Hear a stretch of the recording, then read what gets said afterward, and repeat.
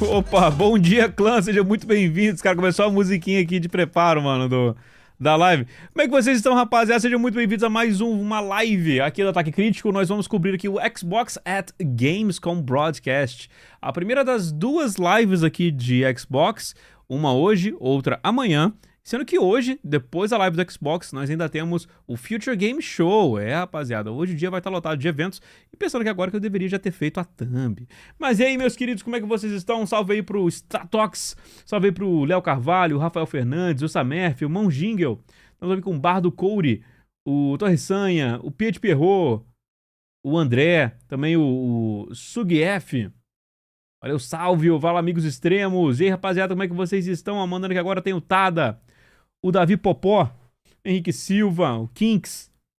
Fala aí, Yuri. Estamos aí com o Bligregas, Jamie. E rapaziada, ó, eu vi que vocês estavam debatendo sobre quais jogos se vão aparecer.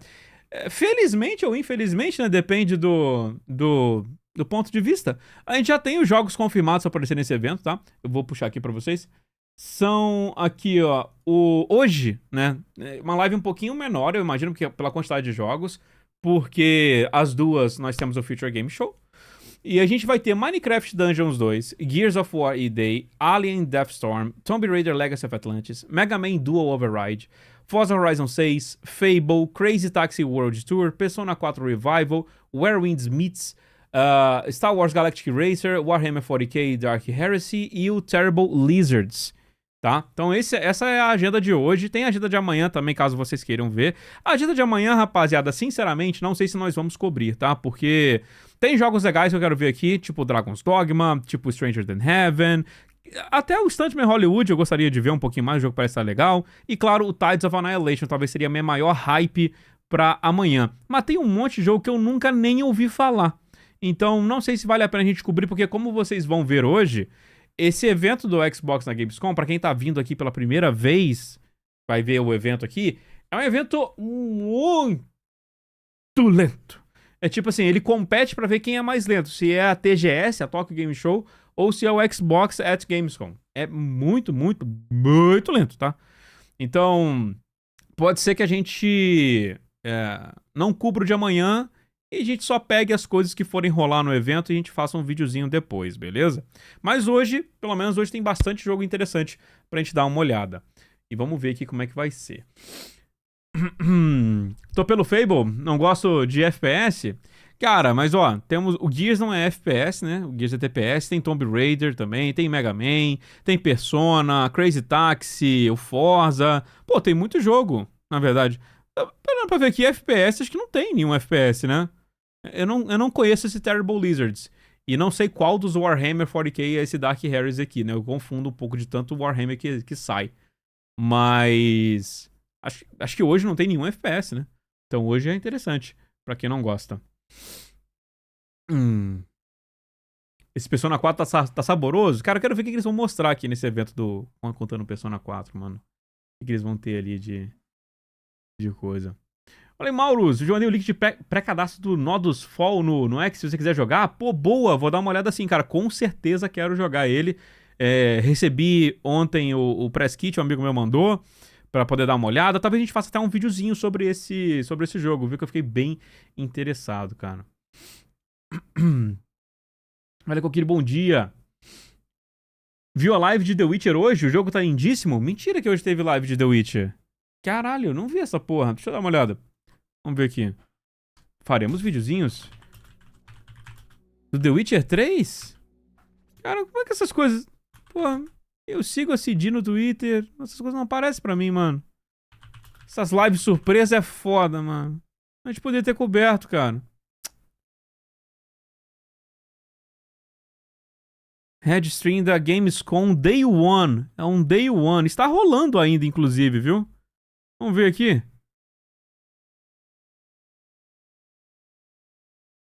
Vamos ver aqui que falta um tempinho pra começar. Ó. Tem até uma programação aqui, pelo visto, né? The Witcher Wild Songs of the Past, Story and Overworld, World Overview. Cara, muita coisa, mano. Colucci vai ter vídeo até ano que vem, cara. Eu espero que coisas de Final Fantasy também saiam. Vamos ver, ó. pull off, and I bet it's the trickiest Porra, part tá of every bonito o game jogo, hein? that tries to illustrate values through contrast, is how to blend like one extreme into the other extreme, but with clever framing, composition, and distancing and Não, o update density, gráfico ele é and sentido. community design, and every single component, it's manageable. But you have to be mindful, of course, how you conduct the journey there, how you can end up from one place to another, like accidentally, and make sure that the things do not happen like that unless you intend them to happen like that. So it is kind of tricky, but it requires a lot of testing and a lot of iteration, of course, and subtle play with colors and, of course, expectations, how you set up a certain mood with shapes that bleed out into the surrounding environment a little bit sooner, just to like set the mind in that kind of mood. Vamos pular pouquinho pra ver se tem porrada aqui, ó. So everything happens in good rhythm and pace. Nossa, mas deve ter sido chato acompanhar essa stream, hein, porque teve pausa o tempo todo, pelo que eu tô vendo aqui. As a side note, the framing of the moon. Pouco das artworks conceituais. Ó. Well, I wouldn't actually. I mean, this is obviously a variation of an Archispore, right? But as you can see during his attacks, this is not your regular Archispore. Bit different. A Frame Rage tá chorando this is something ali. that has been born in the Garden of Thorns, so you know it has to be special. And as you can see, there are like new attack patterns, new VFXs. This is, by the way, you can already see the remaster improvements in VFXs, which are mind-blowing in my opinion. And yeah, so we have this one, but we have like there are some old monsters as well there, but we have new ones. We have Swarmians. We have. Foi só isso que mostrou do trechinho? Tem mais coisa, né? Stalktail, exactly. Sorry, I'm still rusty on the new names in English. I'm used to the Polish ones. Cara, bom que a gente vai pegando só a nata aqui, né? A gente não precisa ficar coisa aqui, a gente pega só a nata. Saiu 16 minutos de gameplay direto? Where did the idea of Tá, adding Geralt's vamos chain fazer uma react dessa porra, some may então. remember back from Witcher 1 days back into the game? Deu vontade de jogar quase outro jogo. Mano, a câmera tá muito boa. A movimentação tá boa também. Fizeram uma melhorada considerável, mano. Mas por algum motivo a frame rate tá chorando. But you know, when the songs of the past started development, it just puxou! felt like a mecânica do gancho. natural Caralho! Finally, we Você pode puxar partes diferentes do corpo, pelo visto. You know, few things have to happen, like stars had to align. And ó, ele puxa a perna e ele cai. Cara, legal, hein? Legal. Preparing the remaster, because there wasn't an option to add the chain before without doing this little tweaks and fixes for the combat itself, because otherwise it would be just too clunky, frustrating, and not really any help. Whereas now, after the changes that Moritz will in a second probably deep dive into, it's a very cool crowd control weapon. Cara, bem legal. Clã, vou fazer o seguinte então. Faremos depois, eu vou reagir com vocês aqui a gameplay direta que lançou. Eu já vou até abrir aqui a página, mas tá começando o evento do Xbox, né? Então a gente vai dar esse alt tab aqui legal. Mas, pô, bom saber que teve coisa pra gente reagir, mano. Bom saber. Eu já vou procurar aqui pra deixar aberto no alt tab pra gente poder ver. Cara, muito massa, mano. Pior que eu não duvido que eles sejam em fase de otimização. Eles pegaram essa parte ali, era da DLC, né? Não era nem da versão remasterizada dos lugares antigos que vai estar no remaster, da DLC. Então provavelmente devem estar otimizando mesmo. Mas tá dando pra ver umas frame rates que é legal ali. Vamos ver aqui, deixa eu deixar aqui, ó. Hoje. 13 minutos de gameplay, realmente, cara.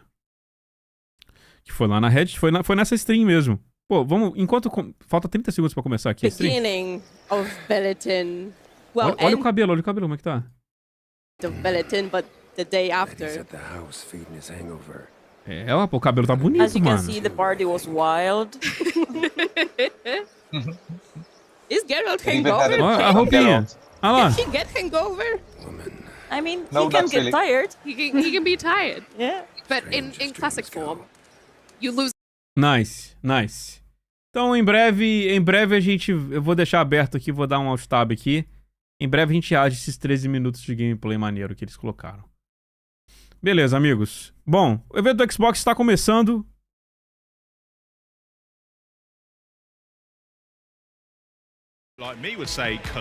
E vamos lá. E, rapaziada, mais uma vez, é um evento meio lento. A gente vai assistindo aqui, trocando uma ideia junto com vocês, né, e tal. Que aí a gente deixa mais palatável, beleza? Xbox is at the center of it all as me and my fellow Xbox On cohorts catch up with some of the minds behind the games making headlines and wish lists. Plus, preparem o café, prepara o café, isso aí. You're not going to want to miss. So, keep it here as we bring you wall-to-wall Esse evento coverage costuma durar of the quanto tempo? must-play Mano, games, horas. updates, and Horas. fan favorite franchise coming to a PC, handheld or Xbox console. Esse evento ele deve ir até o horário da Future Game Show, que é às 2 da tarde. E a gente já engata direto, a gente já assiste a Future Game Show.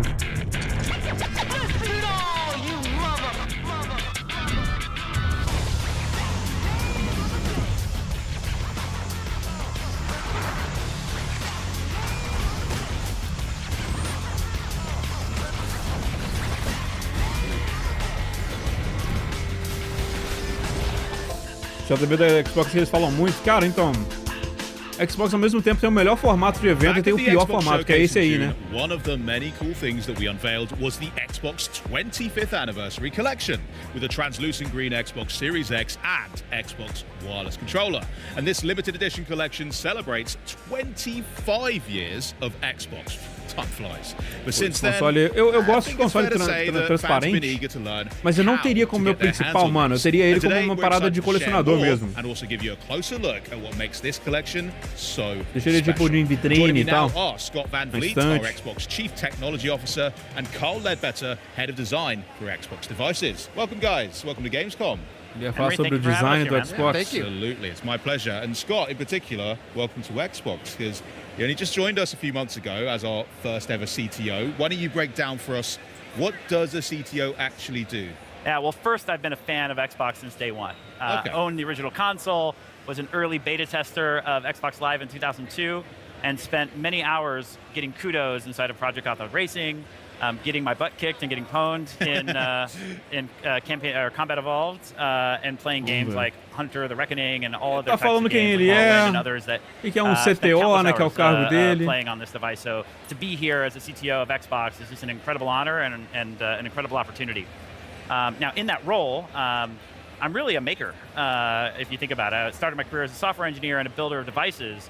But really, I'm focused on making and building great experiences for our players. And so that includes building the hardware that Xbox produces, as well as the software that runs on our devices, the developer ecosystem and the platforms that developers use to publish their games and their technology on our platform. So really kind of the end-to-end system that helps bring value to players. O evento vai ser assim? Vai, Ricardo. É assim, meu amigo. Isso aí não estava na agenda, inclusive, hein? Eles só adicionaram para poder comer mais tempo. I've been here a little while, yes. You come with the é nesses momentos que a gente vai trocando ideia, clã. I think I need my own anniversary edition. But I will say one of the things that, you know, having been at Xbox since the beginning, like one of the first products I worked on was the design of the controller S. And this was in response to the Duke. The Duke is awesome. I know many of you out there love the Duke. It's very endearing. I got big hands. It's perfect for me. Bingo. So the first challenge Minecraft 2 hoje tem Minecraft. So the response Eu não sei se eles vão seguir à risca o planejamento, né? I really love the fact that I remember when there was more deep dives on não sei se eles vão seguir esse planejamento aqui, a ordem, né? Porque não está em ordem alfabética. Então imagino que seja nessa ordem aqui mesmo. So the fact that that's like a through thread since the beginning of Xbox is really cool to see, and something that's continually iterated on. That's awesome. Well, before we dive in and learn a bit more about this incredible collection. Os seus série de Kingdom Hearts, cara, bastante, mano. Eu quero ver que tipo de história eles vão inventar pra série. É uma história que parece ser original, né? Você viu que a Rockstar se pronunciou sobre os lançamentos? Vi, mano. Tem que ver se eu faço um vídeo sobre isso, mas eles falam que é devastador, né?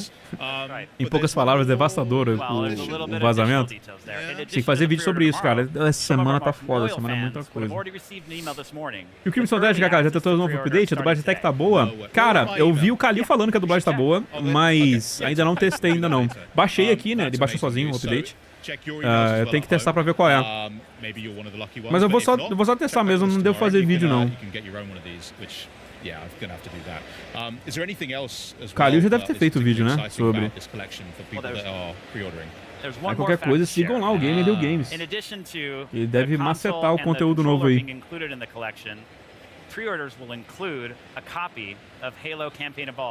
Qual já tem mais interesse nesse evento? Com certeza o FABLE, mano. Com certeza, sem sombra de dúvidas. Ó, se você quiser só o controle, você pode comprar só o controle. Informação legal, porque tem gente que coleciona controle, né?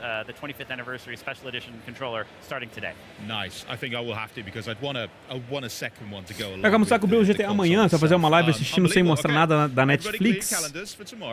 Excelente pergunta, Rafael. Eu não sei. Provavelmente seria uma boa ideia, mano. A gente fazer uma live sem mostrar, e aí depois a gente faz um react mostrando, né, quando sair no YouTube. Alright, thanks, Scott. Yeah, so we put our heart and soul into this design. I mean, going back 25 years, it's a pretty special moment.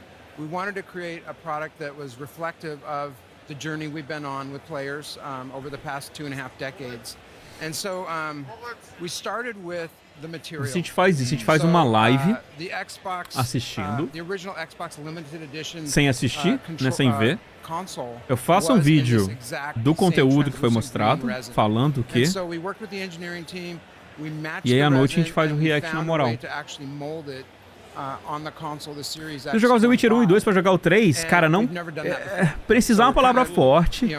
Eles têm acontecimentos que são carregados, né? A história ainda é do Geralt e tal. É legal jogar, mas, mano, é difícil recomendar. O The Witcher 2 ainda é bom. O The Witcher 1 é foda, mano. Eu recomendo você assistir um resumão, cara. O 2, se você tiver com saco, dá pra jogar. Ele é logicamente pior que o 3, mas ainda é bom. Espera o remake do 1, é uma boa também. Porra, Mario, é uma boa. Espera aí. Cai errado acompanhar tomando um cafezinho, comendo um salaminho e provolone em cubos. Caralho, César. Aí a elegância exalou do seu comentário.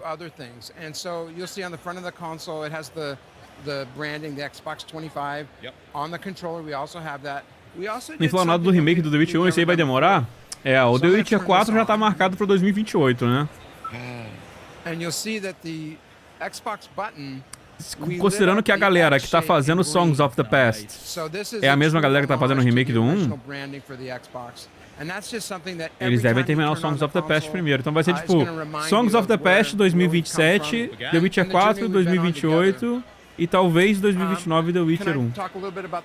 Please do. Okay. I'm not going to stop you. Yeah, the team just went all out. So, you know, we talked earlier about the controller S design. So good. How to make it more comfortable. Yeah. Well, that was a lot of inspiration there. So on the controller, you'll see the ABXY colors are the same: red, blue, green, and yellow. It has the branding, the Xbox 25. On the back, I don't know if you can see that. We have the original Xbox logo. That's nice. Yeah, so that's printed Fala aí, on the back. Cliff. And then Se o for Xbox those of you 2025 who lançar know, muito you bonito, know, cara, eu gosto também. The controller S Translúcido me actually had pega, the mano. ABXY, É da minha época. but it had the C and Z buttons. Será que teremos novidades sobre o Helix hoje? Acho que não, mano. Quer dizer, acho que não. Tenho quase certeza que não. Não deve mostrar nada. It's like pulling on my heartstrings. Yeah. Like literally bringing me back 25 years. It's awesome. Oh, it's so wonderful. Cool. So that's just some of the design details that we did. We E actually tem o did Cyberpunk one 2 no more meio. É verdade. never before done. So O bom que this são equipes console, diferentes, né? Que each estão ali one dentro da will be CDC, de tá bem laser-etched and grande. numbered. unique. Mas tem o Cyberpunk 2 em algum momento. That's sick. Oh my goodness. I can imagine already. People are going to be looking who got the 25, That's right. who got the 117. The 117. E tem aquela história da trilogia da série só demorar 6 anos pra ser concluída, né? Seria 2028, 2031, 2034. Perfeitamente lembrado, Rafael. Ó, se a gente contar que não vai ter nenhum delay, né? Songs of the Past 2027. The Witcher 4 2028. 2029 The Witcher 1 Remake, 2030 Cyberpunk 2, 2031 The Witcher 5, caralho. E até lá, aí 2032 DLC do Cyberpunk 2. Eles inventam alguma coisa pra 2033 e depois termina 2034. Vai ser inacreditável. Se a CD fazer isso, simplesmente ela vai virar a nova Capcom. Mas vai ser foda. Ó, então eles não vão seguir a ordem, vocês viram, né? Vai começar com Crazy Taxi. Eu não sei por que eles fazem aquela ordem esquisita, né? Mas tudo bem. Minecraft Dungeons 2 isn't the only big game coming to Xbox, with Gears of War ver. NBA 2K27, Call of Duty Modern Warfare 4 and Grand Theft Auto 6 all on the way. Xbox is truly the best place to play. But first, you're a raccoon leading a gang of trash pandas in all-out mischief and mayhem. Yeah, it's our first world premiere of the day. Enjoy. Falou sobre Que jogo é esse? Falou sobre um guaxinim.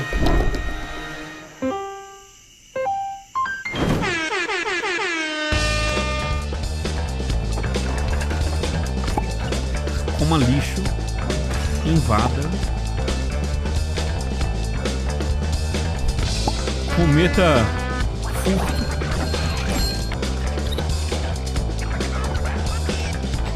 O jogo Alanzoca? Cara, porra, o jogo Alanzoca. Esse é Friend Slop, né? Exato, Baca. Esse é o tal do Friend Slop que falaram ontem. Esse é. Cara, o Friend Slop, ele é fácil de identificar. Se o Alanzoca e os amigos forem jogar, é Friend Slop.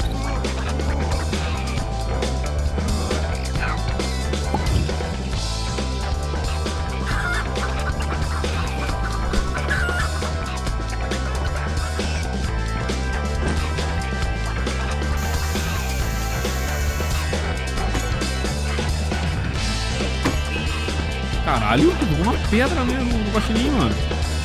Cadê o Luiz Anel?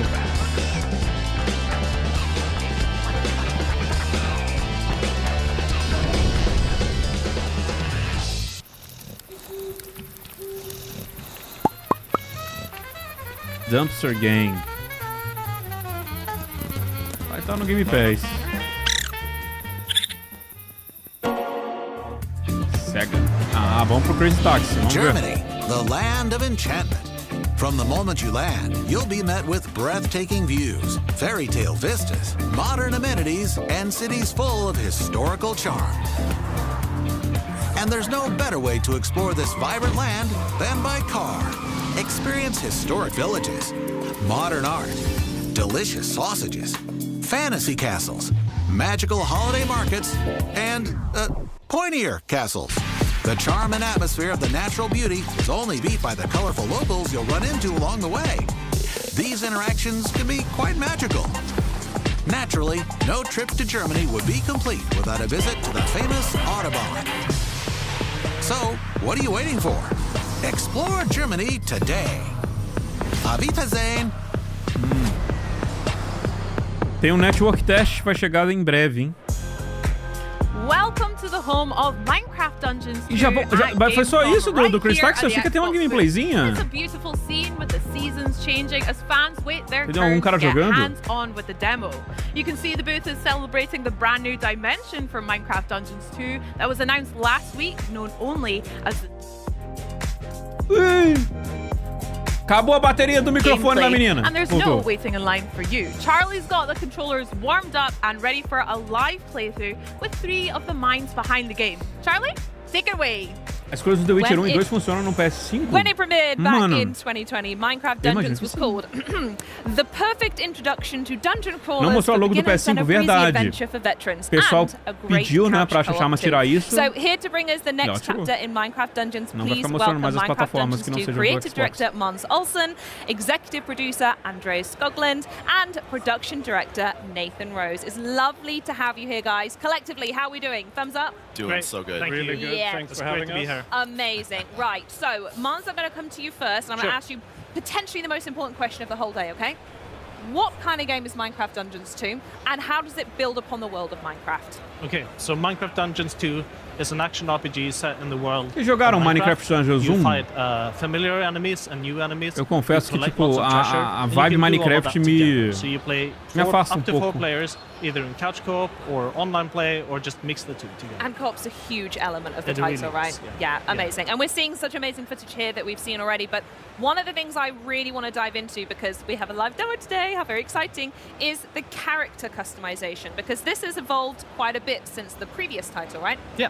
So we're seeing the new inventory here. Joguei, mas não There's a zerei. few things that Era we have done to legalzinho. it. Aham. The armor slot has Ele been parece split up into 1 legalzinho, from né? the first game into 4 slots. Love Helmet, Ó, o Lucas chest falou plate, sem meme. leggings, Minecraft boots, Dungeons é um Just jogo like legal pra Minecraft. caramba. Olha isso. Yeah. Luís também falou, eu achei bem loot legalzinho. gubbins to pick up. Exactly. More loot, Yeah. more ways to customize. Exactly. We've added a new item slot called talismans.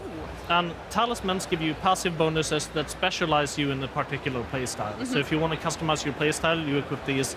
You see that some of these have experience, so if you go up to one of the equipped ones, they level up with you. So as you play the game, okay. as you invest more time into Se it, joguei these Minecraft, ele talismans ainda não upgrade and era become escravo da stronger. Microsoft. And for Caralho. example, there's the Tasty Bone, which gives you Não achei graça nenhuma em Minecraft, muito infantil. Good, he's back. Mano, o I'm very Minecraft, happy. And you pra can mim, switch foi uma these in and out to geração match Sure. playstyle, yeah? Yeah. abaixo onde eu tava. Na hora que eu saí o guys. jogo, eu falei assim, Yeah, cara, again, when you go in to choose esse a jogo não. character, you choose the design of the character rather Devia ter than a jogado. class type. Eu ia ser o monarca. Exactly. We have this Na idea época that boa. you are what you wear.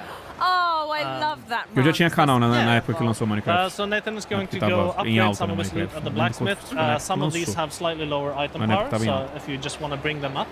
Beef them up a bit. And at the blacksmith, you can also like the gear spawns with random effects, and you can swap Como those vocês out tendo que as you jogar like. Minecraft na Nerd Games, So cara, a you gente can chegou a spend jogar, né, special com o currency Breno. called Echo Shards Ah, to até que foi reroll your legalzinho. effects that you A have on parte your de gear construção to me pega specialize your bastante, So you né? can still De você grind for fazer like the coisas, legendary casas e tal, style, que eu gosto like the bastante. look of the loot that you want, Sure. but then you can come back here and refine Right. it with this additional currency. right, yeah. Wonderful. Okay. So what are we going for here? What are the options? Oh, Acorda! I think, Eu adoro we have esse a meme build do that acorda has dele. a little bit of Acorda! everything set up. Okay. Okay. You. Ai, ai. So the melee weapon here is unique. It's a very powerful item that has additional like melee boosts of different kinds. You have a set of feet that buff like companions, so things Okay. like the wolf. Yeah. Do you want to go look at some Tô enchantments? fácil, pra não se falar Ooh, mais, eu yes, seria um definitely. monarca. So talk us through the enchantments. Monarca If na there's fase do anyone who bem. hasn't played É the first one, how isso, does pô. that Monarca work na in the fase do world of bem, vai. Minecraft and Minecraft Dungeons? Right. So Já to começou. further specialize Cara, your gear, you can é put aquele enchantments. essa frase do monarca é muito boa, mano. So you collect enchantment Bota books de out in the despertador, world. tá This ligado? is, a change from the first game, where you had enchantments built into your gear, and now instead you collect these books and you can apply them as many times as you like to whatever gear that you like. So Oh, wonderful. Nathan, take your pick. Okay, I'm gonna go with Ender Mines on my main hand weapon. And what does that do? Weapon attacks deploy 2 mines that explode in proximity. Ooh, that does sound very good. Great ag control on that. And so now, whenever he does jump attacks, also new to the game, Ooh, okay. or combo attacks, Ah, swing dá pra multiple pular e times, atacar. Ooh, that looks awesome. then you'll see these endermans pop up. And as a personal favorite, I could also see on the bar at the bottom that the firework arrows are back, right? They are indeed. They are my favorite thing. So I played this game. É uma flecha que obsessively with my atira family. With, fogos de it was the artifício. first game really that my daughter got Fireworks into. arrows. With the couch co-op really came Interessante. to us here. We even gave it a nickname. If you guys are interested in hearing a little, you know, Please. maybe well, you can rebrand it. We called it Minicraft Dungeons. Oh. Let me know if it I love sticks in that. the office. No, it's I good, imagine it's it good. Eu does, gosto daquele but quando yeah, vou I acampar com o absolutely- monarca I e esqueço a loved it. corda. Should we head out Yeah. to the world and If we get can a few make more my dreams players in? come true, All right, let's players, join. that'd be great. So we're gonna travel to an outpost in the forest area here, and then I'll start. I'm gonna choose this guy. Beautiful. Okay, and me. Charlie. Here we go. I'm going to go for you. Lovely. and I'm going to pick a character as well. Beautiful. And here we go. And very quickly, that map was an interesting thing. Instead of going onto a specific place merda, to table, cara. choosing a mission and moving over, this interconnected world is brand new, right? Right. Ai, ai. Yes. Vai ver Yeah, Persona Andreas, nesse do you evento? want to Vai, just o do any Persona of the other new 4. elements that are coming along? Revival. Sure. So what we did is that we took the original Dungeons 1 and we listened a lot to the community, what they loved about it, and we smacked the big old layer of freedom on top of it. Love that. So we want for Dungeons 2 that players have the freedom to play the game they want to. So Mons talked about, you know, you are what you wear. So depending on how you equip, you can play the game you want to. Oh, my loot's in the sea. I'll get that later. And also, you Isso é jogando ali ao vivo, né? To explore, because our world is a big interconnected world. So outside of the core quest line, you can do a lot of things in procedural generated dungeons and whatnot. And lastly, we also want dungeons to be, you have the freedom to play it. Vou jogar demo do Onimusha no Switch 2. A gente chegou a testar um pouquinho lá ontem, mas não devo rejogar o Onimusha, não. Absolutely. I mean, you had such Deu pra ver, tá uma build legal. A 30 FPS, mas legal. From the first game, millions and multi-millions of people played. So what was it like to build upon that foundation when it came to the sequel? Well, the beautiful thing about working on a sequel is that you can listen into what Será que algum jogo não apareceu e só irão ficar falando dos jogos que já anunciaram? Pô, acabaram de anunciar um inacreditável, pô. Really, o Alan Zoca vai to jogar. Tap into to all of those Que é um dumpster game. Um jogo de guaxinim. I mean, Mons mentioned it. We jumping is a big one. I've got you. But all in all, we really want the game to be approachable for new players to the sub Minecraft genre here, but also have a lot of depth to returning players. We have actually the mini inventory that we could show off. The which mini is, inventory. Oh, look at that. So, in the... Hold on, what do I press to get that? The D-pad up button. The D-pad up. Yeah, so in the first game, you had to inventory management. You had to like take it one in at a time. turns, yeah. And that was some feedback from the community that we really took to heart. Now we have this mini inventory so everyone can manage the gear at the same time. Então agora você pode abrir o inventário, todo mundo pode abrir ao mesmo tempo. Não precisa ficar esperando. After a fight, that's incredible. I love that. That's really good. We also have this História do Fable hoje, cara, é difícil, hein, Asta, porque tipo... Really accessible. So we're Crazy go Taxi, que estava marcado como um dos jogos que ia aparecer nesse evento. Pô, não mentiram, apareceu no trailer. Eu tava esperando que ia mostrar isso aí, do Crazy Taxi, que eles estão mostrando o Minecraft Dungeons. Pelo visto não. Eu espero que alguém jogue o Fable. Igual tá acontecendo aqui com o Minecraft. Like a creeper, it explodes, so you put it down, and then after a little while it explodes and it takes a bunch of enemies with it. Okay, perfect. Right, I'm going to test that up on the next Mas pode ser que fique igual o Crazy Taxi, ele não mostra nada, lançou um trailerzinho. Let's talk a little bit more about discovery and exploration and what makes this game as fantastic as it does. What's it like to expand this world even further for fans, Mons? So we just walked past this doorway. We didn't enter it, but that leads to a randomly generated dungeon. Poxa, de mostrarem de novo chutando a galinha. To find special currency, these echo shards that we use for enchanting and for upgrading the merchants in town. Já pensou, eles metem só um teaserzinho chutando a galinha? Defeating soul corrupted mobs, one of which we see up here. Oh, it's this guy. Yeah, I'm definitely dropping a candle. Uma coisa que eu não gostei do Fable é que o sistema de relacionamento parece aberto demais, senti falta de consequência. A minha preocupação é ele não ficar muito profundo, né? Parece que é meio raso as coisas que você faz ali em relação ao relacionamento. Mas a gente viu bem curtinho, né? Às vezes tem mais coisa que dá pra fazer. Mas lógico, não tem como criar enorme quantidade de diálogo com um NPC que você pode casar com qualquer um, né? Tem um relacionamento com qualquer um, tem uma coisa com qualquer um, assim.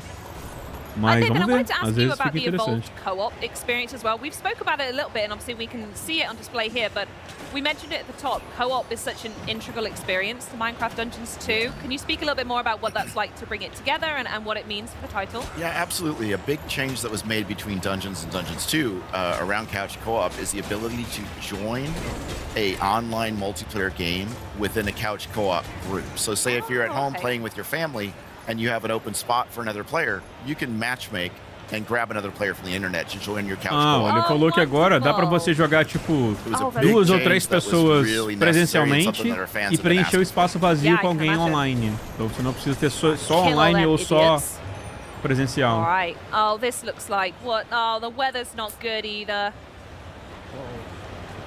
No. Oh dear.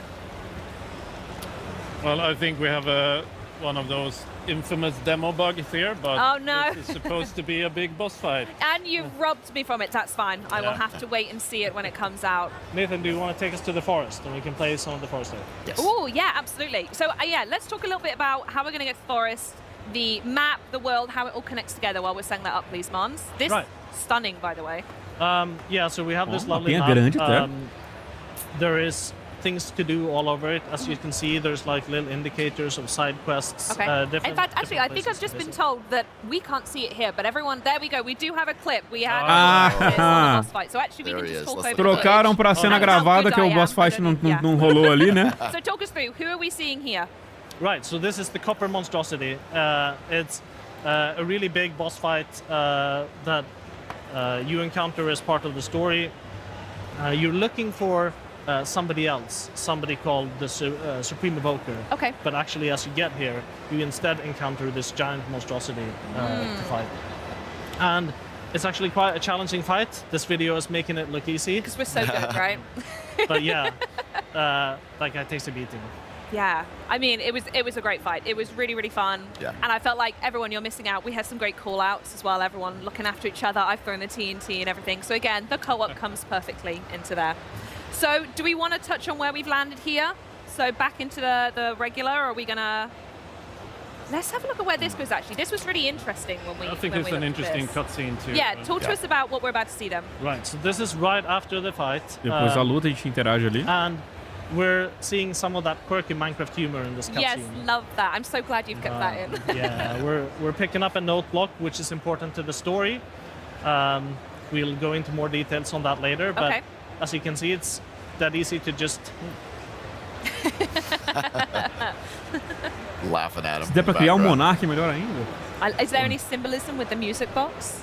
Oh, there is. Yeah? Yeah, but we'll get into it at a future date. All right then. Well, on that note, talking of a future date, Minecraft Dungeons 2 does launch next month. It's not that far off, guys. I hope we're all excited. Yeah. Are there any last thoughts you wanted to share with players before we wrap up? Últimas considerações finais. I think this is a brilliant time to also pre-order our game, because it comes with a lot of really nice, items you get with pre-order. I mean, look at this cape.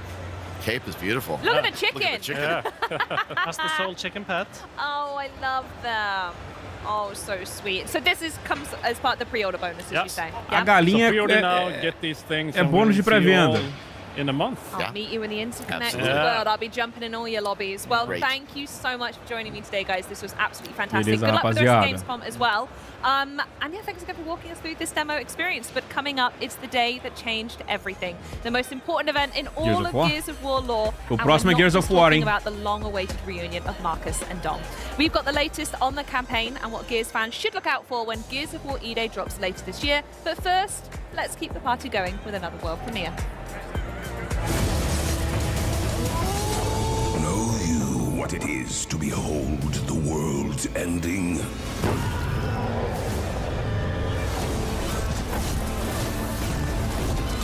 Okay. To know the hour, the blood, the flame? I do. Odin is waiting in Asgard. You shall be my final wager. To save the 9 realms. Wield the powers of the gods. Twist fate with the throw of your dice. You are the last vanguard against Ragnarok. The defenders of... Huh? Oh, it's hard to do it alone? Then rise in Valhalla. Gather your brethren and fight together. Rapaziada, bom dia. Perdeu muita coisa? Não perdeu nada, mano. Perdeu nada. Chegou na hora certa, na verdade. Que agora vai começar Gears of War. A qualquer momento teremos FABLE, tem Forza que talvez mostre alguma coisa, tipo uma DLCzinha, né? Alguma coisinha ali pra gente.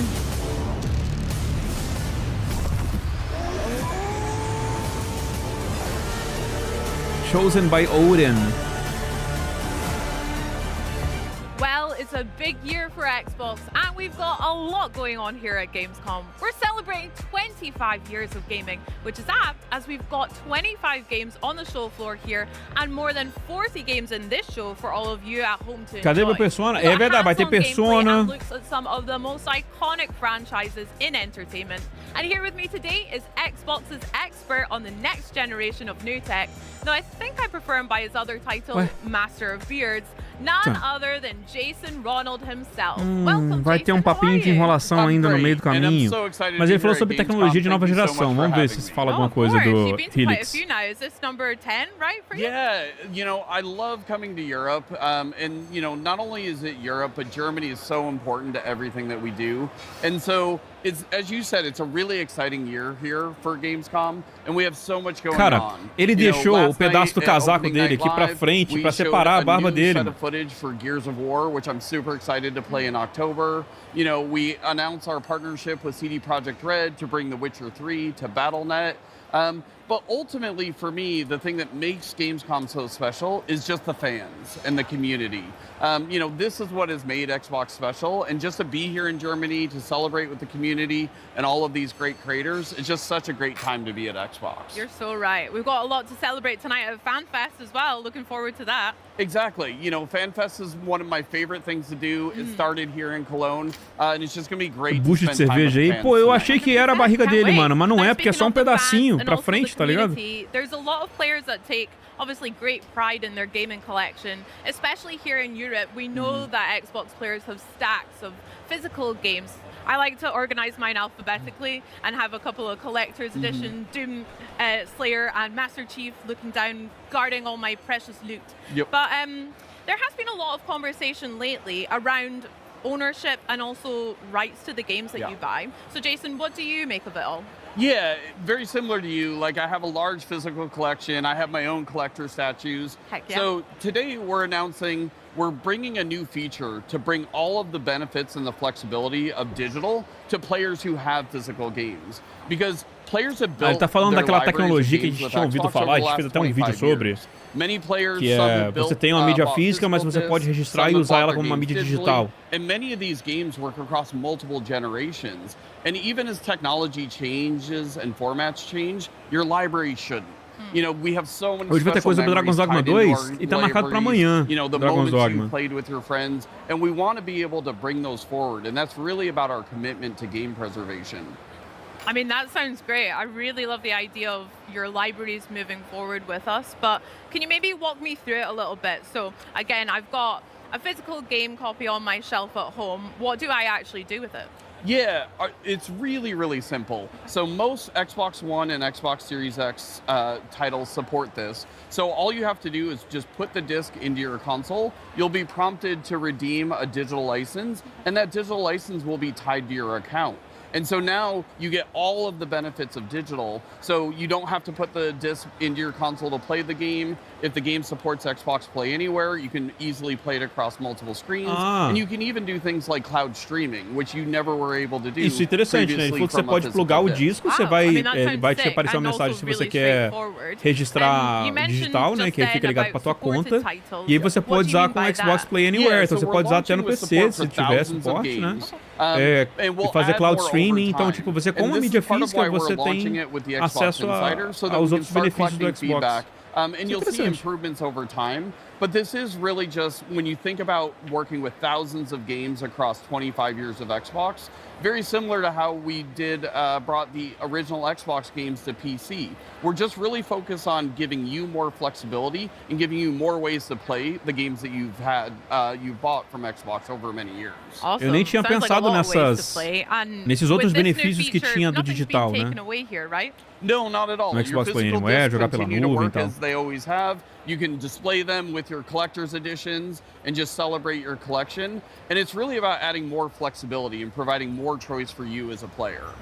I mean, I love that. You mentioned having a collection that spans loads of years. I know for sure I've got a game or quite a few that I would never ever want to get rid of. And as we approach Xbox's 25th anniversary, what are you hoping that players take away from this?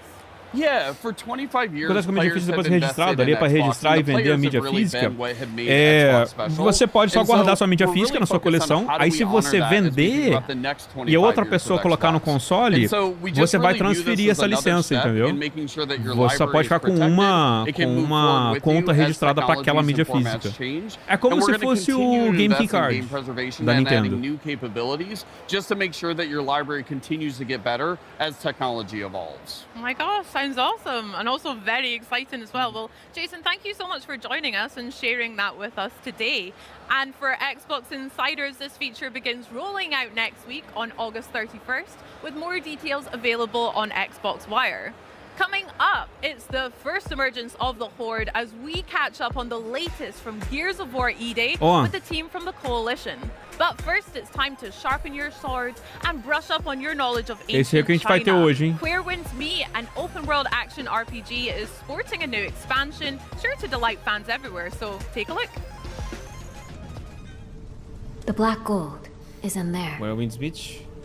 Let's go.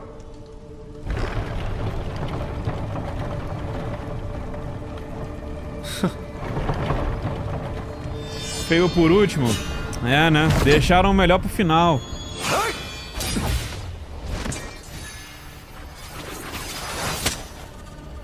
At last, I've got you.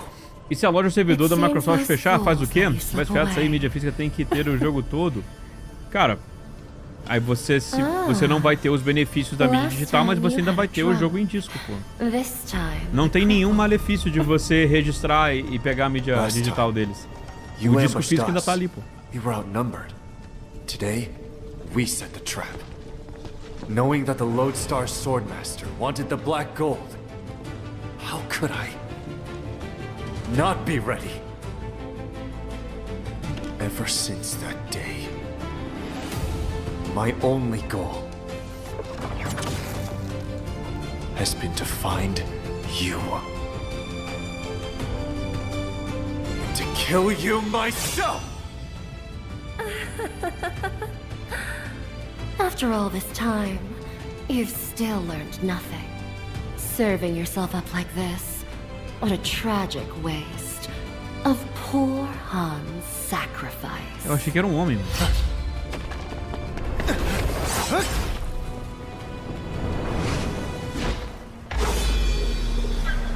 Tá, ela tava disfarçada, é isso.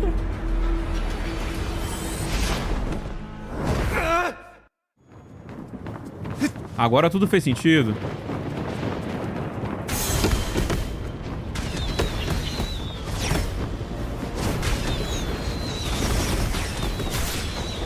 Caralho.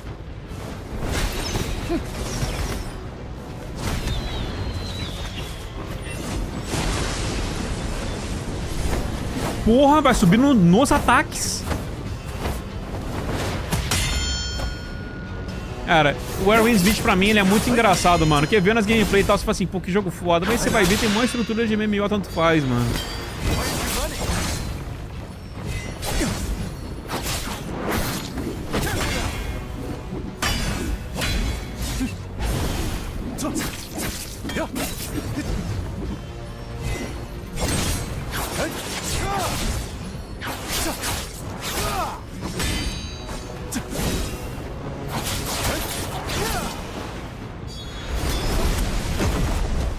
Ih!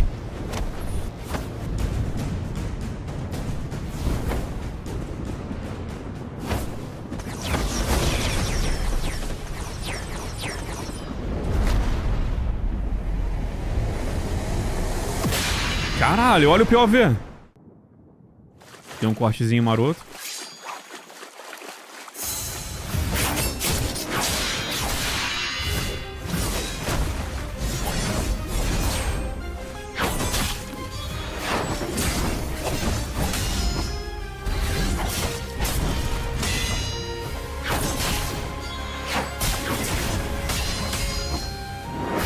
É, a mulher ela fica de uma forma meio yokai, sei lá. Nossa.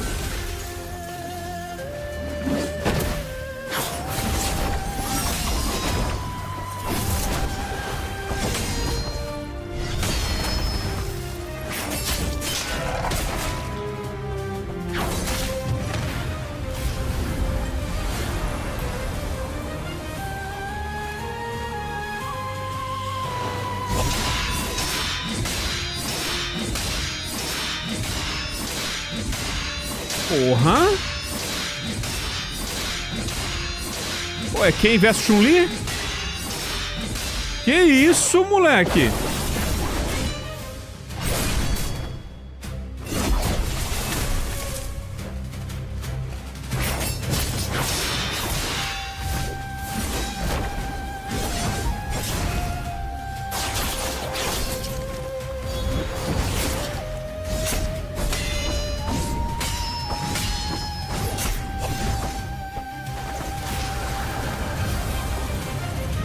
O bicho ficou puto, hein?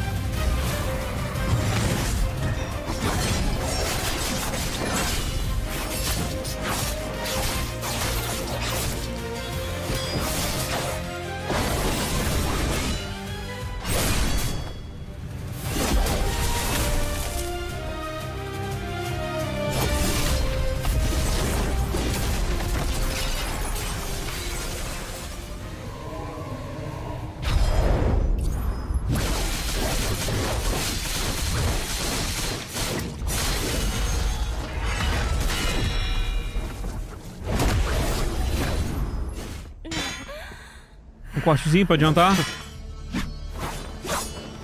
Caralho! A mulher ela tem uma cadeira de rodas flutuante. The Skyward City is moving. Artificers, what do you want? Huh? I see now.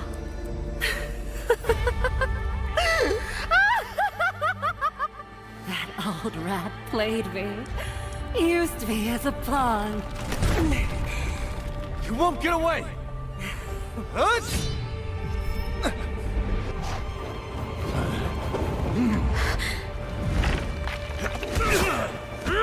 If we take flight, the black gold will destroy the city.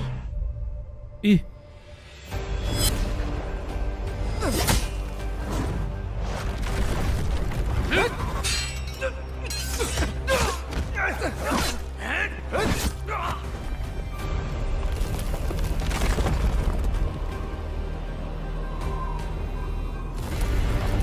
Eu achei que tinha caído o FPS também, o Teles. Mas acho que foi só a estética. E é isso aí, ó. Tem mais de 100 milhões de pessoas que jogaram o jogo. Cara, o Erwin Smith, pô, ele...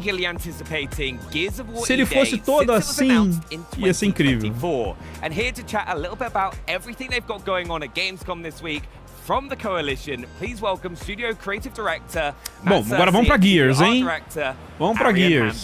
Guys, welcome. Thanks for coming Fala aí, Fábio, como é que você tá, meu bom? Chegou na hora certa, papai. A gente vai ver aqui Gears of War Day agora. Ainda vai ter Fable, ainda vai ter Persona. Yeah, that story trailer, obviously, when we craft trailers, it's a bit of a love letter to the game, to the fans. Em setembro vai entrar o grosso. grosso. Trailer, we really wanted to show off some new Agora em elements setembro vai entrar o we haven't been grosso. able to share yet. Obviously, Vrak at the beginning, but also our story is about, you know, the origin story of Dom and Marcus and Bravo vai Squad. mesmo, viu? But there's so many more characters in our story, and they all have character arcs as well. So we got to show a bunch of people that are there fighting alongside you in E-Day. Yeah. Now you mentioned Vrak, right? Can you tell us a little bit about him? Because he looks mean. Yeah, he definitely is. Yeah. So Vrak is a Locust commander, you know, in the Locust Army. Atualmente o jogo tá ocupando 200 GB de espaço. So you can see that he's got a lot of shit going on his face. You know, he's missing an eye. He's got burns on his arm. So all that happened during the Lambent Wars. So he's seasoned. He has kind of a private army that follows him around called the Scorched Legion. Yeah. So, E botou do Goku aí, o Wendell. you know, into Cara, ele tem um estilo parecido com o do Wendell, né? A barba grisalha, o cabelo curtinho. Lembra, vagamente. And I think overall, Vrak just represents, he's like the personification of the brutality and the actions that Próxima gen, compressão de dados será obrigatória? Cara, eu já achava que ia nessa, né? O PlayStation ficou falando aí do Kraken, né? A tecnologia Kraken. Poucos jogos utilizam. Olha o Danilo!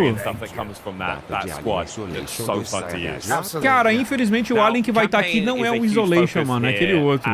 Infelizmente, eu queria ver um pouco mais do Alien Isolation 2. Can you tell us a little bit about what people are going to be able to play when they come and play on the booth? Yeah, for sure. So we have a little bit of our beginning of Act 2, so it kind of starts the morning after E-Day.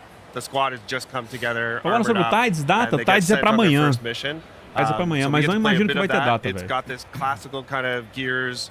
You're supporting another squad, going toe-to-toe with the Locust. And it's actually a subsection of the campaign preview that we just got to see get. Teve uma galera que pôde jogar a preview da campanha. Press coverage of that came out, which is a little bit larger. That goes a little bit past what we've got on the show floor, but everybody here gets to get their hands on it. They get to hang out with the squad and some fun new characters as well. I actually had a lot of fun this morning watching people like Shadows and Hollow who were playing early. I was like, it looks so good. But all through the background of this mission, we can see a lot of the kind of details of the city of Kelowna.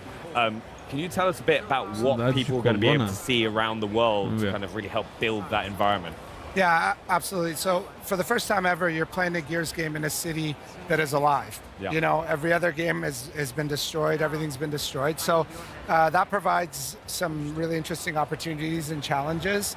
You know, we really need to think about what was happening in the place when this event happened and life just got suspended, you know, in one shot. So I think fans, when they play the game, they're going to be able to, there's lots of storytelling from something simple as a piece of paper on the ground, what's written on it, to what's, you know, there's a meal that someone was eating when the locust came out of the ground. Mesmo é o Go Wax Survival com mais de 800 GB com todos os DLCs, meu Deus, mano. And maybe they got dragged somewhere. So I think, you know, it does pay to slow down just a little bit while you're playing the game and look around and just really take in all the detail that we've really loved putting into the game. Andar devagar, olhar o cenário, que eles trabalharam bastante nele também. Glimpses of this whole city, which we built the whole city, which is really cool. And there's this battle going on everywhere, right? So you see helicopters go by. Clássico carregar na hora certinha, né? O timing para carregar. Just this kind of vibe that there's always a battle sort of raging across the city and you're just weaving your way through it. Yeah. I think also one of the things we do have to touch on, and you'll see this throughout the gameplay you're watching, it's like the destructible environment. It looks incredible. Yeah, for sure. I mean, Gears has always had destructible cover in it. We've taken it to a few different steps here. You know, you see some larger buildings come down at different moments in the game, just to make you constantly realize that not only is the immediate area around you, you know, having a battle in it, but the entire city. Whether it's a block away, you can hear gunfire, you see a building come down, you see a little block of a street go down. It's all happening live as you play the game. Now, everything we're watching right now is single player, but Gears fans always want to know about co-op. Yeah. Can you tell us about that? Yeah, of course. So co-op is near and dear to our hearts. I think it's one of the unique things that Gears has sort of woven into every part of it. You know, our story is about squads overcoming overcoming the odds together. We've got modes like Horde Siege that are about multiple squads of 4 coming together. Of course, we've got PvP, which is 4v4. So campaign's got 4-player online co-op, 2-player split screen on console. Pode jogar até 2 jogadores de split screen, mais até 4 online. And I think it's one of those games that it E tem plays os great modos on its PVP own, também. but it just sort of comes to life when you're there with a friend, you know, your ride or die buddy. E pô, cara, pra mim Gears é um jogo que, pô, a lot of our mechanics sort of come to life a little ele bit brilha more mesmo é com in terms of co-op, our cara. enemies, Jogar com um obviously, amigo you e know, tal, a e bunch trocando of other ideia. stuff. Eu acho bem legal. It's a great experience. Yeah, you see it a few times, like if you get downs, like Dom coming to save you and stuff like that. Yeah, different kinds of it, right? We have the rusher enemy that'll pin you, and he'll be on top of you so your buddy can come and stab him in the neck, or if you're playing with someone real, they can shoot him from far away. There's all sorts of examples like that. Yeah, I'm so excited like to hop on with the rest of the Xbox One team. There's all 4 of us like kind of flying our way through. It's going to be a lot of fun. But one of the other things in what I really like about Gears is there are multiple ways that you can approach scenarios. Like this is a bit more of a linear mission that you've said in the past. but what ways are people going to be able to approach different like situations they're going to come across? Yeah, so this is definitely a little bit more of a linear mission, but even within this mission on this bridge, you know, we've added a bunch of verticality to the game. It opens new flanking routes. You can climb up cars and trucks. And then this mission specifically, at the beginning of Act 2, is sort of leads into this other part of Act 2 on the other side of the stadium that you catch a glimpse of in our campaign preview, where the world opens up a little bit. We give you access to like multiple city blocks. There's a bunch of battles, like I said, going on different corners. You're always on your main objective. And we also add some new mechanics to the campaign. So we have our weapon mod system that people got to see in Horde Siege, and that actually gets introduced as you play through the campaign. You get to find new mods and craft your own weapons and really invest in the gameplay sandbox. Yeah, now this is actually something I got really excited about when I was like watching through the gameplay earlier as well, is what kind of mods are people going to be able to get their hands on, and how is that going to impact like the weapons that they're using? Well, it's a variety of mods, and some of them do little tweaks to the weapons. You know, they change the clip size or your range, so you can just tweak it to your preference, but some of them are like full-on attachments, like you can take a Nasher and slap a bayonet on it. Yeah, so it's been really fun exploring. Você faz umas modificações na arma, então. When you use an attachment, some of them have visual representations on the gun, some of them don't, but you end up seeing people with different attachments. The guns can take a little bit Algumas more aparecem na arma, outras não. Deve ser uma coisa mais na bala, né? Faz sentido não aparecer. Yeah, I also like it goes for the gear as well, isn't there? Absolutely. Yeah. And how are people going to be able to like find those like kind of mods to like upgrade their equipment? In the campaign, that's where the open sections really sort of come to life. There's a variety of ways you can get it. It pays to explore this game. You know, Arian was talking about there's a ton of environmental storytelling, but we've also hidden stuff around the world, collectibles, mods. We also have side objectives in some of our campaign missions where you can stop to help somebody optionally. Tem objetivos secundários também em algumas people that missões. are trapped, and you get rewards for those as well. So it's really up to you. If you want to mainline it and do the main objectives, that's cool. You'll find some mods. If you want to fully explore the game, you'll find even more narrative. Ele vai dar como recompensa uma modificação de arma. So you can just spend that extra time discovering the world if you want to. There's good surprises out there. I'm looking forward to finding them. Now, we've just had our first look at the Boomer, and he is way bigger than people maybe used to. Yeah, he's massive. There's actually a Boomer on the show floor here that people are taking pictures with, and you stand next to him. So in the game, the Boomer's 9 feet tall. This is quite a bit bigger than the Boomer's traditionally been in Gears. This goes back to this idea where we wanted to take the things people remember and amplify them a little bit. Yeah. And then it also introduces fun ways for him to enter the battlefield. There you can see he breaks through this big truck, this tanker trailer that causes a bunch of fire and explosion, but he also doesn't fit through doorways. So if he's coming through a traditional door, he has to bust his way through. Oh my! So that just makes it a little more exciting when he makes an entrance. Yeah, you're like, oh, I'm fine. He's 9 foot. He can't get through here, and he just smashes it through. Kool-Aid man. Yeah. No, I've got to say his weapon as well, because we all know the boom shot. Yeah. Right. This is like even bigger. It's a bigger boom shot. Yeah. Like the Locust, when we were going back and looking at revisiting old weapons, we always wanted to see if there was something else we could do. So you know, we've got like the prototype Lancer. We've got the heavy boom shot. Means you're really committing to carrying a rocket launcher around instead of just something in your back. It's also opened up opportunities for us to add new weapons like the gut puncher, the cog grenade launcher. Yep. It's like a little more skill use than the boom shot. You could time where your grenades go. So everything kind of found a new place. And we got to make some cool variations of weapons people have seen before. I love the breach shot as well. I think that's like fan favorite. It's one of my favorite guns. It's such a super satisfying. And the active reload just popping up on screen there. I just wanted to go through a couple of things because there's two features, right? One, it's in a different place than some fans may know, but also bullets are appearing a little bit earlier. Yeah, we put the active reload down in the center screen. We found É até difícil do maluco acertar ali no ponto, né? People, some returning fans, especially new fans, they just use it way more. If you're an old fan and you like it up and where it was, and that's your muscle memory, 100%, there's a setting for that. But for some guns, we also have this per shell reload mechanic, like on the breach shot, the Nasher. It's really cool because you can still get your active if you go all the way and you wait for it. But if you need that extra shot to get out of a clutch situation, there's a retch in your face or in PvP. Então tem algumas armas que você pode escolher carregar só algumas balinhas ali para poder atacar rápido. You can kind of change based on the scenario you find yourself in. Yeah. And talking about scenarios you find yourself in, as we've been going through this level, you've kind of been walking into areas and there are like tons of kind of clues about things we may have missed or have happened in those areas before. Can you tell us a little bit about that? Yeah, so one of the main things that we try to impart is the brutality of this day. Emergence Day, 2/3 of the planet gets wiped out in one night. So if you kind of pay attention to the corpses a little bit, you'll see little storytelling things. The blood trails sometimes give you a glimpse of what has happened, the pose they're in.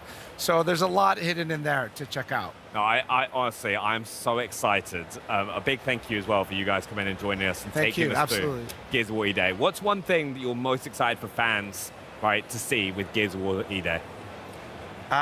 Well, you know, we shared a little bit each time here. I'm really excited for people to experience this story. I think this is one of the a great Gears story. It's all the classic vibes and some great new characters and some really emotional Gears moments tied in with all the brutality. I think people are going to love it. Yeah, honestly, thank you both for coming and joining us. I really, really appreciate that. Thank you. And now, we are going to head over to Henry for more on Gears of War E-Day.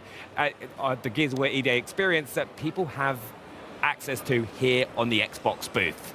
O cara vai lá, qual vai ser a experiência do Gears lá na Gamescom? As guitarras, o controle. Thanks for having me, man. Acho que não dá pra inovar com Gears. Cara, o Gears eu acho que nem precisa inovar, mano. O negócio do Gears é ter mais monstro, mais umas boss fights, assim. Que eu acho que a galera tá bom, tá ligado? E refinar o que já tinha antes. I've been working with the Coalition for many years now on all things Gears of War. Obviously, more recently, E-Day. So yeah, you know, that's kind of what I do.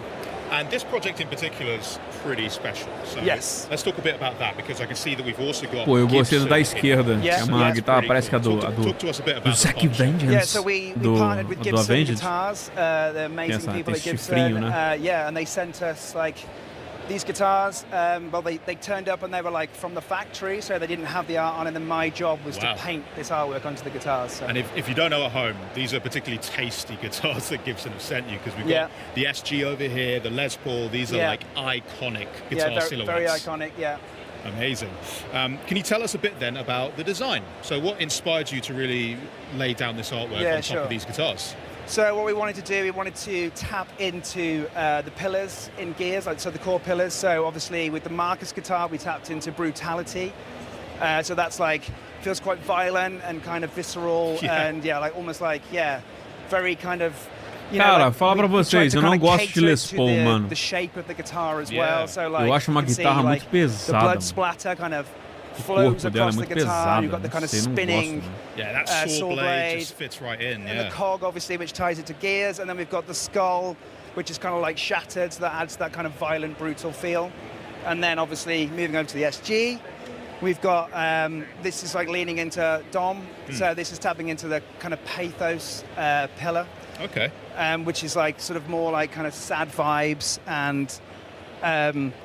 Yeah, you know, so it's just like, and then we've got the angel wings, which is like the nod to kind of like the kind of Maria tattoo, and then that kind of flows to the shape of the SG. Yeah, it really like fits and forms into the horns there, which is such a nice detail. I mean, how long was this project end to end? Each guitar probably took about 40 hours from start to finish, so everything's obviously hand painted. Yeah. In my studio. Foi tudo pintado à mão.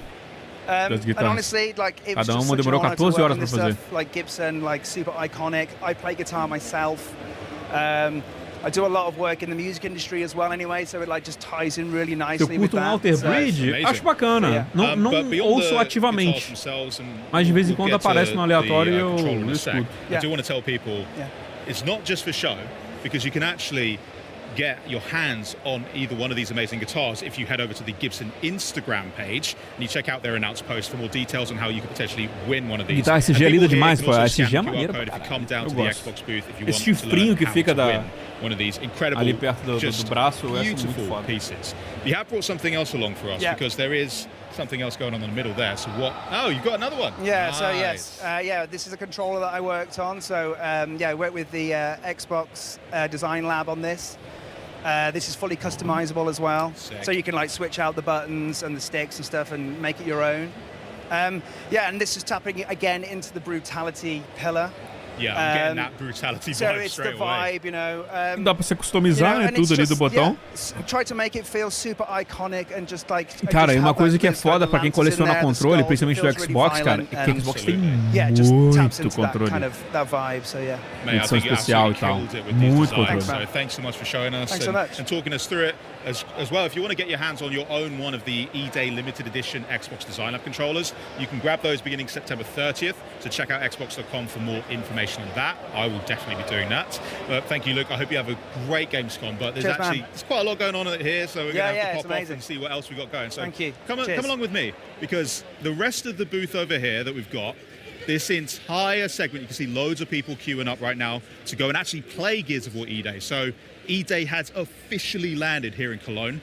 This is particularly cool. We've got a custom PC built in partnership with NVIDIA GeForce RTX. We've got the nice COG logo there on the cooler. I mean, just looks unreal. So if you're in town, come and check everything out. And then what you're going to want to see... Caralho, você tá zoando. Puta que pariu. Benny was not kidding when he said the boomers are huge. But besides the boomers, we've got a couple of other buddies that we want to be talking to, because joining me in front of this incredible statue and one of the many photo ops that we have on the Xbox booth is Senior Product Manager at the Coalition, Noah Benish, and GeForce Evangelist, Jacob from NVIDIA, to chat with us about Gears on PC. So, NVIDIA vai falar sobre Gears no PC. Is this your first Gamescom, or are you veterans at this point? Second Gamescom for me. Second? For me, I don't know, probably third or fourth, maybe. Yeah. Okay. Maybe more. Who's the guy you brought with us as well? Is he going to say anything? He can say something. You're kidding. He can say something. Would you like him to? We could do that, yeah, definitely. Yeah? Okay, yeah. We'll get to that in a Okay. sec. Now, we should talk shop, though, because Gears on PC is... Oh, someone's getting in. Vou tirar uma fotinha, né? That's cool. That thing's really awesome. That is. I would Can love I to be take able that to, home? Yeah, I was going to say, I don't think it will fit. I don't think it'll fit in your carry-on. We'll make it work. But yeah, tell me a little bit then about Gears on PC, because... O que ele fez ali, cara? Ele deu pulinho.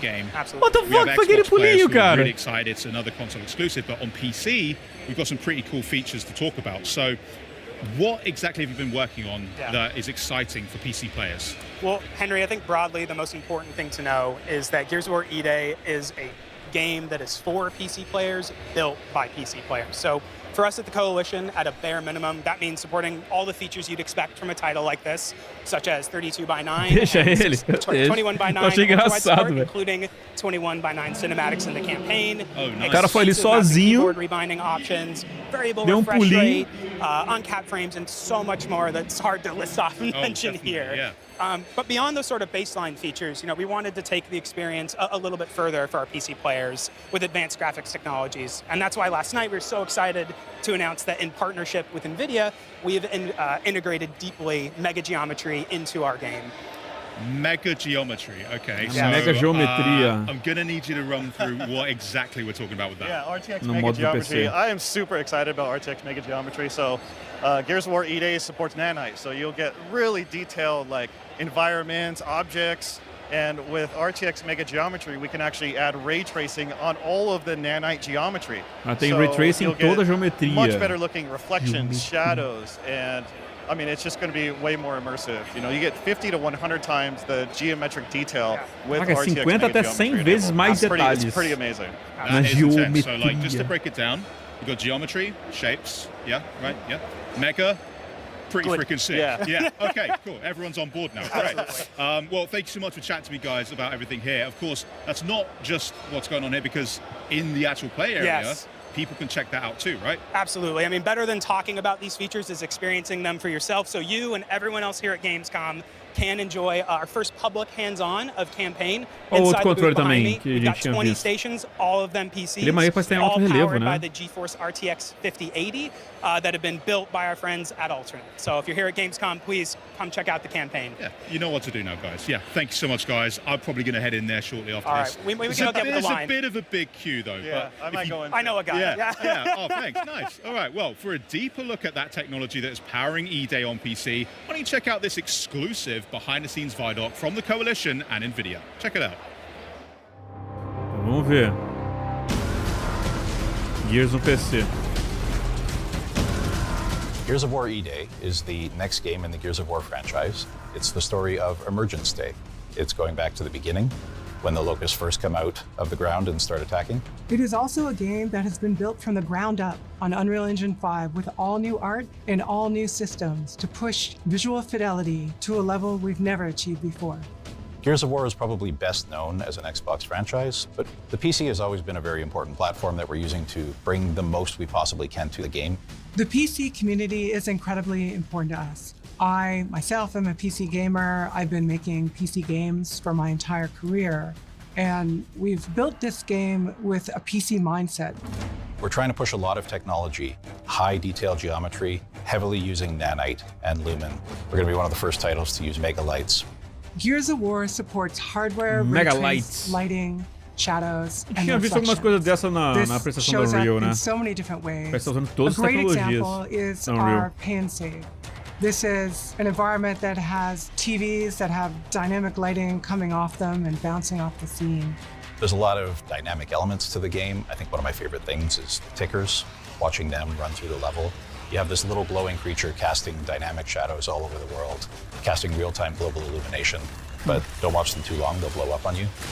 It's really noticeable on the muzzle flashes on our guns as you get this burst of flashing light and all the shadows that get cast off it. And we can have dynamic lights that sort of flicker. You can build this sense of tension and use lighting as a tool for visual storytelling and gameplay that we haven't been able to do before.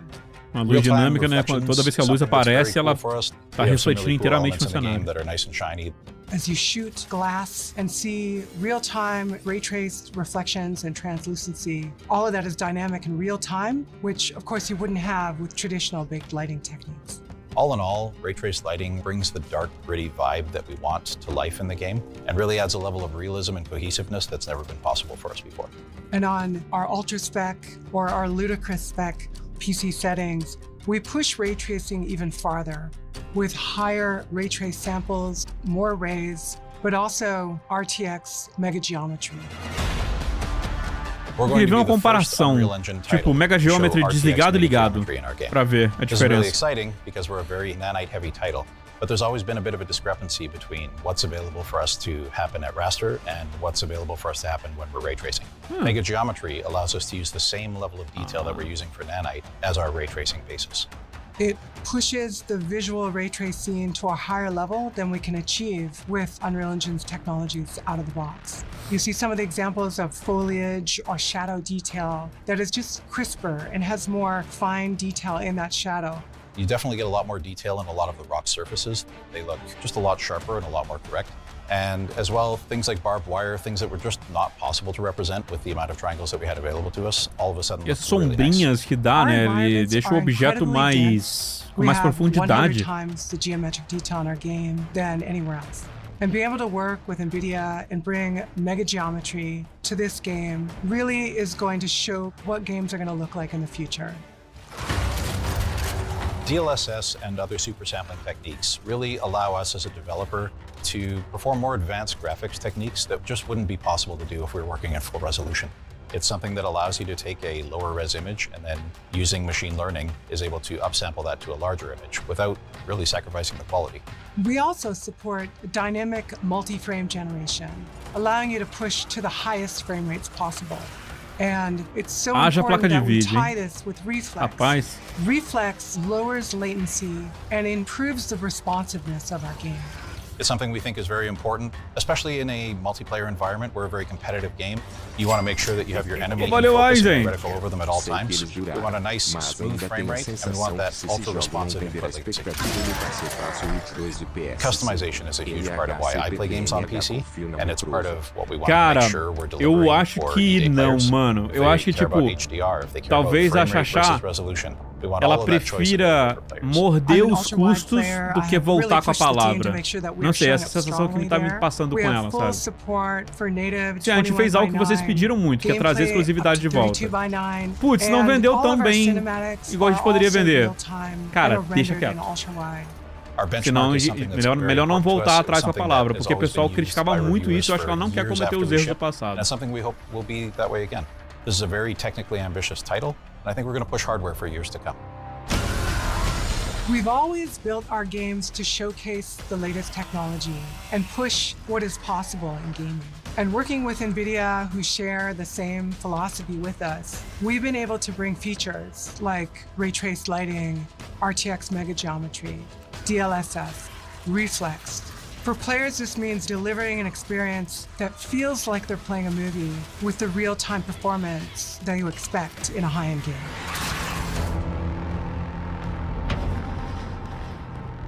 Vamos ver.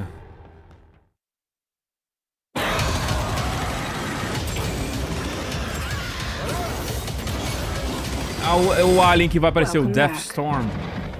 All suit systems are nominal. Atmospheric interference is causing data transmission issues. Proceed with mission.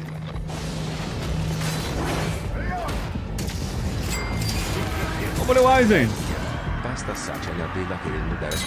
É, querendo ou não, ela responde ao Satya na dela. Mas, cara, ao mesmo tempo ela tem que ter uma barganha de palavra, né? Falou assim, ó, você me botou aqui pra quê? Entendeu? Ela tem que ter algum poder também, algum poder de convencimento pro Satya. Aí a gente tem que ver quem que vai sair melhor. Na rolagem de carisma, sabe?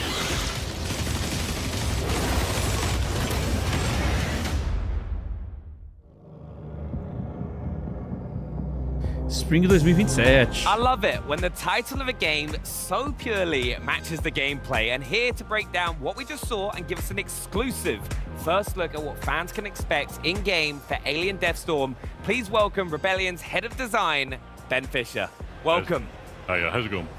Ben, it's so good to see you. I mean, it feels like only yesterday we were hanging out at the pub, chatting Atomfall, and it seems that you and the team have been pretty busy since then as well. Yeah, I mean, it's great to work on a load of different games at once, but we learned some cool stuff from Atomfall about sandbox freedom and giving the player non-traditional ways of doing objectives. We've fed that straight into Alien Deathstorm. Ooh, I love that. Now, on that topic, Atomfall, congratulations. It's been a huge success for you guys at Rebellion. I hear it has a lot to do with maybe Benny and I's characters' face scans in the game, but you know, we won't take too much credit here. You mentioned there about applying that into Alien Deathstorm. Can you break that down a little bit? What from the project que a transmissão ela vai passar. What design elements can we look forward to? So the main thing is that for all Rebellion games, we value giving player e vai entrar na Future Game Show, a gente vai ter dois eventos rolando ao mesmo tempo, hein? Pelo horário, o Future Game Show começa 2 horas, falta 1 hora e 45. Pelo ritmo, eu tô achando que a gente vai ter que ficar no alt tab. Exactly that same stuff has come across to Alien Deathstorm. The new challenge for us has been combining that with horror gameplay, because horror gameplay is normally quite handcrafted. But I think we found a secret formula that really makes it happen procedurally. It's very exciting. Secret sauce, very exciting. Nice. No, I'm really excited to see it. So should we get started? Wait a minute. No. Right, now I'm ready. What the heck is that? You'll find out very soon. little hint in the trailer, but should we hop into and check some gameplay out? Oh, boa, Eisen. Já a gente hold on. reage esse vídeo aí, mano. Will come up. Tava querendo ver. Vamos ter 2 reacts de The Witcher então pra fazer. Comparação e a gameplay nova que saiu.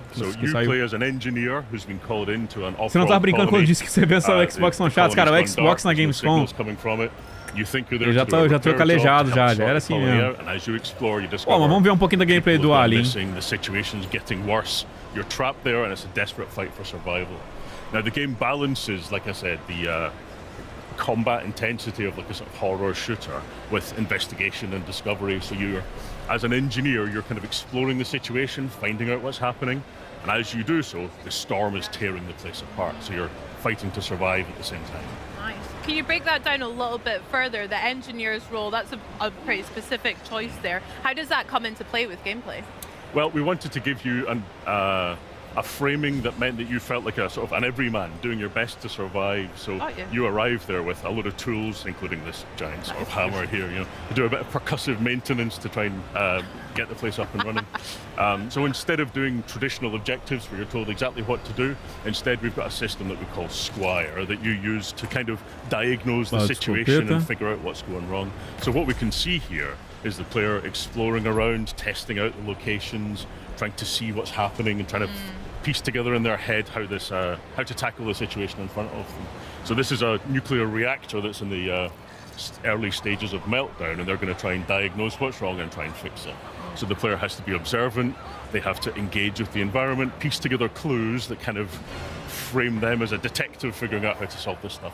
Very interesting. That just scared me. I was not expecting the ceiling to collapse. Well, good. Yeah. I was just having a look at the HUD, right? And like stuff is popping up on the HUD all the time. Can you tell us a bit about that and like what players can see on the screen? Sure. Well, we want to give you lots of anticipation before a fight kicks off, because as you're exploring, you know, you're making a load of noise, you're causing a load of mischief, and that's going to attract some attention. Yeah. So there's a tracker at the bottom of the screen that gives you pings of nearby movement.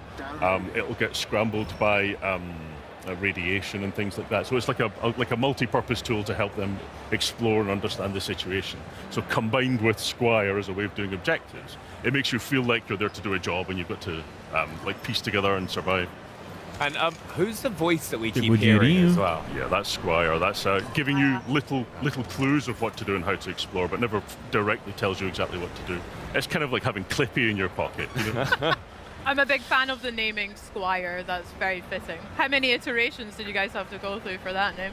Well, we always like to give things a kind of uniquely British twist, a uniquely British flavour to it, and it feels like a nice little like friendly friend in your pocket kind of thing. So it seemed like a natural fit. Squire. Exactly that, yeah. Awesome. Now, in the footage as well, I can hear some of the music making that tension a bit more buildable, and you mentioned some horror scenarios too. Cara, brigadão, salve aí pra você e sua filha, mano. Eu acho que não tem um jogo mais marcante, né? Porque, cara, diferentes jogos me marcaram em diferentes fases da minha vida. Bem no começo da minha vida gamer, mano, foi o Super Mario World e o Super Mario 3 também, mas acho que mais o World. Já um pouquinho mais Zelda ou Ocarina. Majoras também, mas acho que Ocarina marcou mais na época. Aí depois veio o Final Fantasy VII e o 10, que eu joguei mais ou menos na mesma época também. 7, apesar de ter jogado antes, eu não entendia muito inglês.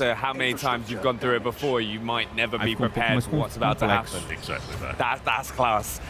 Resident Evil 2 também marcou muito.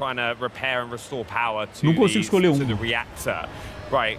What else is around him? What other kind of resource or enemies are we keeping an eye out for? Because in the trailer we saw a lot. Yeah. And right on cue. Yeah. So the player here has been poking tem around, radarzinho ali com onde ficam os inimigos, né? Embaixo. Came to take out the player. Yeah. So there's a balance, there's a tension between scavenging for resources and trying to understand the situation, but you're going to be attracting attention to yourself, so that, you know, the fight might get worse.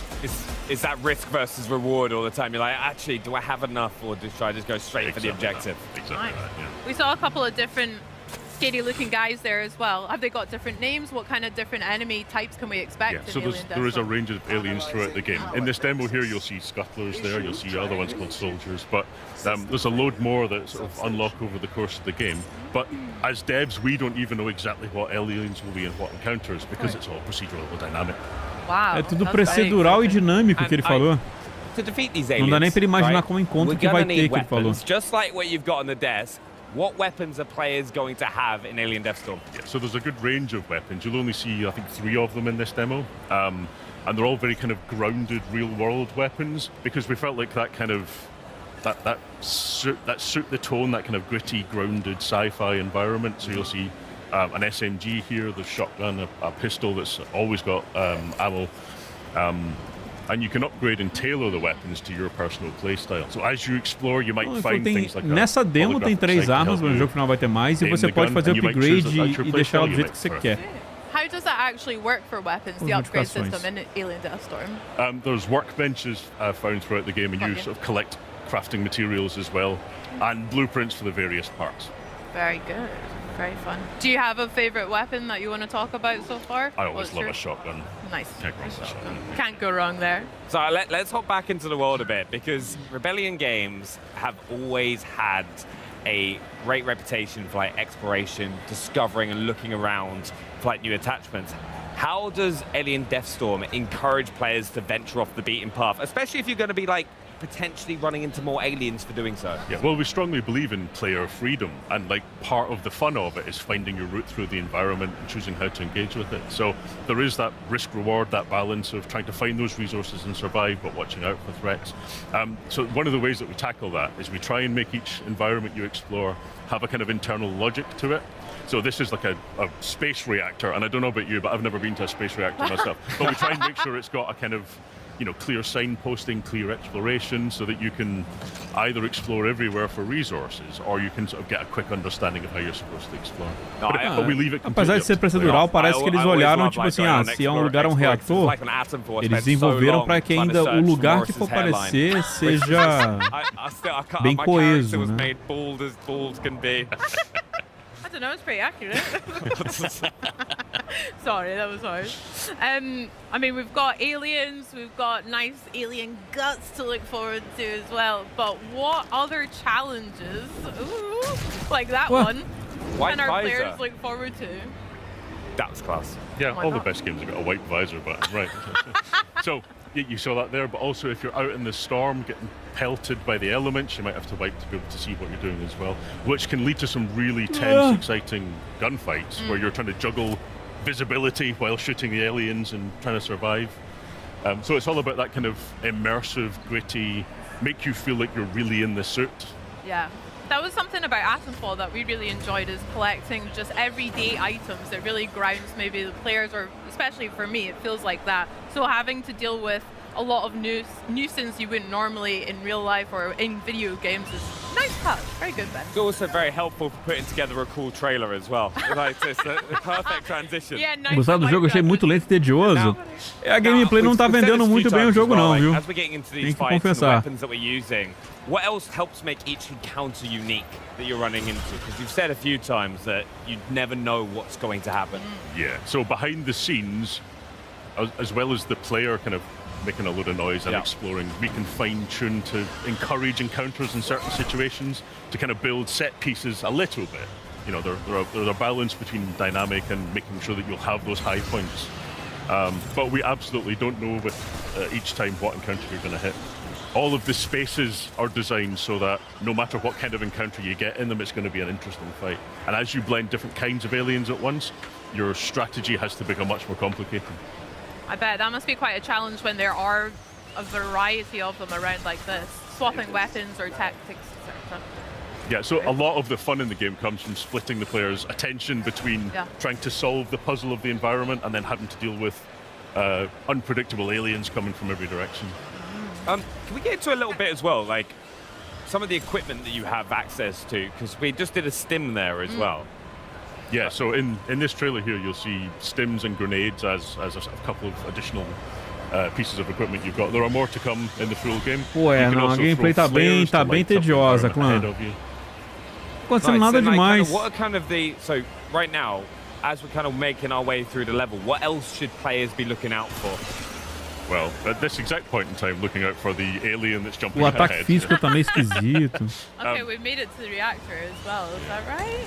Very cool. So you never quite know when the fight's going to cool down, or if it's going to bloom back up and you're going to have to encounter more aliens, so you've really got to keep your wits about you. And in this space here, you can see that the tracker has, the scanner is noisy. Yeah. You know, so because you're near a reactor, it's messing with your equipment, so you lose a little bit of health. So you're going to be unaware, like, exactly where aliens are going to be coming from. Also, with these big fights kicking off, what are some of the, like, most effective, like, tactics that players could, like, kind of use to get those situations? Because you obviously want to kind of thin the horde down at times so you can then go back to, like, exploring the area. Yeah, so a lot of the time, like this encounter here, you can see that, you know, there's a fight has kicked off in this space, but the player can still do a runner if they choose to. So you've always got the opportunity to, like, reposition and choose a best place to defend yourself. And you hear the aliens coming with a lot of notice before they actually arrive, before they start climbing down the walls and piling out of the air vents. So you've got lots of time to choose a spot that you think's defensible. Porra, esse golpe ficou horrível, mano. That's very smart. Oh. Well, that looked pretty busy there. Lots of enemies swarming us at once. You mentioned some tactics, but I don't know if I would maybe be up to it on my own. Would it be okay to ask Benny to give me a hand finishing those aliens off? Or? Well, one of the great things about all of the fights being dynamic is that if you play through with another player, you'll get a completely different experience again. Yeah, just Bex to just be making loads of noise, like attracting all the aliens, and then I'd be having to clean up. It's a disaster. That's crazy. Egregious. Acho que acabou. See how that goes, I bet. It will happen on stream. Pode dizer, Ben, thank you so pelos much for trailers, sharing assim, that o jogo with us. parece It was always bacaninha. a pleasure. Começou vendo essa gameplay, And remember, Alien desceu Deathstorm drops spring 2027 a pequena vontade que eu tinha de conferir o jogo. Lots to look forward to. Yeah. Well, enjoy Gamescom, Ben. And for us here, this year marks 25 years of Xbox. And for many of us who have been playing since the beginning, it's a special moment. For me personally, my first ever console A energia was ter the volta só de saber OG que tá Xbox that I acabando, got pior for que é mesmo, viu? Christmas. Back in 2003, Ai, ai. I had Kung Fu Chaos, Project Gotham Racing, and Rayman 3. But playing Xbox games has actually helped me cultivate a whole bunch of my interests outside of gaming. The fact I was really obsessed with SSX3, the snowboarding game. That was class. So much so that I took up snowboarding in real life. So I'm very happy to be here celebrating 25 years too. I did that as well and then went face first into a hut. It was a disaster. Bom, próximo jogo, bora. But as we celebrate the last 25 years, we can also look forward to what is to come. Like the world premieres announced today, Chosen by Odin and Dumpster Gang. Plus, with the biggest games coming to Xbox like Minecraft Dungeons 2, Gears of War E-Day, FABLE, EA Sports FC 27, NBA 2K 27, Call of Duty Modern Warfare 4, and Grand Theft Auto 6. No matter where or how you game, the best place to play is Xbox. Now, to a throwback making a comeback. This next game is sure to make fans of Persona 4 smile wide. We've got a brand new story trailer as well as a deeper look at what fans can expect when the revival of this Persona 4 agora, hein? drops next year. Aí a gente vem, hein? Vamos lá. So, are you getting used to it out here? There isn't much to do compared to the big city, but there is that certain something you can't get anywhere else. We bring you more details about the incident in Inaba, a small town shrouded in fog and mystery. The nicest thing about this town has been the peace and quiet, and now we're gonna be the center of attention. Police are treating this as part of a serial murder case. You ever heard of the Midnight Channel? On a rainy night, you look into a TV that's turned off. When the clock strikes 12, someone else will appear on screen. Really? An urban legend. Not even a kid would believe something that stupid. The time has come to open thine eyes. Call upon power within. No.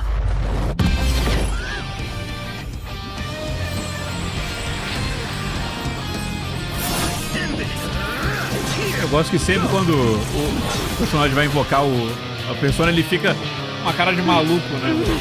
No! Who are you? I'm your shadow, and there's nothing about you that I don't know. I don't believe you. You're not me! Doesn't it seem like that world in the TV has to be related to Senpai and Yamano's deaths?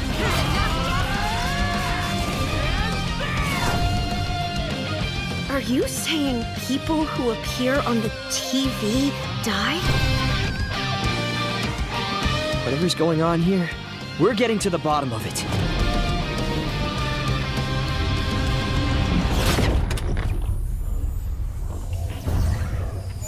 Dia 18 de fevereiro. Fevereiro vai estar hardcore, parceiro. 皆さんこんにちは。 Ih, rapaz, ペルソナス prepararam タ um ジオ videozinho. ゼネラルプロデューサーの和田和久です。先ほどご覧いただいたストーリートレーラーではペルソナ4リバイバルの新たな姿をご紹介しまし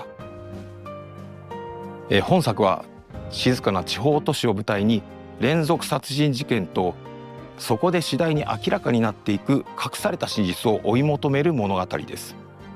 しかしペルソナ4は単に事件の真相を追うだけの作品ではありません。その根底にあるのは人と人とのつながり、自分自身についての真実を見つけていくこと、そしてそうした絆の中で紡がれていく人間ドラマを描いた物語です。 Someone in town is definitely kidnapping people and throwing them into the TV. これらの対比こそがペルソナ4を特別な作品にしています。明るく青春に満ち、思わず笑みがこぼれるような親しみやすさや人との距離の近さを感じたかと思えば、次の瞬間には不穏な空気に包まれることもあります。稲葉の温かな日常があるからこそ、事件の謎はより強く心に迫ります。そしてその事件を取り巻く闇が深いからこそ、仲間と過ごす何気ない日々がよりかけがえのないものとして感じられるのです。シリーズ未経験の方にとっても本作はペルソナというシリーズを最も象徴的に体験できる作品の一つです。地方都市で高校生活を送り、人々との出会い関係を築きながら一日一日をどのように過ごすかを選択していく。そして日常の裏側にはテレビの中に広がるもう一つの世界が存在しています。そこで仲間との絆が力となって、自らを支える大きな武器となります。 Trust me, we know you can push your limits. 日常と非日常を行き来するこの構造はですね、ペルソナシリーズの核となる要素です。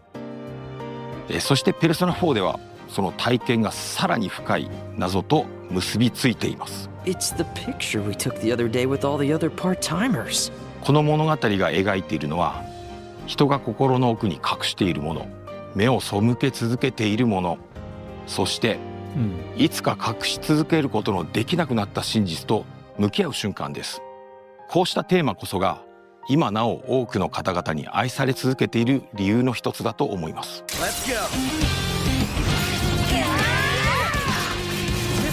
ペルソナ4リバイバルの開発を始めるにあたって私たちが最も大切にしたことの一つはオリジナル版で多くの方が感じてくれたあの空気感を守ることでした。静かな田舎町稲葉の佇まい、仲間たちとの何気ない会話が紡ぐ穏やかな日常、そして少しずつ真相へ迫っていくミステリーらしい緊張感、そうした要素こそがペルソナ4の核となるものです。だからこそ私たちはその魅力の本質を大切に受け継ぎながら現代の技術や表現によって当時感じていただいた体験をもう一度味わっていただけるよう一つ一つ丁寧に再構築しました。同時に本作は単なるリマスターではなく完全なリメイク作品です。リマスターがオリジナルの魅力をそのまま現代に届けるものだとすれば、リメイクはその魅力を受け継ぎながら現代のプレイヤーにふさわしい体験として新たに蘇らせるものと言えるでしょう。私たちが目指したのはペルソナ4ならではの魅力を大切に守りながら現代のペルソナシリーズが持つ表現力や遊びやすさによって本作を新たに蘇らせることでした。そのため、ゲームプレイそのものも現代のプレイヤーに合わせて進化させています。ユーザーインターフェースの改善やバトルテンポの最適化、ダンジョン探索の快適性向上などゲーム全体をよりスムーズで遊びやすいものへと磨き上げました。初めて稲葉を訪れる人にも久しぶりにこの街へ帰ってくる人にも自然とこの世界に引き込まれるような体験をお届けしたいと考えています。またキャラクター表現にも徹底的にこだわりました。ペルソナ4においてドラマチックなシーンだけでなく仲間たちと過ごす何気ない日常も非常に重要な要素。仲間同士の他愛ない会話、少し気まずさを感じるやり取り、そして突然訪れる緊張や恐怖、そうしたさまざまな感情の移り変わりをより自然により身近に感じていただけるよう一つ一つ丁寧に表現しています。 Are you sure about this? I don't know. But all we can do is trust our instincts at this point. さらにカメラワークや演出にも細かな調整を加え、何気ない日常のワンシーンであっても登場人物たちの感情がより豊かに伝わるように磨き上げました。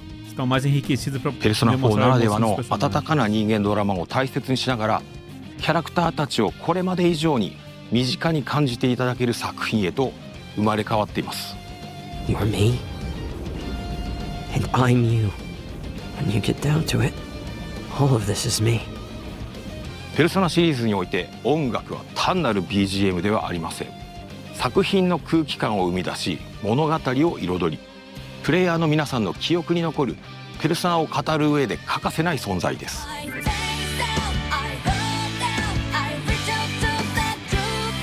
中でもペルソナ4は音楽も多くの皆さんに愛されてきました。だからこそその魅力を損なうことなく、オリジナル版への敬意を大切にしながらサウンド制作に取り組みました。 A música tem sido controversa, né? Tem a galera que não tem curtido.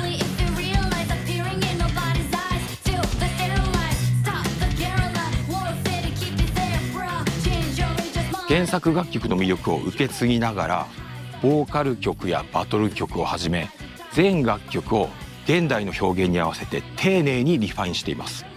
さらに本作のために数多くの新曲も制作しました。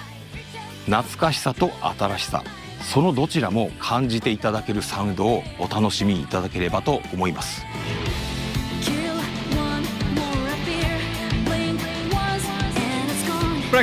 Pra mim que não ouvia a trilha original, ペルソナ4リバイバルについてご紹介してきましたが、いかがでしたでしょうか。今後さらに多くの情報をお届けできることを我々ペルソナチーム一同楽しみにしています。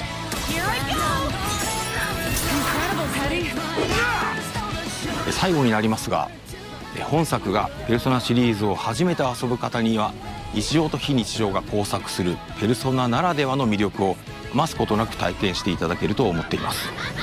そしてすでに稲葉市をよく知っている皆さんにも知り尽くしていると思ってたこの街にですね、まだまだ新たな発見や驚きが待っていることを感じていただけるはずです。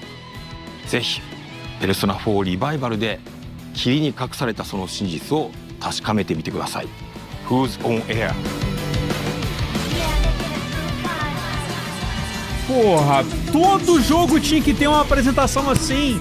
Foi muito mais legal, foi muito mais gostosinho de assistir. Now there are few Para de ficar trazendo os caras aí na mesa. Beautiful environments, immersive puzzles and fluid Foi muito mais legal, teve muito mais gameplay, ritmo bom. Tomb Raider Legend, Aprende. Anniversary, the original, etc. So much that I can still recite a bunch of the cutscenes from memory. I am particularly excited to be talking about this next chapter in the legendary franchise. Here with an extended look at the mysteries of Peru in the new Tomb Raider Legacy of Atlantis. Eu só queria uma demo hoje pra baixar. Cara, essa demo acho que vem, talvez se eles aparecerem em final do ano. Wild Hogs art director Arek Tomaszewski. Welcome, Vamos ver um pouquinho do Tomb Raider How are agora. you? How's your Gamescom going? Awesome, so far so good. Yeah, Good. fantastic. I couldn't ask for more. Awesome. I mean, I am so excited, as you can maybe tell, to see Tem what música de you've batalha got for também, us mas today. não tá ruim, só estranho. Set Eu us acho que up, deve set ser the por scene. conta do... What can we look to expect from the gameplay? Por conta já tinha uma música que só já ouviu há muito tempo, né? Eu fico me perguntando se tem gente que gosta da versão remasterizada das músicas do Final Fantasy X, que pra mim é inaceitável.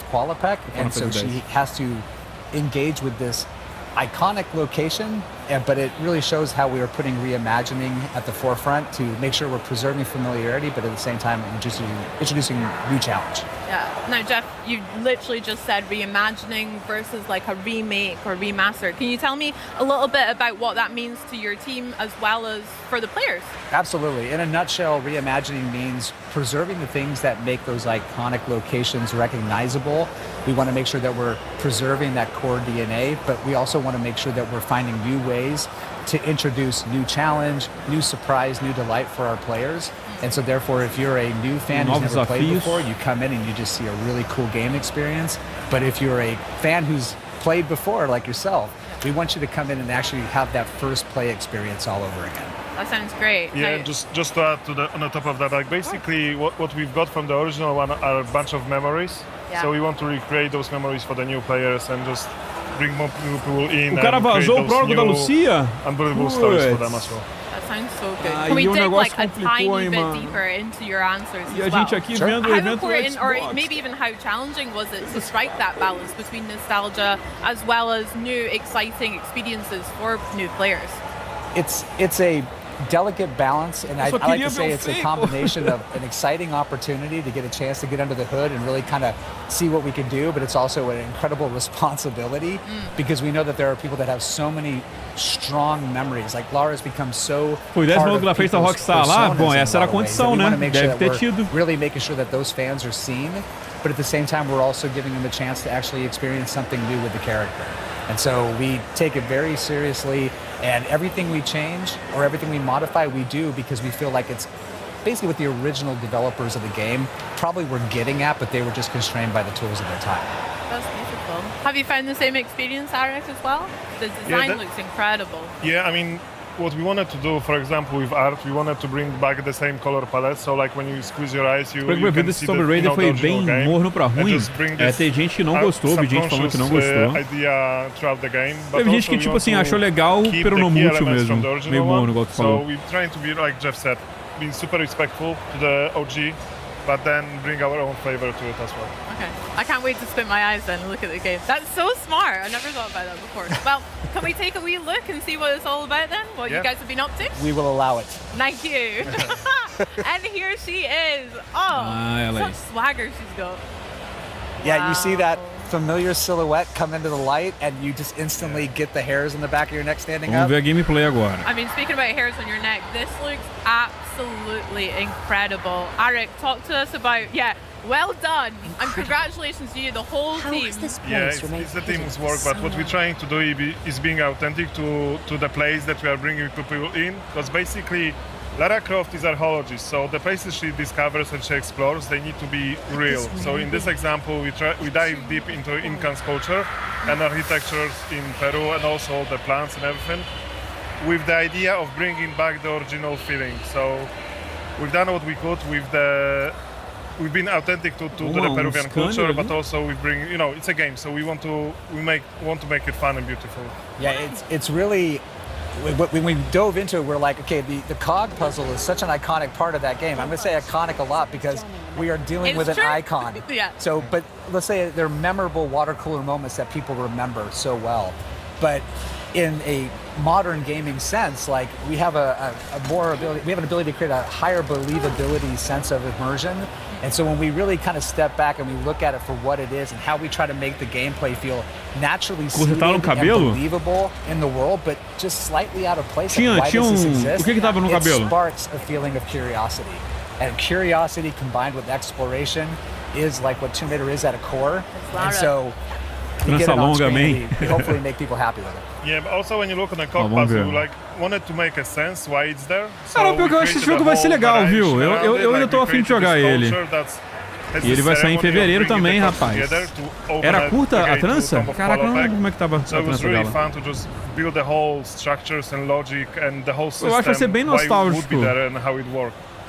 Mano, até a movimentação tá lembrando um pouco, né? A movimentação dos jogos antigos. Lara gets a beautiful pencil dive into the water after dislodging the roots. But, 10 all round, by the way. oh, awesome. But along the way, she's like, wait a minute, I see something out of the corner of my eye. The player drives in and they come into this new space. You may have never missed this unless you or you may have never seen it if you had not taken a chance to actually just look around for a beat. I mean, speaking about looking around, is there maybe particular details that you guys are really proud of or that you want players to really notice in the environment of the game? From an environmental perspective, for me, was the most important. I want people to immerse in a game, and I don't want to break this immersion, so I wanted to build everything with the logic. So everything, all the mechanisms, all the puzzles, they need to be there for a reason. And Vai me and our rápido, team, amigo. like, we really work really Teve que hard cortar to porque make demorou sure muito. that every single puzzle, every single obstacle that Lara meets, it makes sense. So, like, when you dive deep into the environment, into the world that we are playing, it's there because someone built it, not because the game requires it to.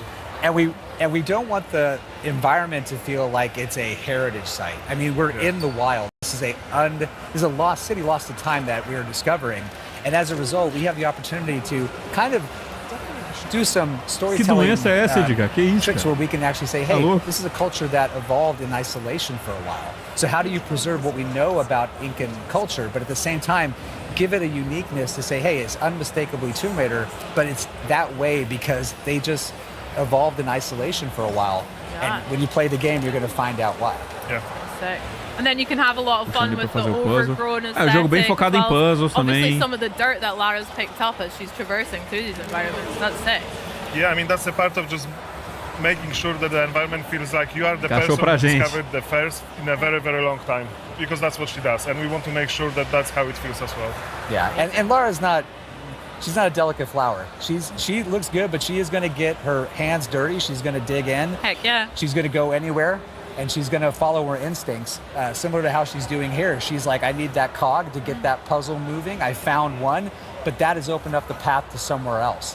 So curiosity is driving her. You're going to be along, helping her find that way, and we get into beautiful traversal that makes sure that Lara's physical attributes, her abilities, her athleticism is on full display in these moments. She's at her peak, right? She's at her peak. Yep. Love that. Now, the puzzles, like you mentioned, they are such an iconic part of Tomb Raider for me Sem as well. tinta amarela, There's pelo so many menos. that I remember from Você também é Greece, contra a tinta Egypt, all the amarela? levels. Can you go a Mas tem little uns bit deeper about arranhõezinhos how em you've branco evolved ali, them né? for Pra Legacy of indicar. Atlantis? Similar to when we talked about reimagining, it's about saying, hey, this puzzle as it existed, what was the original intent here? And if that intent is something that we are like, hey, that's a really strong guiding principle, how do we take that and make it the ultimate version of what it intends to be? Sometimes that means sticking very close to the formula. Sometimes it means deviating into another area, but we do so in a way that's very thoughtful and very precise because we never want to make it feel like we're ignoring the history of this adventure that we're reimagining. We wanted it to feel like it's the Vocês falaram aí da corda, né? Eu acho que a corda sai dessa pulseira que ela tem ali, ó, tá vendo? Adding new details like giving her gear items that allow her to extract more lore from the world, preserving some of those classic abilities like push-pull, traversal being fluid and dynamic. We'll get into combat a little bit later, but these are all just Mod de furry, pô, aí tá indo pra níveis proibidos. Like, you can use a scanner if you are a fan and just want to, like Jeff said, dig deep into the lore. You can scan things and find out more, but you can also use the scanner as a clue to the puzzles. It gives you clues if you want to. If you don't want to, you can just play it your way. Yeah. Nice. And that's us trying to be sensitive to the players because there are those that want to have this full breadth of systems, but we also have our hardcore players that are like, I want 2 pistols and no help. Yeah. And we're accommodating them as well. Yeah, I love that. Mod do dinossauro pelado, esse eu quero ver quem vai usar. Following their lead as well. That's so cool. It sounds like you guys have done a lot of research as well and really respected a lot of the environments that you're talking about in real life, as well as creating a more fantasy realm for Lara to explore. That sounds sick. I mean, the research is a massive part of what we've been doing because the cultures that we've been working on recently is Incans, ancient Greece, Egypt, and we want to be respectful to those cultures and to the history that they have, and also for the players to feel like they are actually archaeologists, not just playing the game. So that's why we've done so much research. And when we decided to partner with the Hogs on this game, co-develop it together, we knew that they were also fans of the game. I think Maddie is actually one of the designers on the yeah. So like we've got a designer on the team who literally used to make Tomb Raider levels for fun.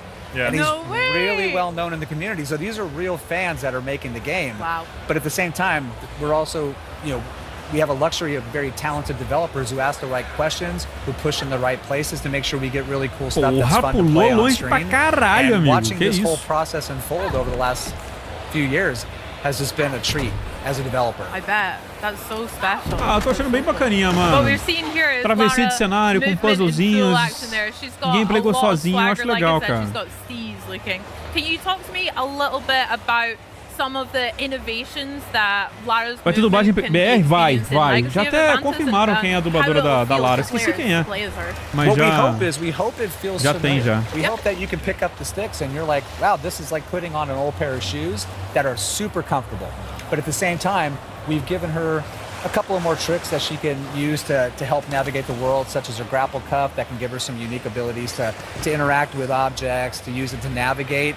Those little touches are additive and are meant to enhance the experience while still preserving that original intent. Very cool. But that cog puzzle, I mean, she basically knew she needed to find it. She used her instinct. She moved upwards through this beautiful little pocket city that was adjacent to this temple. Discovered things about it along the way. Got Alguém inside, soltou found gritão, this beautiful mano. water clock whose purpose is unknown. Yeah. She gets it, Look at her and go. look at this. There she is. That's Lara, baby. Oh my gosh. Lara never comes in through the front door, and she never Ela não fica leaves molhada without saindo da água, style. completamente jogável. Pô, mas pior que teve uma that's vez que ela sick. ficou assim, mano. So, Se yeah, pá ali we've na got this cantinha deve ter beautiful dado alguma landscape coisa, mas ela around fica assim. us.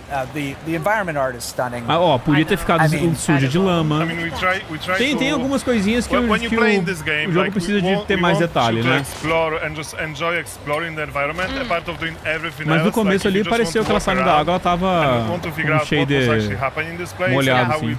what the people were doing there hundreds of years ago. You can do so, and just working on all those vistas, it's just so awesome. Eu juntando as coisas our tem vendido teams Tomb Raider e put so Deus Ex, much cara, e a heart preço and de passion banana, né, into mano? building the Nossa, preço de the vistas banana. like this. Look at that. This is one of my favorite Cinema, favorite guys. moments is the postcard shots where you're Yeah. alone in the wilderness. You can hear the birds chirping, the leaves rustling. There's no time clock. We want people to slow down when they play the game. We want them to say, take it in, enjoy it. You don't have to speed run it, but if you're listening and you do, let us know what your time is because we'll keep track. But that's great. It's the type of audience that we have. You know, we have people that want to challenge themselves to move through the experience as fast as they can, and those that want to sightsee. And the game just is welcoming to all. I'll be sightseeing for sure. I've got tears in my eyes. I'm not even joking. That is absolutely incredible. Wow. I wanted to go back a little bit and talk a little bit more about Lara's toolkit and how that's evolved here. So we have mentioned her grapple hook. Achei que ela pular de- we saw the scanner in action as well. How is that really going to affect the gameplay for players, and what other tools has she got up her sleeve? Well, we've got like you said, the two items that we've already discussed. Nice. And as Arik mentioned, the scanner has some dual functionality. It can not only give you some hints that are optional if you don't want to engage with it, but it also gives you some world lore. But on top of that, we've got some things under the hood in her PDA that we can use to help Aí pra juntar ali e vai give her fechar. some slightly different skill attributes if you want to equip her in a certain way to help meet challenges as you face them. We've got our crafting system because we want to make sure that, you know, finding med Sistema de packs craft. In the middle of the jungle. It's cool. A little bit old school, yeah. in a tomb 10,000 years old, has lucky that there's a first aid kit What do here. you mean? They're not there all the time? No, What the heck? so we were like, how do we make this still feel like Tomb Raider, but at the same time, like, not break immersion? And so that's where like crafting is a perfect add-on addition to it. It lets her scavenge the world for resources, use her knowledge and her ability to craft something useful. And on top of that, she can use recipes to provide certain gameplay buffs that are going to help give her short-term If you want to, you don't have to. Caralho, mano. Daqui a pouco a gente vai ter que fazer um vídeo sobre isso. Mas valeu, mano. Agora eu pego o controle. If you want to put your heads down and power through it, you can do it, but these things are available to you and we think they're fun to engage with. Cara, the Tomb of Qualapec waterfall gate is open. é difícil falar, Now né, here mano? we're advancing to a little bit later. Me parece que in o the- jogo in the ele tá game. com um orçamento We're, menor do now que o da just última on the trilogia. cusp of a Isso é fato. memorable Dá pra ver na first movimentação, encounter, so dá folks, pra hold on, ver here we go. em algumas I coisas remember assim, this, sabe? I think. Mas eu não But we diria que gotta tá do it with pior. style. Tá vendo ali, ó? Como é que ela ela entrou numa animação pra outra? Tá meio esquisito, né? Early stages of the project, we were então dá pra like, ver que hey, dá um you know, orçamento if we're mais really baixo gonna do que o do dos this, outros we wanna Tomb Raiders represent mesmo. Lara in a way that she's fully Mas eu acho que a recognizable. Part of that is jogabilidade the é acrobatics. pra simular Lara o without the jogo original, acrobatics né? O is jogo still de Play cool 1. Lara, but not Que- classic Lara.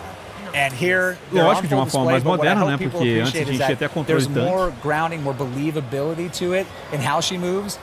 She's Mas eu still não having diria que é fun, pior, eu diria que tá diferente. but It's O synonymous jogo Double here, A but tem yeah, carinha de um like jogo, you mentioned, um the jogo more Double A que é grounded quase when she was triple, picking né? The cog puzzle, that looked sick. It was so cool. Yep. But yeah. those little interactive moments add a sense of cinematic spectacle time to time, which is nice. It allows the game to still feel like a summer blockbuster. Yeah. And speaking of, hello. Who are these guys? Ó, o dinossauro, hein? The Raptor design looks really cool, Arik, as well. Brilliant, thank you. I love the addition of the feathers. Yeah, I mean, we wanted to keep the red color, you know, which you remember from the original one. But obviously, our knowledge about the dinosaurs evolved so much since 1996. So we wanted Tá vendo como é que esse dash tá duro? we want to add on the top of what's been Eu acho done que só already. precisam dar uma refinada mais, né? We add our own silhouette designs and we added the feathers to make it unique for the legacy of Atlantis. Nice. And their combat has been like Tá style dramatically desviado, hein? overhauled. They're no longer just charging at you and just taking bullets. They're thinking, they're evading. You have the ability to use the health reticle when in aim down sight to be able to kind of assess where they're at so you can target your shots. And with Lara's combat, love seeing the axe make a little appearance. Utility gear for the win. But when she's actually in combat, she's got a loop of, you know, assessing the situation, responding, and then moving to make sure she can then reassess. And that's, Lara's always in motion. Her combat is fluid, it's organic, but at the same time, it helps her kind of overcome challenges and get the upper hand. Yeah. Yeah, she needs to keep moving all the time. It's like a dance for them. Yeah. That's sick. And you can see a little blue dot on the bottom, which enables you to go into the focus mode, which slows down time, which is one of my favorite features in our game. For sure. Yeah, when that fills up, she can go into hyper focus, slow down time, and really pull off those precision shots. But if you're gonna do that, like, give her some style when she does it. Absolutely. Let those acrobatics shine. Hello. There's our girl. Tá, porra. Cara, e botaram o bicho com pena, né, What mano? was it like reimagining such an Véi, iconic boss a pior coisa foi a gente ter as well as the descoberto other que ones in dinossauro tinha pena, Atlantis? mano. How was that? Pô, o dinossauro sem From pena our era muito mais perspective, it maneiro. was just an honor to work on a T-Rex, but like we've worked for such a long time to just make sure it's perfect from our perspective, and we were trying to be respectful to the OG one. You know, the moment when she's coming out like throughout the corner and you see the T-Rex. We couldn't do exactly this, but we wanted to have the same emotions when people see her for the first time. Deu uma cortada, né, pra não mostrar a sequência toda. Such a blast. Yeah. And when you see her, it's like she still has some of those classic DNAs. She's got that beautiful green with the yellow pockets under her eyes. Dinossauro com pena galinha? Eu we've também also acho. got Pô, vou some até abrir added uma elements enquete. in the feathers that also provide a little bit more of a reason of, she's in a geothermal valley. I mean, she's going to have a little bit of plumage that feels like it matches that environment, and it just gives her this really recognizable signature look. I just love that we added those red feathers because there's so many versions of the T-Rex, you know, in all the medias, and Abrir those enquete, red enquete é feathering on importantíssima. the top of this green and yellow eyes, for me, it's like beautiful. And like chocolate and peanut butter, it's just great getting these two back together again and seeing it like never presented before. So T-Rexes love Lara. I love that as well. With the T-Rex and again other iconic bosses, what are you guys hoping that resonates with players, or what are you hoping that the experience from them comes across? yeah, Maldita ciência. No, we can take it or leave it. No, I'm kidding. We absolutely want people to be engaged. We want them to be pulled in. We want them to have fun. Yeah, we want them to feel like they're being put onto a cinematic thrill ride when we are ready to do that. But we also want them to feel like when we're not in that moment, they get to ramp down, explore, enjoy what we put out there for them to Yeah, explore. but it's also so much fun to, you know, recreate, like reimagine these things with the technology that we have now. And we can build a lot on the top of it with so much more narration. It's just so much fun to work on it. And Bom, mas é isso aí, rapaziada. Mostrou um pouco do gameplay do Tomb Raider. É um jogo que parece que precisa de um refinamento, né? Nas animações e tal. So thank you so much for joining us. Concordo com o comentário que vocês falaram, que ele parece estar com um lançamento menor do que o da última trilogia. Eles estavam realmente bem ambiciosos. Mas ainda acho que vai ser divertido, viu? Acho que vai ser legalzinho a gente jogar. Xbox Series X and S on February 12, 2027, 2 days before Lara's birthday, isn't it? And it's Xbox Play Anywhere. Buy it once and play it across Xbox Pelo preço ele deveria estar melhor? Como é que tá o preço dele? Pre-order now. Plus, if you pre-order the deluxe or collector's Tá edition trezentão? like me, get ready to play a full 48 hours early starting February 10th. Now, guys, there is still a whole lot more coming up here on the Xbox at Gamescom. Nossa, daqui a pouco o Mega Man ou FABLE vai ser o último, amigo. Forza Horizon 6, and I get to chat with FABLE's game director. Não vai dar não, esse evento ele vai acabar, vai estar passando a Future Game Show ainda. Demo that they're featuring right here Ele tá 70 $. Aí realmente, Heroes with realmente poderiam ter botado um precinho legal. 60 $, localizado o preço aqui. Vai ficar tipo o do Control. Vai ficar legal. Habitats with a rig full of futuristic weaponry and S-tier teamwork is your idea of a good time. Have I got a game for you? Check this out. In Exterminats, every contract begins on a Rapaziada, frontier that's equal estamos parts aqui há breathtaking and 2 horas e barely holding 15. together. Vou no banheiro rapidinho. You'll gear up aboard the Já rig, volto. meet your crew, and choose the tools that fit your playstyle. Then it's time to drop in and get to work.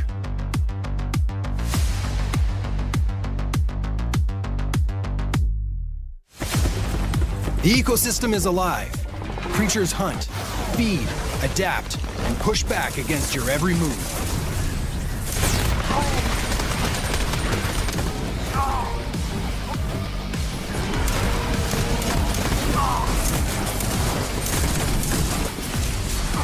The tools you use do more than deal damage. They're built to create opportunities, reward teamwork, and let your crew shape the battlefield. It's controlled chaos. And when things get heated, cool them down.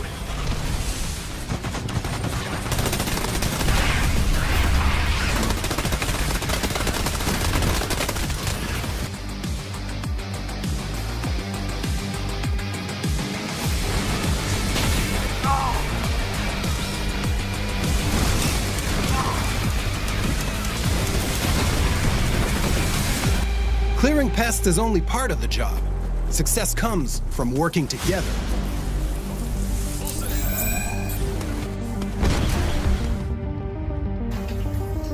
While one exterminaut gets the facility back online, the rest of the crew holds the line and keeps the site secure.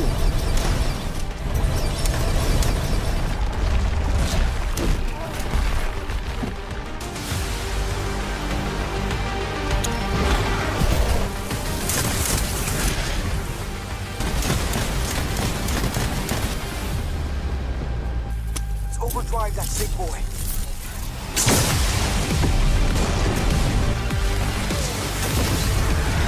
O que estamos vendo?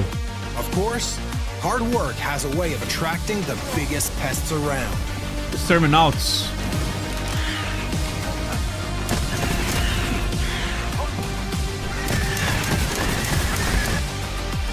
And even then, the contract isn't finished until everyone makes it home.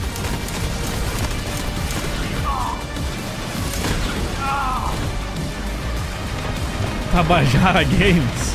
Aí é foda. Call mano. in your ride, defend the extraction zone, and earn your pay.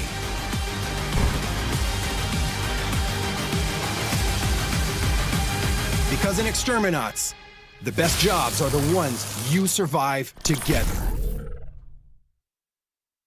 Beleza, ok. Magic and Melee take center stage E in do nada Warlock, fomos a ali pro brand new Warlock que nem third-person sabia que ia open-world estar aqui nesse adventure evento, set in hein? the D&D universe.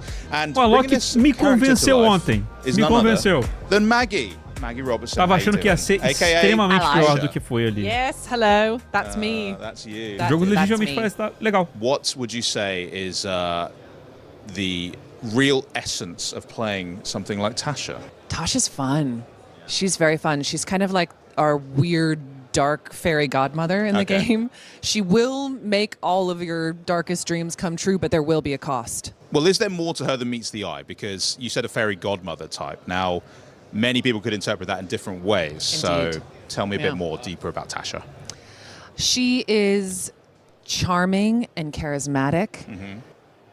And so she has kind of this magnetism that draws you in, but there is an undercurrent of danger with her because she's incredibly cunning and she's always working towards her own ends, not yours. And you don't always know what her true goals are in the game. So you do always have to stay on your toes with her. So I know with classes like Warlocks in D&D, typically there's often a pretty tragic way in which they come to know their patrons. So can you shed a little light on how Katya is going to meet Tasha? Indeed, I can. Katri is searching for someone, and that search brings her to Tasha in order to get what she wants. Now, you've obviously played many characters before in various fantasy settings, but was there anything in particular that was a bit more E lembrar que challenging ela about também playing tava someone no like Baldur's Gate, Tasha? né, mano? I think the Fez uma das challenge vilãs of principais lá. Tasha is that she is so cunning, and she is always Só faz vilã, planning né? 10 steps ahead of everybody Right. else in the room. Of course. So she's always moving and shaking, and so having to hold all of that within you in any scene that you're in, and always know that something else that she is negotiating. Even if you think you're negotiating this, you're actually negotiating about this. Obviously, being a huge fan of D&D as well, right? So, and you've played Orin the Red, incredibly vicious, devious, pretty nasty character. So, are there any parallels in that kind of excitement you had when you got to play Orin, and now you get to sort of re-enter the universe now in Warlock? Tons of excitement to re-enter the universe. D&D is so fun because you can be anything you want to be, do anything you want to do. So I genuinely love D&D. I love to play with my friends, and it is a nice home space for me. So then being able to be a part of games that also are in those worlds is incredibly fun. How many times can I say fun in one interview? Fun. Well, it's all fun. It's very fun. What can you say? I don't know if I said that before, but it is in fact quite fun. What was your question? Because I've blacked out and all I'm on is fun. Was the excitement of playing a character like Orin, being such a D&D fan, was that mirrored in then having the opportunity to re-enter D&D again as now? Oh, absolutely. But also, like, Tasha's an iconic D&D character, and that comes with a decent amount of stress and scariness and, oh God, what have I done? Can I pull this off? I think every time I get booked on something, I have a minute of panic of like, oh God, and now I have to do it. I mean, people are committing their entire lives to a patron, so yeah, that's a lot of weight on your shoulder. Yeah, the least I could do is try. Yeah. Well, Maggie, thank you so much for joining us, and thank you for just voicing so many incredible characters. But next up, we're actually heading over to the world of Mega Man and Twinkle Girl, which is just an incredible sentence to say out loud. So why don't we check in with Benny and see what's up with that? Será que vai aparecer o próprio fan favorites for a reason, and this next game can certainly claim that title. And here to show off gameplay to the newest entry to the beloved franchise, Mega Man Dual Override. Please welcome game producer Hiroyuki Minamatani and game director Shinya Ikuta. Hello everyone. Thank you so much for joining us. Welcome. Now, we're going to hop straight into some gameplay. Can you tell us a little bit about what we're going to play? 最初はゲームプレイを紹介しますけれども、ゲームコースについて少し説明していただきます。はい。今回小バージョンということで、telinha clássica de escolher nas fases. 伏せられています。で、もう本来はすべての8体のボスから1体を選んで、好きなステージを選んで攻略するのがロックマンらしさであります。Okay, today we'll be playing from the Gamescom build that we have here, so we only have one stage available. When the full game comes out, you'll be able to choose from 8 different stages. Inclusive, lembrando, né? Teve so we've got Twinkle Girl as well, which I know is one of the new Robot Masters. Twinkle Girl is Shin Boss という認識で正しいです。そうです。Yes, she is a new boss for this game. じゃあ早速選んでみましょうか。All right, let's get started. はい。Eu escolho quem eu sou. Can you tell us a little bit about the 3 stages that we have, which is new? はい、でステージ3つのエリアがあることについて少し説明していただきます。はい、今回は3ステージ構成になってて、ステージが進むごとにだんだん難しくなっていきます。で最後にボスが待ち受けています。All right, so every stage in the game will have 3 separate areas, and as you progress through each of them, they'll become more and more difficult. The robot master for each of those stages will be waiting for you in the 3rd area. Okay, amazing. Should we hop in and see what we have on offer? じゃあ始めましょうか。O que é isso?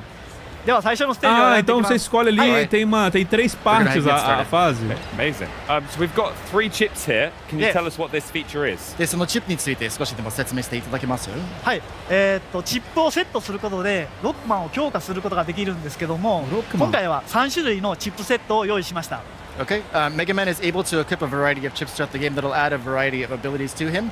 For the Gamescom show floor demo, we have 3 chips available to players. Okay, amazing. And what's the dá pra first chamar o one Rush ali, né, no último chip. 今日最初に使うのはどちらでしょうか？一番上の防御スタイルのチップセットを選びます。All right, so first we're going to be using one that's a little bit more of a defensive chip. Okay, nice. Let's see it in action. はい、じゃあ。Let's start. Parece até Digivice. はい、この3つのチップセットは体験版だけの特別な仕様で、製品版ではユーザーが組み合わせて使うことができます。Alright, so for the Gamescom demo, we only have 3 chips available. Once the full game comes out, players will have a very wide variety of chips to be able to use for a variety of skills. Amazing. Oh, we can see it here right there. So it's going to help block those abilities, right? で、そのシールを使うときには、攻撃にダメージ受けないようにするんですよね。そうです。はい。Yeah, that's correct. It'll reduce damage. Okay, amazing. で、バリア自体はいつでも解除できます。Alright, so with the shield itself, you can actually turn it off at any point in time too.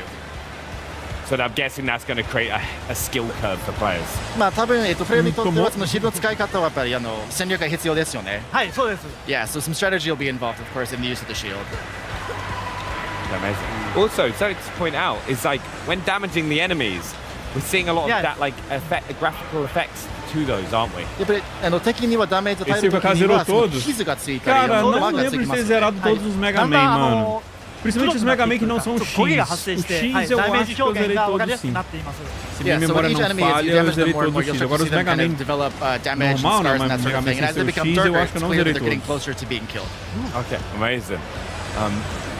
So as we progress through the level as well, we're noticing a lot of familiar enemies that people recognize from the previous games. Eu não lembro se eu desisti de Tell us a little bit jogar. about that and how you balance it. Joguei e não gostei, mas ステ gostei, ージ não が進行 lembro. につれて、Esse aí eu 馴 era 染み bem の moleque. 敵と新規の敵が登場するんだけれども、そのバランスを取るにはどのようにやって取り組んでいます？そうですね。やっぱ懐かしい敵っていうのは、出すとやっぱファンの人はすごく喜んでくれますし、結構なんていうんですかね、配置の位置でかなり攻略が難しくなるような敵もすごくたくさんいるんで、それをバランスよくセットするのが、大事だと思ってます。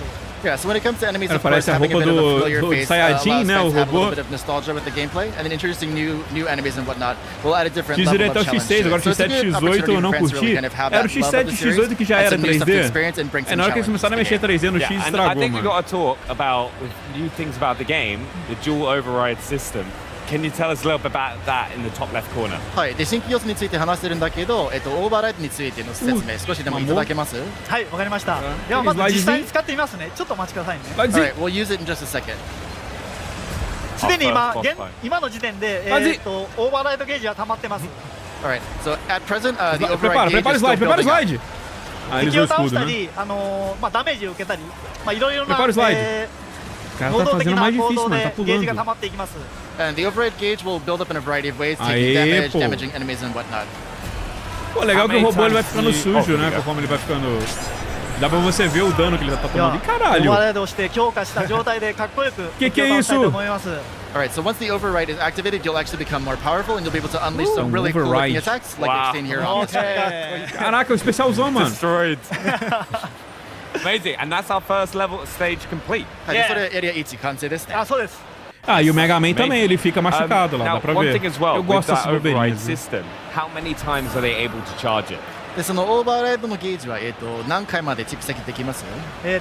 一定量敵を倒したりすると段階的にゲージが上がっていって3段階が最強のオーバーライド状態になります。So the override gauge has 3 phases to it, and as you hit each of those kind of levels, you'll be able to build it up for stronger attacks as you go. So once you get that third tier, it's pretty powerful. As we just saw, Cara, tem até o tier 3, mano. Maneiro. So we're going to try the second chip now, aren't we? はい、じゃあ2つ目のチップ使いEles ま estão すよね。 trocando. Então eles estavam com um chip de escudo bem roubado, tá? O chip de escudo. Alright, this time around we're going to be doing more of an offensive chip. Mas aí esse daí dá 2 tiros pelo visto. And what is the difference between the weapon chip and the shield chip that we saw in the first area? で、ウェポンチップとシールドチップの違いは何でしょうか？まずこれオートガードです。オートチャージです。So one big difference that players will notice is that once you have the weapon chip equipped, you'll be able to charge automatically rather than holding down the attack button. Caraca, então você carrega automaticamente. Então, tá. Pô, mas quem é jogador de Mega Man, mano, você anda segurando o botão, when you're mano. playing normally, you'd have to hold that attack button down to be able to charge your Mega Buster, but now that it's done automatically for you, you're able to focus a little bit more on Mega Man's movements and Esse attacks. chip aí eu dispenso pra caramba, hein. And like what might be the as you just said, o jogador de Mega Man já fica segurando o botão tipo instintivamente já. はい。で、シールドチップよりもウェポンチップを選択する理由は何かございます？やっぱり火力でどんどん敵を倒していきたいという人に向いていると思います。Yeah, there are some players who like to take down enemies pretty quickly, so the weapon chip is really good for those who are more of an offensive type player. Brilliant. じゃあ次は特殊武器をお見せしたいと思います。Also, we're going to do a quick introduction to a special weapon that is available to players in the game. Oh, ele dá dash e lança ataque. 特殊武器を使うと敵を吹っ飛ばして画面外に弾き飛ばすことが。So with that special weapon, you can actually cause enemies to go flying off of their platforms and whatnot too. Will players have a lot of other weapons to their Cortou o modo do override その水 inteiro. 上のロックバスターに加えて、特別な武器いくつかあります？通常のロックバスターに加えてかなりありますよね。そうですね。はい、たくさんあります。Yeah, there will be quite a few other weapons available to players outside of the standard Mega Buster. And how are players going to gain access to those weapons? で、その特別の武器を取得するのに何が必要ですかね。最後の、ボスを倒すことが必須条件となります。はい。So as players defeat robot masters in every stage, they'll get a special skill from those robot masters. I've also noticed, as you've just collected it, these screws. A gente vai ficar aqui, desde as 11 ステージにはネジも até 集め sabe れ se るよ lá うですけれ quando, ども、そ quando の a ネ gente ジは até as どのように使います？ 14. ネジを貯めると é ショ fácil de ップ comer. で、チップを購入することができます。So as players progress through the game and they collect various chips, they can actually use them to purchase additional chips throughout their gameplay experience. Okay, amazing. なのでネジはどんどん貯めていって自分をロックマンをどんどん強化していくことが攻略の鍵となります。So one cool strategy about that is the more screws you collect, the more powerful Mega Man will become. So we recommend doing your best to collect them and powering up as you play. この先に強敵が待ち受けています。 parafusos vão fazer o Mega Man ficar mais forte. Go ahead. Oh no, I was just going to say, we've just come to this checkpoint, right, which allows players to kind of take breaks throughout the game. How have you balanced that? But I think we'll go to this, because this is Astro Man, right? It's returning. I know so many people are excited about this. Can you tell us more? Yeah, アストロマンが復活しますよね。それについて少しでもパーティーいただけます？ロックマンのファンに喜んでもらおうと思って過去作からボスを復活させてます。他のボスも登場しますので復活しますので楽しみにしてください。 Alright. So as a fan service to series of the Mega Man series, we've brought back a variety of robots, robot masters. Astro Man is one of them, but there will be others besides him. So get excited. I love seeing some of these like kind of battles. Apesar de a gente ter selecionado assim com o Grow, tem boyzinho em cada sessão. 初めのボスと違って2番目のボスなのでちょっと歯ごたえのある難易度になっています。それがすごく難しいです。これを避けるのが。Yeah, so compared to the boss in the first area, Astro Man's the boss for the second area, so it'll be a little bit more difficult than the boss we fought earlier. So close! はい、まあ。惜しい。本当に強敵なんですよ。めちゃくちゃ。Só que o boss de primeira área é mais shield fácil. chip would have come in handy. Esse é mais ou menos o próximo é mais difícil. まあそうですけども、僕はもう火力重視でいきます。Alright, we're gonna do our best here. Well, I believe. 使用される方に参考になるようなプレーを目指したいと思います。Alright, I want to do my best to show players the best gameplay I can. できるかな。よし、頑張ろう。You're gonna do it flawless. まあ今回ダメージ受けずに倒せますよね。はい、任せてください。It's one of the things. It is hard to talk and play these boss fights at the same time as well. やっぱりプレイしながら話すの難しいですよね。もうちょっと無口になっちゃいますね。本当はもっと上手いんですけど、喋りながらプレイするとやっぱりダメージ食らってしまいますね。やばいですね。Truth be told, Equinox Director is a lot better than what you're seeing right here, but it is again tricky for him to play and talk at the same time. E o diretor joga melhor do que vocês estão vendo, mas é difícil jogar e falar. Activating that override. さあ、オーバーライド発動ですね。これでなんとか倒したいですが。So close. Ih, vai dar? Não deu. Morreu. Pulo save, senão não vai dar. Alright, so for the sake of the fans, let's move on to the third area and show that a little bit too. Ah lá, ele vai pular o save.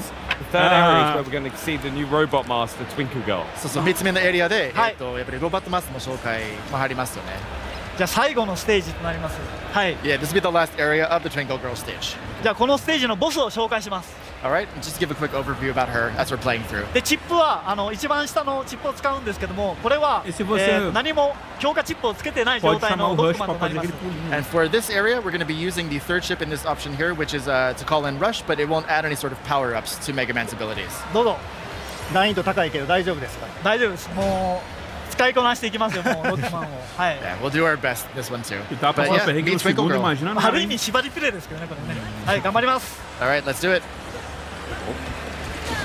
One thing to ask as well, why was it important to evolve the Robot Master stage design for the latest entry in the series? でなんか過去作に比べて、デュアルオーバーライドの方でステージの進行は大切にしているようですけれども、その進行はなんで大切にしてるんですか？南さんお願いします。ヘルプでちょっと今集中してるの。3つのステージに分けたんですけれども、ユーザーには段階的にクリアしてアクションとして成長する楽しみを味わってほしいなと思ってます。One reason for the kind of progression for the stage itself is we want players to have a sense of progression and success and achievement as they've gone through the stage. So again, each area becomes more and more difficult, and so by clearing each one, there's a sense of accomplishment by being able to complete it. And how do you balance the challenge that players are going to face and then having those conveniences like checkpoints? でその難易度があまり難しくならないようにどうやってバランス取ろうとしてるんですか？お願いします。今集中してるんですよ。もうここめっちゃむずいんで。敵の単純に強さを上下させるだけじゃなくて、ステージ構成や敵の配置を調整しながらテストプレイ通じてかなり精密に調整しています。そうですね。Yeah, so if you think about it, obviously the enemies become more and more difficult, more powerful as you progress through the stage, but also we get more strategic with the placements of the enemies, so they're in more inconvenient places, so to speak. But again, it really gives players an ability to practice and kind of level up as they're playing through. I love seeing how much more difficult this stage is as well compared to the other two. やっぱり3つ目のエリア非常に難しいと見えるんですけど。めちゃくちゃむずいです。Yeah, it is pretty tough, isn't it? やっぱロックマンは歯応えがすごく大事だと思っているので、はい、難しめに調整してます。Yeah, of course, the Mega Man series itself is known for its challenge. We want to make sure we kept that for the classic fans. Do you have any tips for players picking it up for the first time? ロックマンシリーズを初めて遊ぶユーザーにとって何かアドバイスあります？ Não vai dar não, hein? Será que vai passar? O que vocês acham? Acho que não vai passar não, hein? 与えることができるので、このボスも特殊武器が効くようになってますので。So yeah, Mega Man again will have access to a variety of special weapons. Using those special weapons against Robot Masters will actually have some pretty extra effects on them. So we recommend picking those up and using those as well. This fight looks so hard against Twinkle Girl. やっぱり Twinkle Girl 戦は難しく見えるんですけど。めちゃくちゃ難しいんで、僕はもう喋れませんね。It is pretty tough. So Ikuta-san's gonna stop talking because it is pretty tough. 難しいですけど攻撃パターンを見極めれば。オッケー。これ以上見せるとちょっとつまらなくなるので、はい、ここでやめときます。Yeah, so of course Twinkle Girl's attack patterns and whatnot are pretty tough. We don't want to give away the strategy of how to defeat her entirely, so we're actually going to call it right here if that's okay. I feel like that is perfectly fair because we don't want to give those secrets away. We want people to have that challenge. やっぱり発売前にネタバレ出したくないんですよね。そうですね。ぜひ私有できる方だけの限定的なプレイだと思うんで。Yeah, of course. Again, just think of this as a preview of what's to come.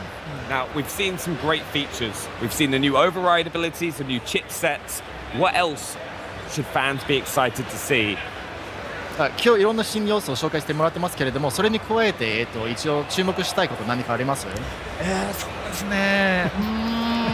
8体のボスまだお見せしてませんけども、非常に魅力的なキャラクターをたくさん用意しているのと、そのうちの1体はユーザーから募集をして選抜されたすごくデザインがかっこいいボスが登場しますので、それを楽しみにしてほしいです。Alright, so within the game itself, there are 8 robot masters across the 8 stages that players will have access to. We're only revealed one so far, but one of those robot masters is actually going to be designed by a fan. We held a design contest, so that winning entry will be part of the game as a final boss. That is amazing to see. It's like you've already got such dedicated fans to the franchise, and they're going to be absolutely buzzing to see that. やっぱりファンの皆さんは情熱的なんですけれども、そうファンが作ったデザインをゲームに入れてやっぱり興奮感がやっぱり強くなりますよね。オープン感ですか？興奮感。興奮。はい。いや特にデザインした人はすごく興奮すると思います。Yeah, especially the person who created that winning design, they're going to be super duper excited to see it in the game. もしかするとね、スタッフロールに名前が載るかもしれませんもんね。そうですね。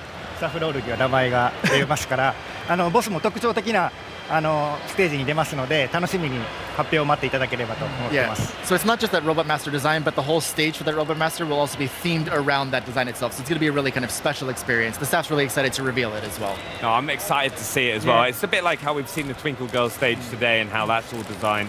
But I'd just like to say a massive thank you for both of you, all three of you, for coming and showing us some gameplay here on the Xbox booth at Gamescom. Thank you so much for joining us. 今日のご紹介誠にありがとうございます。ありがとうございました。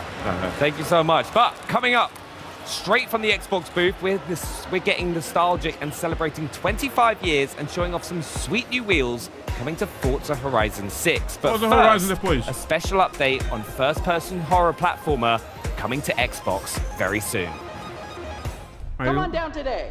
Your Jurassic journey awaits. Hello? Anyone here? Sorry, kid, but what was your name? Jordan.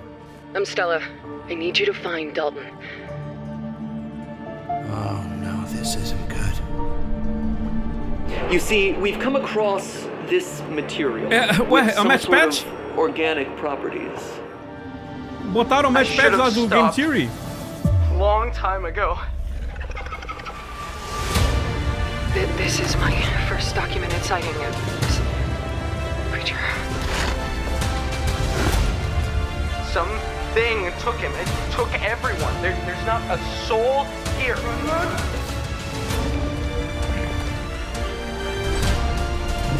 How many of these things are there? There are other areas that can get you back to the surface, but you gotta go deeper. Suppose the only way out is through. Don't look back! This operation must be contained. Cara, que porra foi essa de dinossauro com chapéu, mano? Stella, I will. Caralho.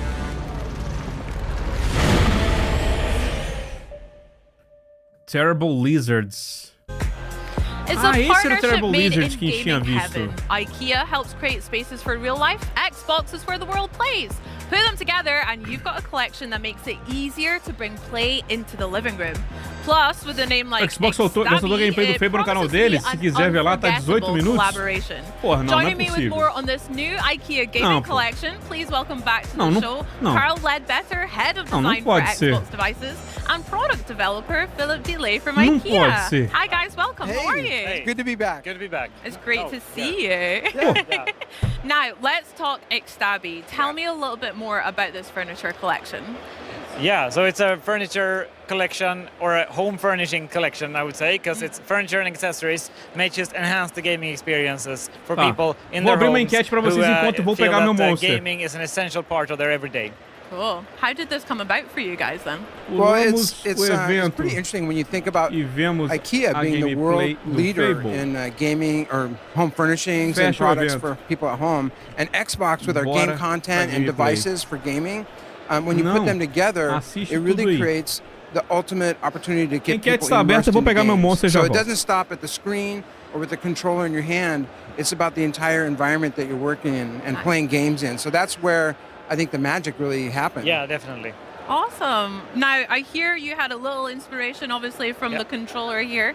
Can you talk to me a little bit about how that inspired your product design for this collection? Yeah, Carl? Sure, yeah. Well, the controller is very iconic to Xbox. Of course. That's where you interact with the games. And so we took some of the detailing from the controller, like the thumbstick stool, the D-pad cushion, and the D-pad platter. And those are kind of more specific examples, but yeah, it's inspiring. Game content really comes alive through the product, so that's what we looked at. Yeah, and we were inspired by like elements of the controller, but also like how people use it. You know, how people store it, how they charge it, and just making sure that we use some of our IKEA smarts to help you organize all the gear you have around the game. Yeah. So, one of the fun things about this project was IKEA and Xbox both share the same philosophy of making products that solve real problems. That are expressed in a way como já era de se esperar, 76% de vocês votaram pra gente ver lá o trailer, né? Então tá bom. Eu vou deixar aqui tocando mudo. Vamos assistir então a gameplay do Fable. Eu vou fazer uma introduçãozinha aqui porque vou gravar pra postar em vídeo separado. E a gente começa.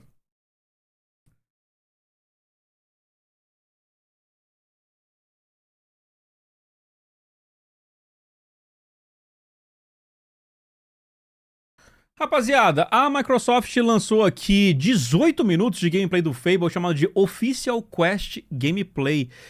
Esquipando completamente o evento que eles estavam fazendo aqui da Gamescom, né? Foi até antes. Então, chega mais e vamos reagir aqui ao vivaço com vocês. Bora nessa.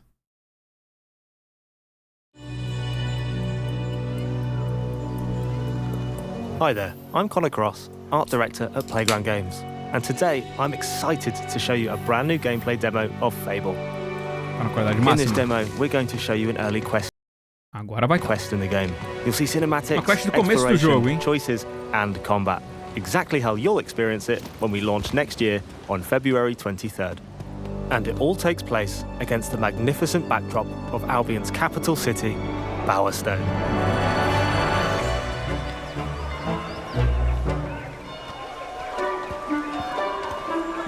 Bowerstone is home to over 400 of our living population, personagens Fable's handcrafted, fully voiced NPCs. They all have their own jobs, traits, hobbies, families, and homes. And you can interact with every single one of them. Bowerstone is huge, with over 130 homes and more than 30 businesses to be found across the city. And you can buy them all, if you have the gold. And of course, you can go inside all of them. I'm currently in the market district, which, as the name implies, is full of businesses. If you're interested in changing your appearance, Crown Hairdressers is over on the right. And up on the left, we have Stitch Please, Butterfield Market's high-end tailors.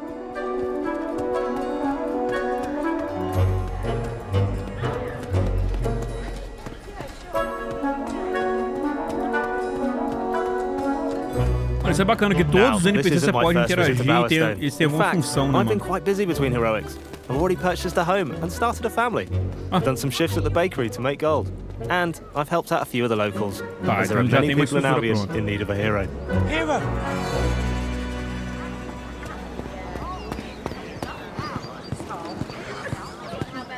Let's go and check in on my family. This handsome chap is Elliot, my spouse. Looking good, darling. Esse aí é o teu marido? He has his own job, hobbies, routine, and memory. Like the rest of our living population, he's not scripted set dressing. He has emergent behavior powered by real-time systems. Casinha legal, uma lareira. Pô, a roupa do marido não condiz com o status da casa. And our daughter Daisy. Where did babies come from? Ixi, vai falar? Homes come in many different shapes, sizes, and prices, and all of them are richly detailed and full of life. So glad I married all of that. Right, back to our story. So far, I've been searching for the Heroes Guild, a traditional home of heroes in Albion. I'm looking for someone to help our grandma and village, who've been turned to stone by Isabel, the mysterious hero in a red cloak. A Isabel, né? Isabel que ela é a vilã do jogo, né? I recently acquired a key from my adoptive brother, Connor. All right, Con. Let's try this key. Tamanho do lugar, mano. Como funciona ter filha, a personagem fica grávida na gameplay? Cara, excelente pergunta, viu? Porque ainda mais se você joga com personagem feminina, né? O que acontece? Fiquei curioso agora.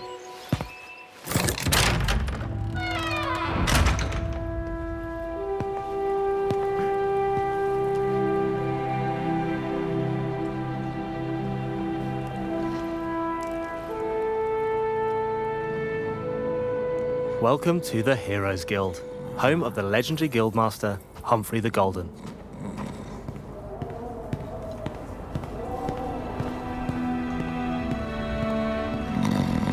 Alguém dormindo legal aí.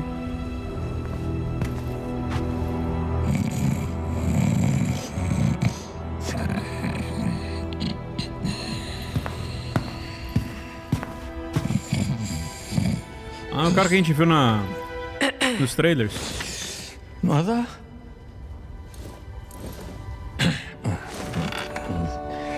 Can I get a large beer, please? Thank you.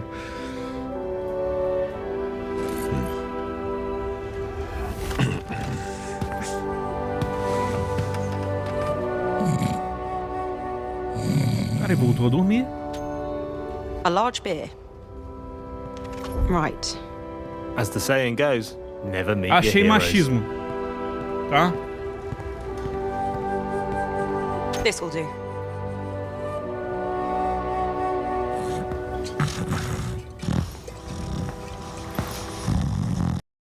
Oh! Não! Clã, será que o Xbox percebeu que ele postou o vídeo cedo demais? Não, eles tinham postado sem querer, meu amigo! Que isso, cara?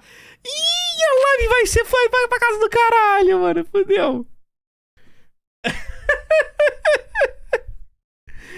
Caralho, moleque. Eu não acredito nisso, cara. Pode deixar na gravação. Eu deixei, pausei a gravação, mas vou deixar essa parte aqui. Quando acabar, a gente volta de novo na gravação. Mano, soltaram cedo a gameplay, cara. Tá, vamos voltar aqui pro Forza, então. That was quite cool was similar to Time Attack, you've got kind of splits. Yeah, okay, yeah. So you know which segments you're kind of improving. What you need to work on. Too. Yeah. Absolutely, nice. yeah. You kind of see if you're doing better. Here we go. Go on, Will. Yeah. There we go. Vamos bater na sua porta? Eu falo, culpa de vocês, desgraça. Can I just say, by the way, the collection journals, I've not had a chance to speak to you since. I love them. I'm hooked. Eu vi aqui também na hora tiraram, mano, sacanagem, cara. Tava vendo, já tinha 12 minutos. And having some sort of direction is so helpful. So you mentioned that Drift Attack has its own element within the journal, right? It does. Let's take a look. So yeah, Drift Attack's permanent new mode, as we've said. So we've integrated it into the collection journal. Bom, se vocês perceberem que eles postaram de novo, vocês me avisam, que a gente volta pra lá. At the Shimano Yama circuit, and you can take part. So yeah, it's got a whole new category for Drift Attack. Beautiful. With its own collection items. Similar to Time Attack, you'll get them for completing laps, but instead of PI classes, we've kind of focused on different car buckets that make sense for drift. So you've got drift cars, sports cars, retro super saloons. I think that adds an element of like thinking about it. Because you can make an S1 or whatever and find someone else's tune and then go and do it, and then hey, well done, you're great. But actually, desacreditado que isso aconteceu, mano. car type, that's the challenge. I really like that. That's the hope. Yeah, so it encourages people to try different cars as well, they might not have tried. Amazing. But it comes with that as well. Obviously, we have brand new rewards for this category. So we've got a Drift Attack race helmet and suit, which is super cool. People want more of that sort of stuff, so you'll be able to apply that to your character. Then the coolest reward is a brand new Forza Edition. Mas você tem que fazer link pra gente. So this is cara, daqui a pouco, saindo do evento aqui, ainda vou ter que fazer vídeo sobre o leak do GTA, né? Ver o que rolou. Rework of the car. You can see this is what we've been driving throughout this. Vi que vocês falaram que o David Jones foi na Rockstar, né, mano? Eu achei que estavam brincando, mas pelo visto muita gente falando deve ser verdade. Vamos ver se eles trouxeram alguma coisa, alguma informação pra gente também. Can we get closer to it? Learn what's so special about it? Let's have a look at it in Forza Vista. Yeah, because one of my favorite things is just how wildly detailed the Forza editions are. Like I look at my Mazda and I'm like, tem a gameplay do The Witcher, tem a comparação gráfica do The Witcher. Look at the Terreno and like, and when you're looking at it in first person, there's the coffee cup and it's the details unreal. So yeah, let's see what the details are on the Jaguar. Yeah, absolutely. The vehicle art team and handling team are incredible at Playground, and they've kind of knocked it out of the park again with this car. So eles foram na Rockstar balançar o ralho e tava lá de alho poró, né? So they wanted to build something that felt like someone had built it themselves and kind of had that personality to it. So yeah, they've got these amazing details like this unit cat who's on the windows of the car.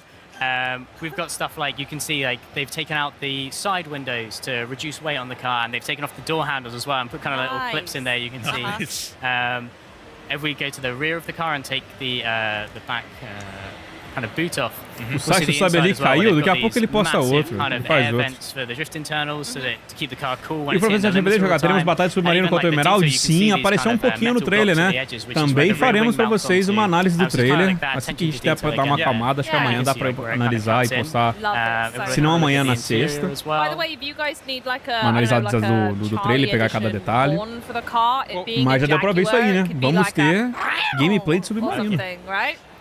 Yeah, maybe. Should we try and get it in? Maybe. Silence is a great reaction to. We'll need everyone to be quiet for a sec while we record it, but sure. We might be able to sample that and get it in. Yeah, all right, well, let's get some big wigs on that, yeah? See what we can do. One of my favourite things about this is that the vehicle art team, they sort of set themselves a challenge to make Falta o trailer do Kingdom Hearts 4 também, porra, bem lembrado, Anderson. Eu vou ter que anotar essas porra.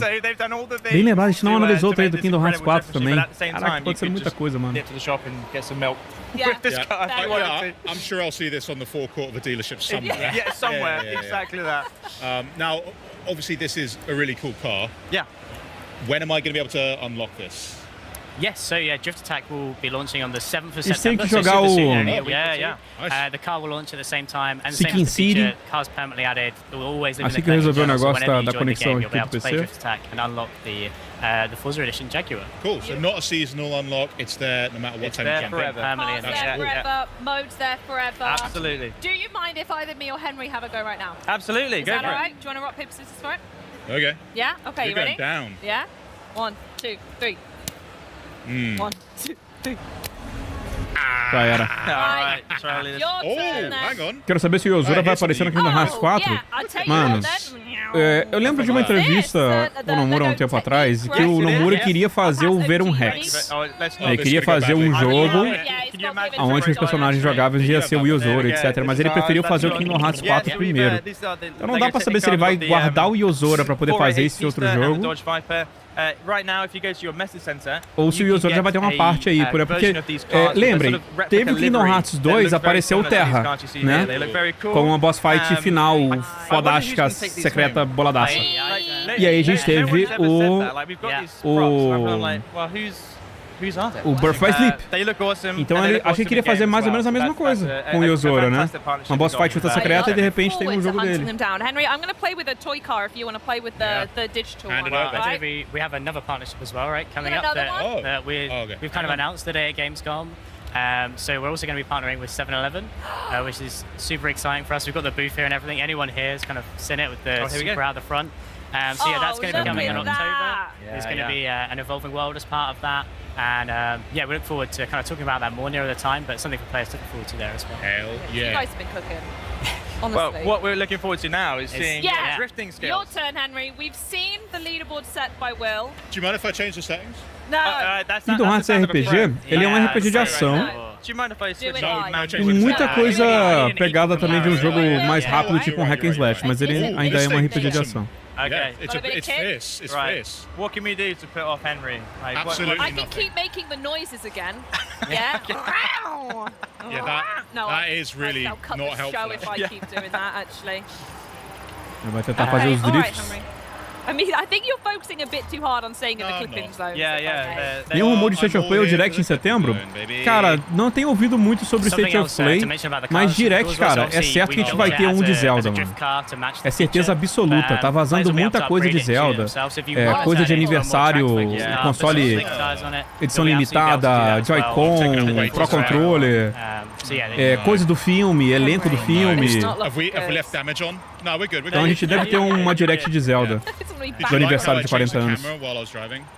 Yeah, really cinematic, Henry. Are you trying to distract us from the gameplay? No. No? Hey, what's over there? I don't think this is going to beat your score, unfortunately. You've still got, I think, 3 clipping zones to go, so you can get a lot of points.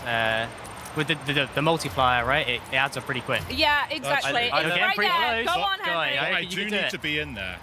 Go on, you can do it. Acabei que Kingdom Hearts é a melhor pegada de RPG de ação, melhor que o Final Fantasy VII Remake, pra mim, claro. O Final Fantasy VII Remake, acho que a gameplay dele é mais única, né? Que tem um sistema lá de ATB. Ele conseguiu unir bem esse ponto, né? Do ATB com ação.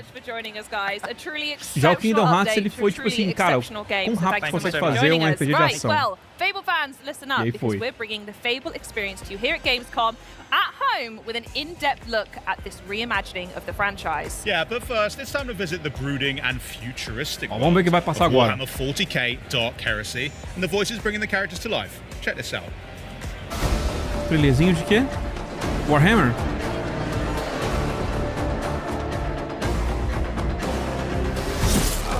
I'm used to killing Xenos, not talking to them.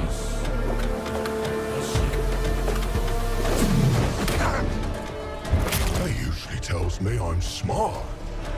Not that I'm interesting.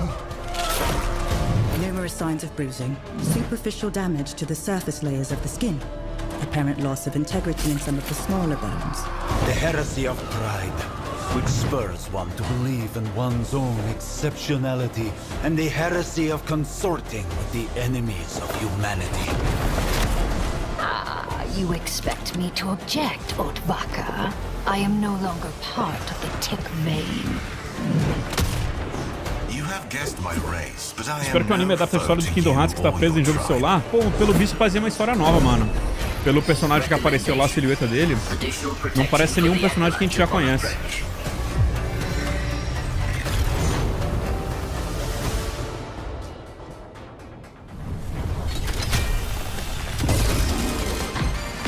Hey everyone, this is Josh from Octopus Panic, and I'm here to give you a closer look at our game, Grab Hounds. O que é isso agora? Grab Hounds.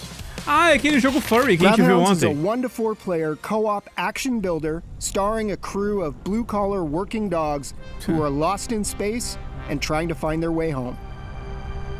Each shift starts aboard the mining ship, where the crew gathers before heading out. From here, we'll pick a job and launch the mission. Oh yeah, here we go. Once we're planetside, everything starts from the collector. This is our dropship, and it's the center of our operation. To begin, we'll lay out some pipeline, which is the power network that allows us to expand across the planet. With the pipeline in place, the first thing we want to build is the fabricator. This is a factory in a box that allows us to produce build kits for our turrets and other infrastructure. Every Gravhound is equipped with a grav beam. This can be used to collect resources, build defensive infrastructure, and even manage the local wildlife. Some resources are extremely volatile, which can come in handy if used correctly. Collecting resources earns us build credits, which can be spent to expand our operation. Okay, with defenses in place, we can move on to our main job. An excavator has been dropped from orbit near a buried artifact. It needs power to work, so we'll push the pipeline across the planet. Tem coisa de construção também no meio desse rolê todo aí, hein? And then connect it. Once we bring this thing online, it's going to attract a lot of attention. Here they come. Olha lá. A horda de bicho chegando. Each Gravhound has a basicamente lets them move quickly tower and defense, fluidly né? around the environment. Você constrói coisa para poder defender, torreta e tal. As the pressure rises, so does our power. Our turrets earn experience in combat, and they can be promoted to more powerful, specialized variants. Throughout each session, we earn reward pods, which contain randomized rewards that increase our combat effectiveness. And if somebody misses a beat, they get a second chance, assuming their friends cooperate.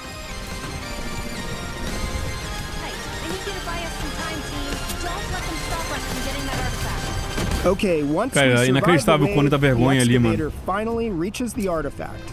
Now we just have to get it home. It's too heavy for one Gravhound, so the crew has to work together to get it back, while everything in the world is still trying to kill us.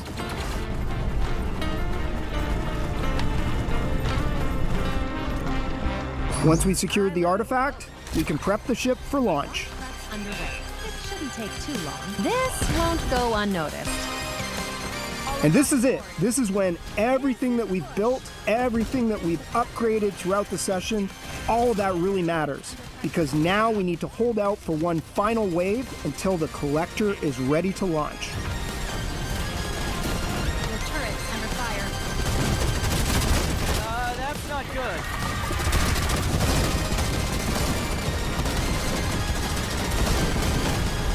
Caraca, mano. Once the collector's ready, everyone races to get aboard and we take off and head back to the mining ship. Depois de comer uma coisa, pô, esse horário deu sono, nem o monstro tá segurando, cara.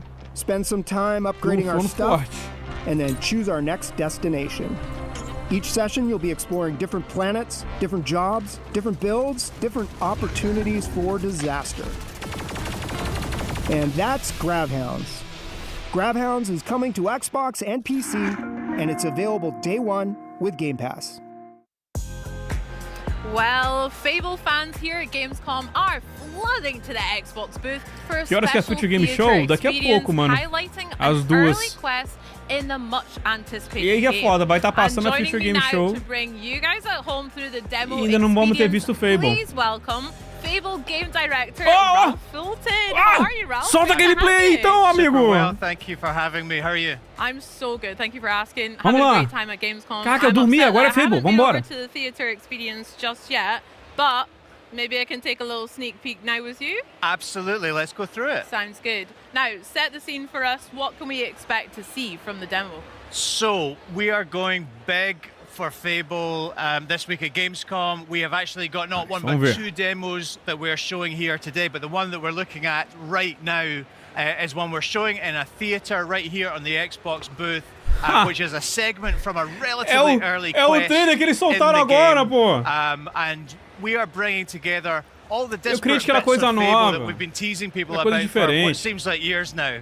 Right, you're going to see cinematics, you're going to see story, you're going to see choices and consequences, you're going to see combat. That's another big thing that we're talking about here this week and giving some folks hands-on with at Gamescom.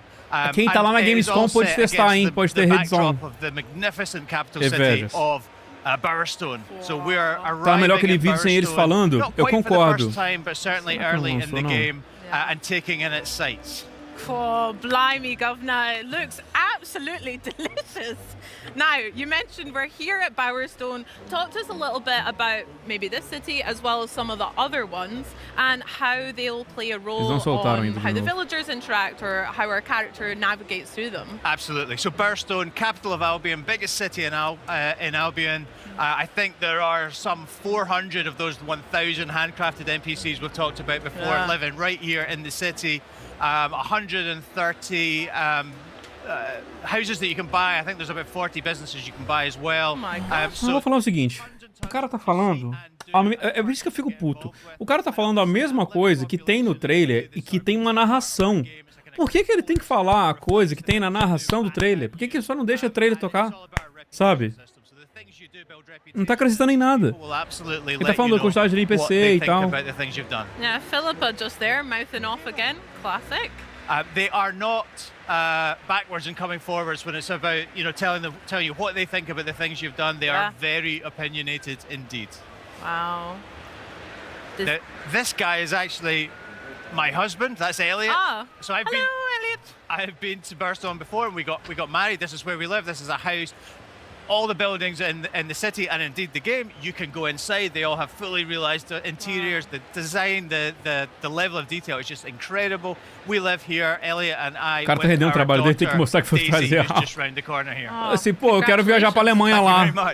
Deixa eu fazer uma apresentação ao vivo lá, pô. Yeah, we're gonna leave our father to deal with that question. Probably. That's easier. The interior is absolutely gorgeous, Ralph. Yeah, incredible work from our artists, incredible work from our technicians. A really, really beautiful game and very varied within Bowerstone. We're going to see a variety of different parts of the city, which will all reflect the different statuses of the people who live here. Gorgeous. Wow. So whereabouts are we headed off to? What is our hero up to on this journey? Great. Well, quick story recap. What has brought us here is obviously that terrible event that happened at the start of the game. You'll remember from Dev Direct, I hope that your village was turned to stone, including your grandma. Very sad. You grew up, you have left the village, and you're now looking for the help of the legendary heroes of the Heroes Guild, because Grandma said that if you're ever in trouble, that's where you should go to get some help.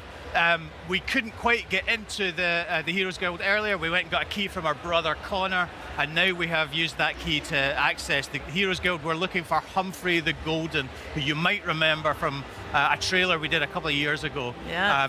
We believe he's the guy that can help us save our grandma and our village, and we're about to meet him right now. Let's find out. E o cara pede pra gente pegar cerveja. Poor grandma. Indeed.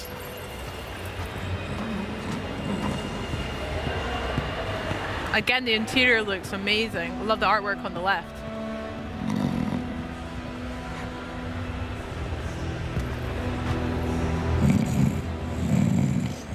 Será que já voltou lá?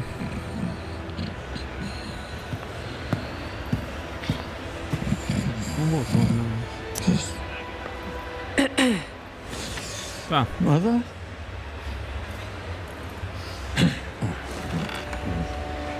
Can I get a large beer, please? Thank you.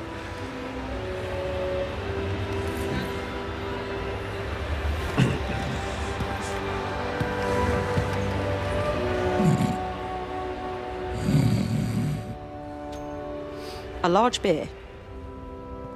Right. Até o personagem do jogo dormiu. This will do. Eles vão deixar tocar? Finalmente?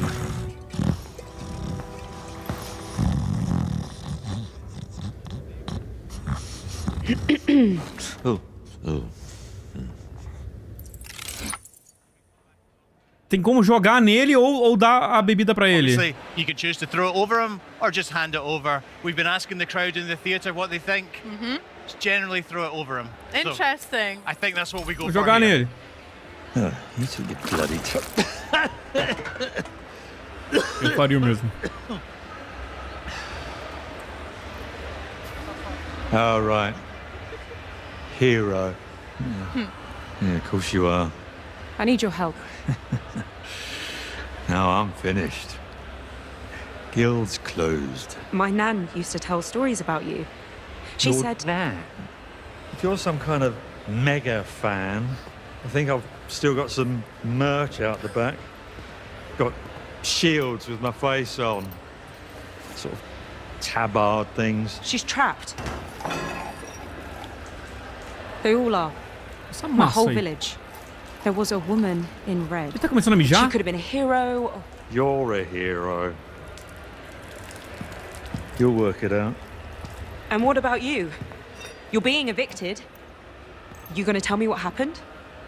I mean, I'm not particularly proud of it, but I ran up a few debts. I don't like to talk about that.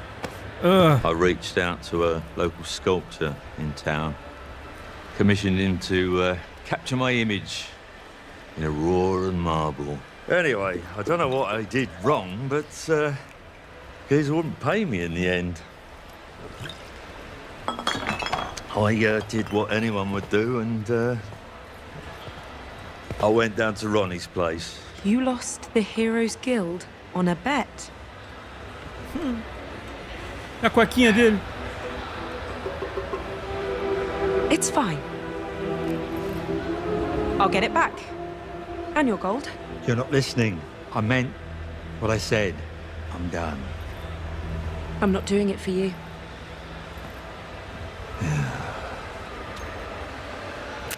Well then, oh Humphrey. Yeah, they say never meet your heroes, right? What a letdown. Yeah. Yeah. So we saw a choice there. Obviously, that's not a massive choice in the scheme of things, but it does result in a reputation. Humphrey now thinks you're an arsehole.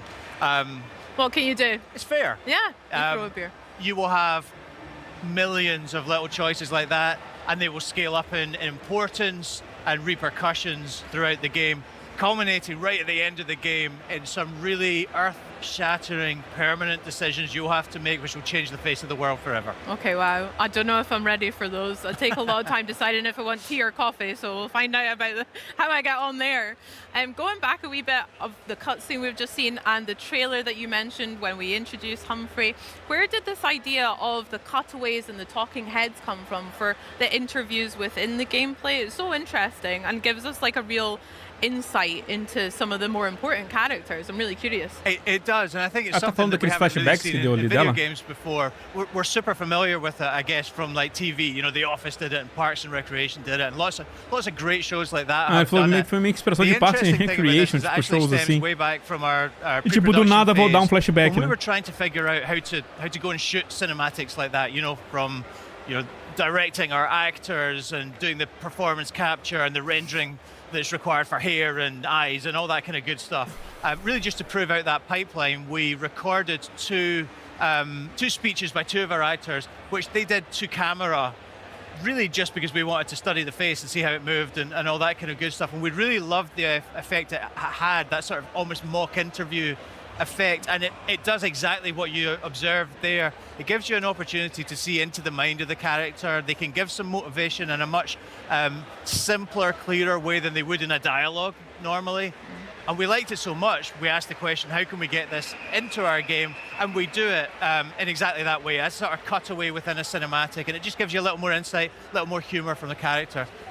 We hope folks will really enjoy it. Yeah, I certainly will as well, but that's so interesting how it came about, rather than being such a conscious decision from the start. You'd be surprised how much of video game development works like that. Oh my gosh. A new hero. Mind if I take notes? Keep your nose out, mate. Slick Ronnie sent us. She wants old Golden Balls evicted, and we're happy to oblige. This doesn't need to get violent. Whoa, giving villains a chance to save themselves? So heroic. Wrong. Saiu a gameplay no canal do FABLE. Now, legally, Boa. So that means you're Deixa eu ver se tá no do Xbox também. Não tá. Então vamos no do Fable. Beleza, amigos. Vamos ver aqui no canal do Fable. Porque, na verdade, eu vou deixar o coisa rodando aqui. Porque vai ser melhor do que aqui, mano.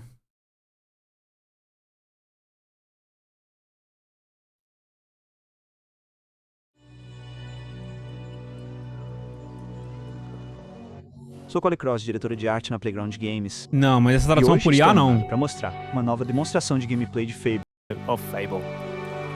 In this demo, we're going to show you. Vamos da onde a gente parou.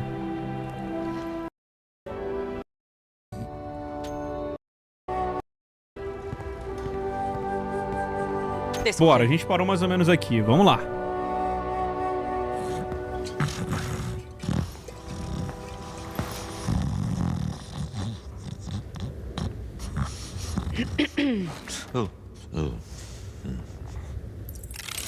Throughout your adventure, you'll be faced with choices, some of which are huge, world-changing decisions. Others are smaller, but all of them have consequences. The key thing to remember Qual que vocês fariam? Eu jogaria nele também, mano. A reputation. You took your bloody Pô, gado do caramba, mano.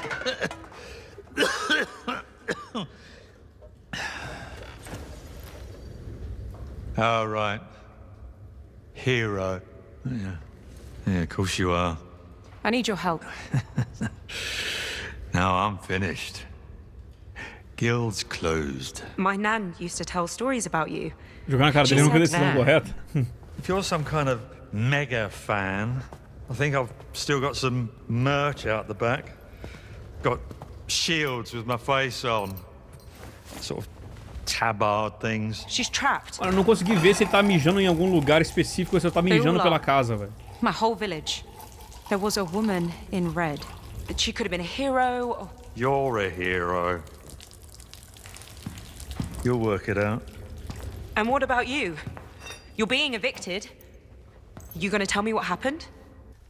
I mean, I'm not particularly proud of it, but I ran up a few debts. I don't like to talk about that.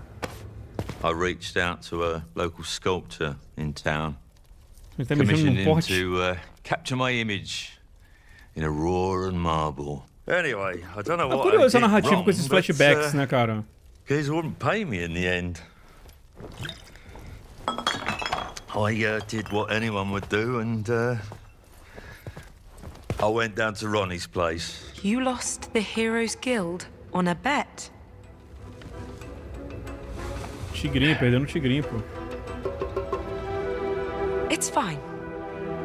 Essa parada de filmar tipo The Office? Sim, sim. And your gold? You're not listening. I meant what I said. I'm done. I'm not doing it for you. E combina, né, com o estilo de narrativa mais cômico do Fable.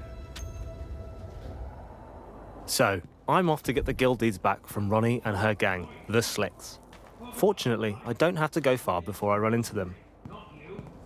And we're about to meet Billy, part-time playwright and full-time orphan, who's bringing Humphrey her latest script.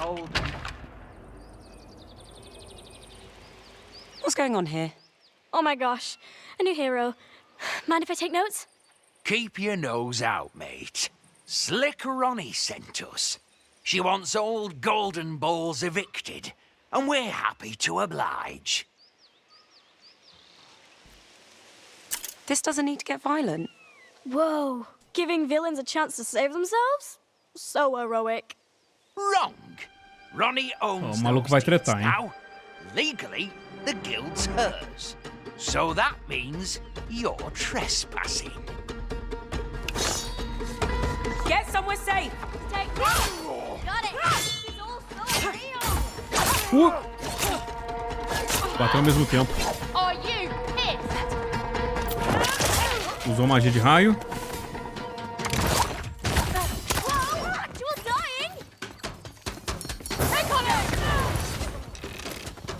Usou uma bolinha de fogo.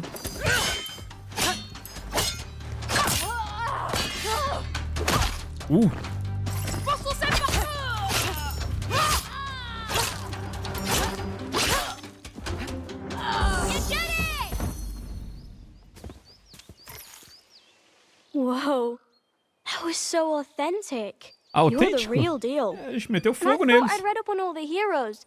So which one are you? I'm the hero of Briar Hill. I don't know where that is, but I bet they're proud of having you as the hero. So, what are you doing here? Oh, right. I have Mr. Golden's script. It's the first step of my 3-step plan.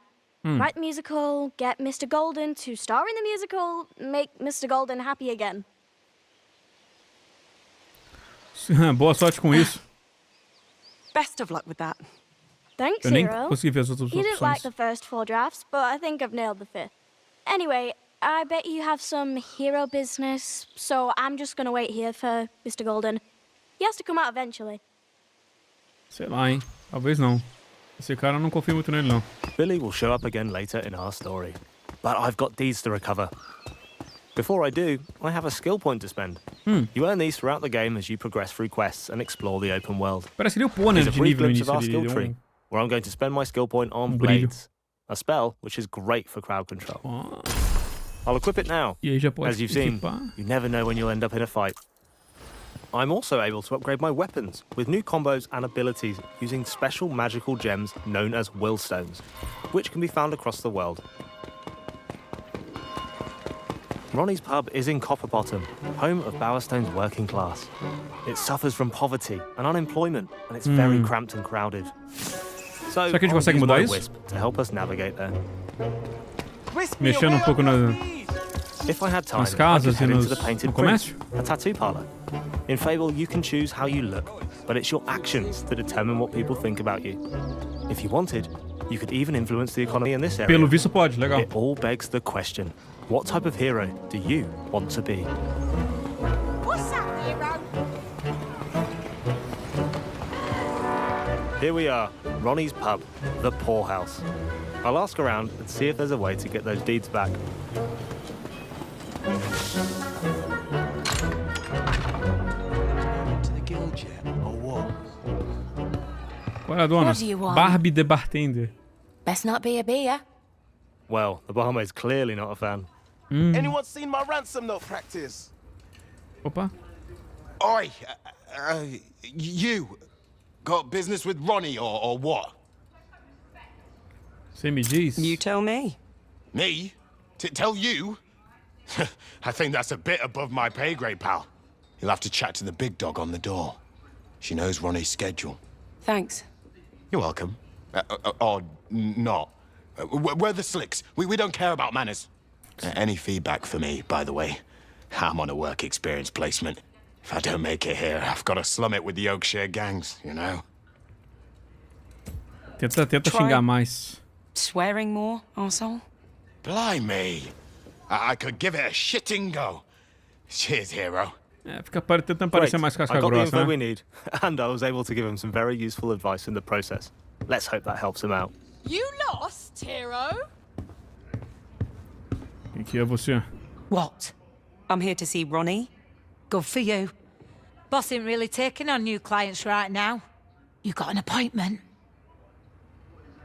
We're on the clock, comprar. so this time I'll pay to get through. Although, you can approach this obstacle in a bunch of ways, depending on how you want to play. Curioso pra ver como é que seriam as opções. Ele só vai pagar mesmo pra poder entrar. I'll look whichever way you tell me to, mate. Why don't you go on through, eh? Make yourself at home. But not too at home. No touching the boss's stuff. She'll be with you shortly.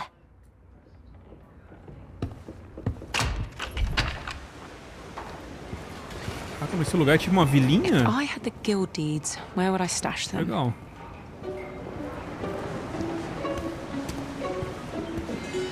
Agora 2.500 pra entrar, eu acho que foi bastante, hein? Our hero is Lockpick. nothing if not resourceful. Só não deixar ninguém ver, só não deixar ninguém ver.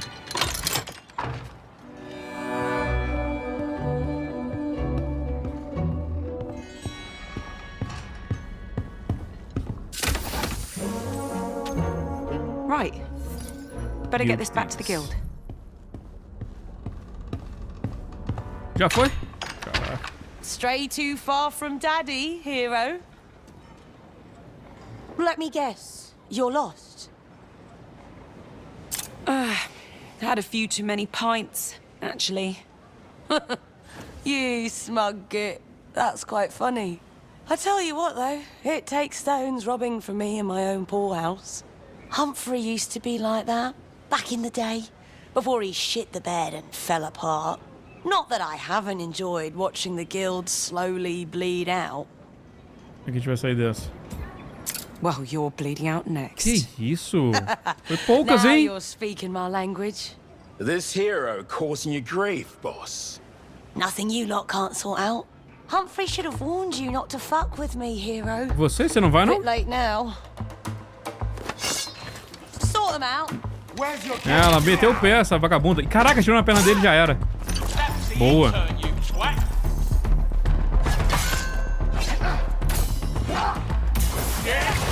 Bola de fogo.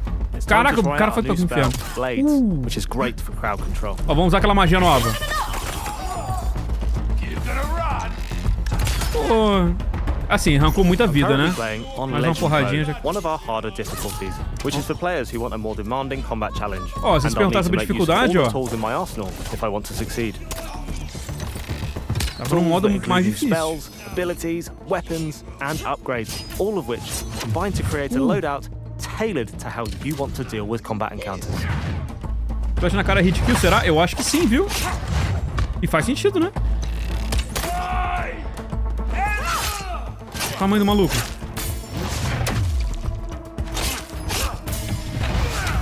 Bola de fogo nele. Boa. Caraca, ele não sentiu a bola de fogo.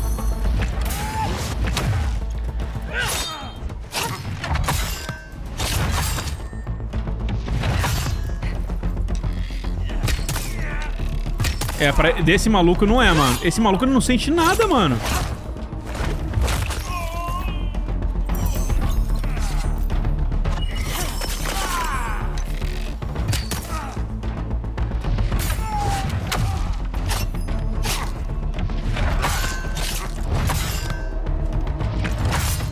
Só no parry.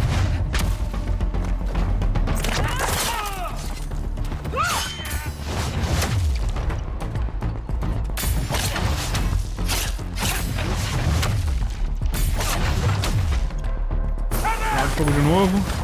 E agora ele vai morrer. Fechou.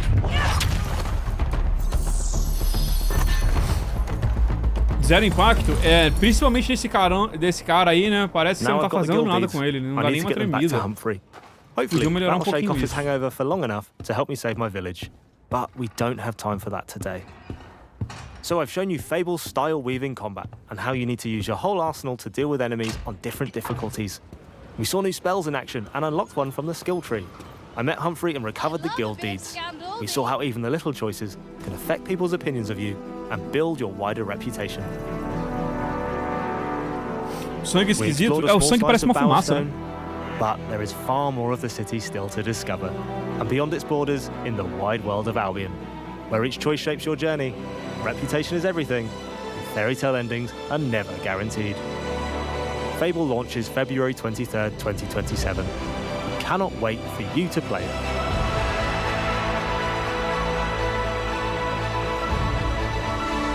Cara, curti, mano. Curti a gameplay.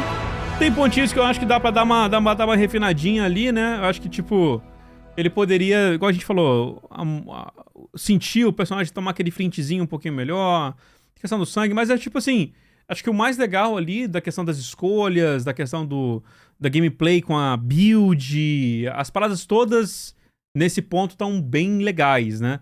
E eu acho que isso que vai dar a parada do jogo de a gente ficar muito tempo jogando ele. Acho que é só dar essas refinadas, cara. Dá tempo, né? Faltam aí, se a gente tá em... Falta praticamente 5, falta 6 meses ainda, meio ano ainda pro jogo sair. Então tem tempo tranquilo pra vocês poderem refinar isso. Espero que dê tempo mesmo, né? Mas é isso aí, rapaziada, que tá vendo o vídeo depois. Se vocês acharam, comenta aí abaixo. Se curtiu o vídeo, deixa aquele crítico, um like e se inscreve no canal. A gente vai ficando por aqui. Quem tá na live, a gente vai continuar aqui no Future Game Show. Grande abraço, até mais e fui! Pronto, rapaziada, vídeo gravado, já ele será postado aqui, apreciaria se vocês vissem também. Mas vamos lá pra Future Game Show, que já tá rolando, né? A gente acabou perdendo um pouquinho do início dela, vamos ver, a gente assiste um pouquinho atrás pra ver se teve alguma coisa interessante. Vamos lá. Vou botar aqui pra nós.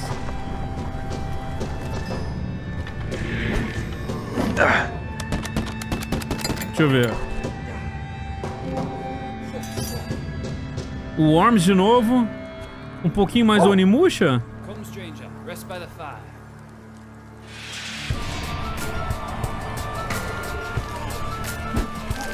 Esse jogo aqui que eu não sei qual que é. Dioxide. Make sure you stick around.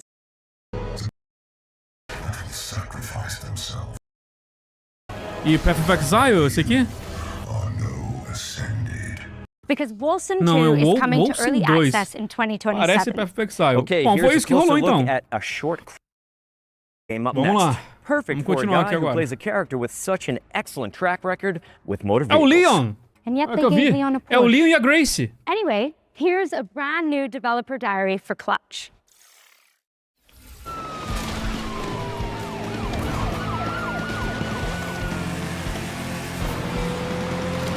Hello, Future Game Show. I'm Mike Brown, Creative Director here at Maverick Games. Clutch is a cinematic, open-world driving game where you will take on the roles of Theo and Cass, a pair of sibling racing prodigies who are leading a double life of pro racing driver by day, underground street racer by night. Set across the beautiful French Riviera. We wanted to take players to the French Riviera as well Aparentemente vai ter as coisa de Resident Evil. Não, se a Capcom deixar pra mostrar a DLC do Hacking no Future Game Show, mano, não é possível, mano. And it's also a part of the world that's just steeped in car culture as well as motoring and motorsport history. Our story is a grand, action-packed adventure with really high stakes. But ultimately, it's a story about our characters, who are flawed, sometimes infuriating, but always lovable. And it's about how these characters find their place in the world and the importance of family. And the biggest impact of a story like this is the greater context, importance, and meaning it gives to the activities that you'll be taking part in throughout the game. So when you're finishing a race, that's not just ticking off a piece of content. Because of the story, it really matters. In terms of vehicle handling, it's my belief that we need an authentic handling model that has enough depth and edge to it that it will punish you if you drive too hard. You need that ability to mess up, otherwise it can't feel good when you nail it. And in a model like this, it has a really high skill ceiling, so the more you play, the more you're going to feel your skills getting better and better. And that's where the real satisfaction lies in this kind of game. In Clutch, every car feels weighty, authentically mechanical, and they each have a distinct feel and personality. Clutch has a rich and detailed open world where there are new things to see and discover around every bend in the road. In our recreation of Monaco, we have at least represented every road that exists in real-life Monaco. And as you're out exploring these streets, note that the buildings aren't cookie cutters. We haven't made a lot of presets and then repeated the buildings over and over. Every building in Monaco has been uniquely built by our artists. And as you're out driving through this beautiful open world, know that it's a world that's full of challenges and collectibles to reward you for all of that exploration. Clutch is coming to PlayStation 5, Xbox Series consoles and PC in spring of 2027. You can wishlist right now.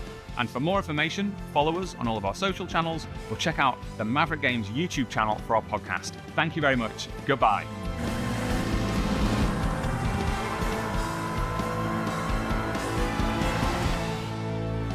Tá aí o Clutch, né? Já tinha ouvido falar um pouquinho desse jogo antes, né? Clutch is coming to PC and consoles in spring 2027. Ange, what's up next? Well, let's change the lighting again.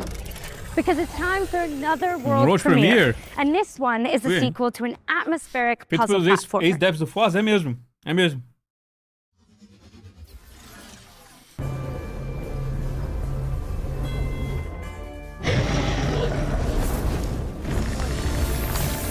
Um Metroidvania cooperativo. It works!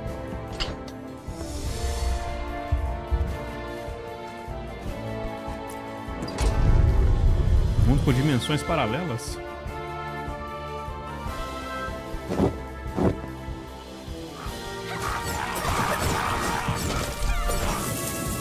Pô, fazer o level design para duas pessoas atacarem deve ser um pouco diferente, né?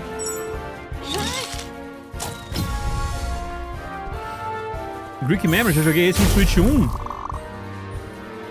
E ele era co-op também? Ó, dá pra ir solo no modo single player também. Pra quem não tem amigos, né? Importante pensar, inclusão.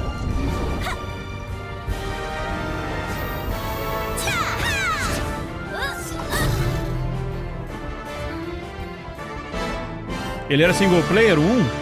Ah. Pessoal, o jogo chama 2, então a gente vai botar 2 jogadores.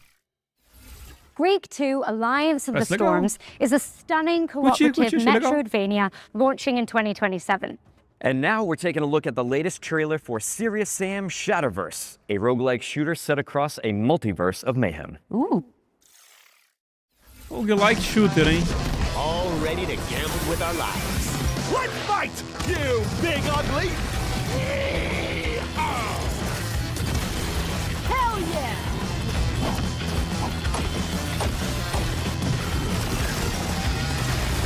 Mas você controla mais de um personagem no 1 também? No 3 serão 3 jogadores?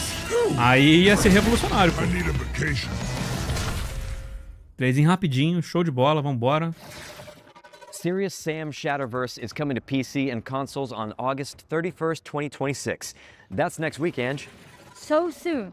But you know what else is coming soon? And to us all, eventually.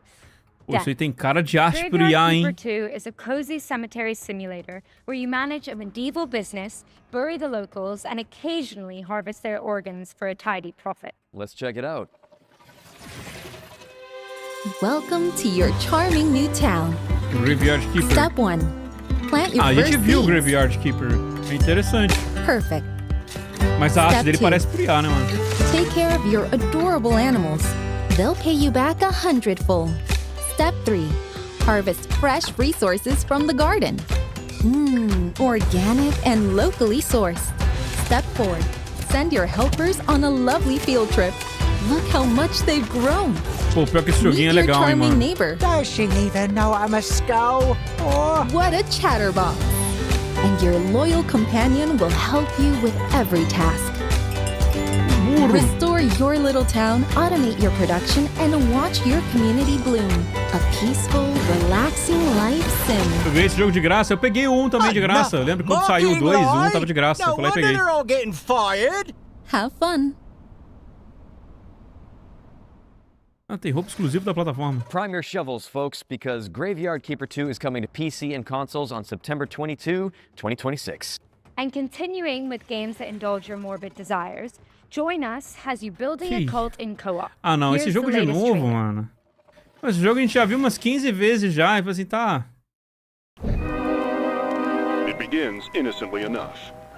Building, harvesting the communal garden, making just one sacrifice. But before you know it, your friends will have you stockpiling firearms, riding farm animals into battle, and praising the ancient ones. If your friends tell you, be cool, man, do Pô, de onde eles estão not. tirando dinheiro pra fazer tanto anúncio, mano? Be vigilant, be cult-free.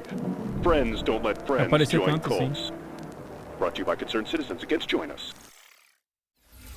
Join Us is coming to PC and consoles in March 2027. What's next, Angela? Got some gun fu for you, Nick. This next game is a kinetic cyberpunk Caraca, parece shooter Claire. starring a sentient combat implant. Feast your eyes on the latest trailer for Spine. Spine, vamos ver. In this city, you're never really alone. They say the AI keeps you safe. I used to believe that. But I learned better. Tensor calculates, gangs execute. And people like me, we pay the price. Cyberpunk 2.0? Cyberpunk 2.0 que a gente tinha visto ontem na Gamescom. Como é que era o nome dele? Parecia bem maneiro. Eita! They think they've got it all under control. But every system has exceptions. I'm one of them.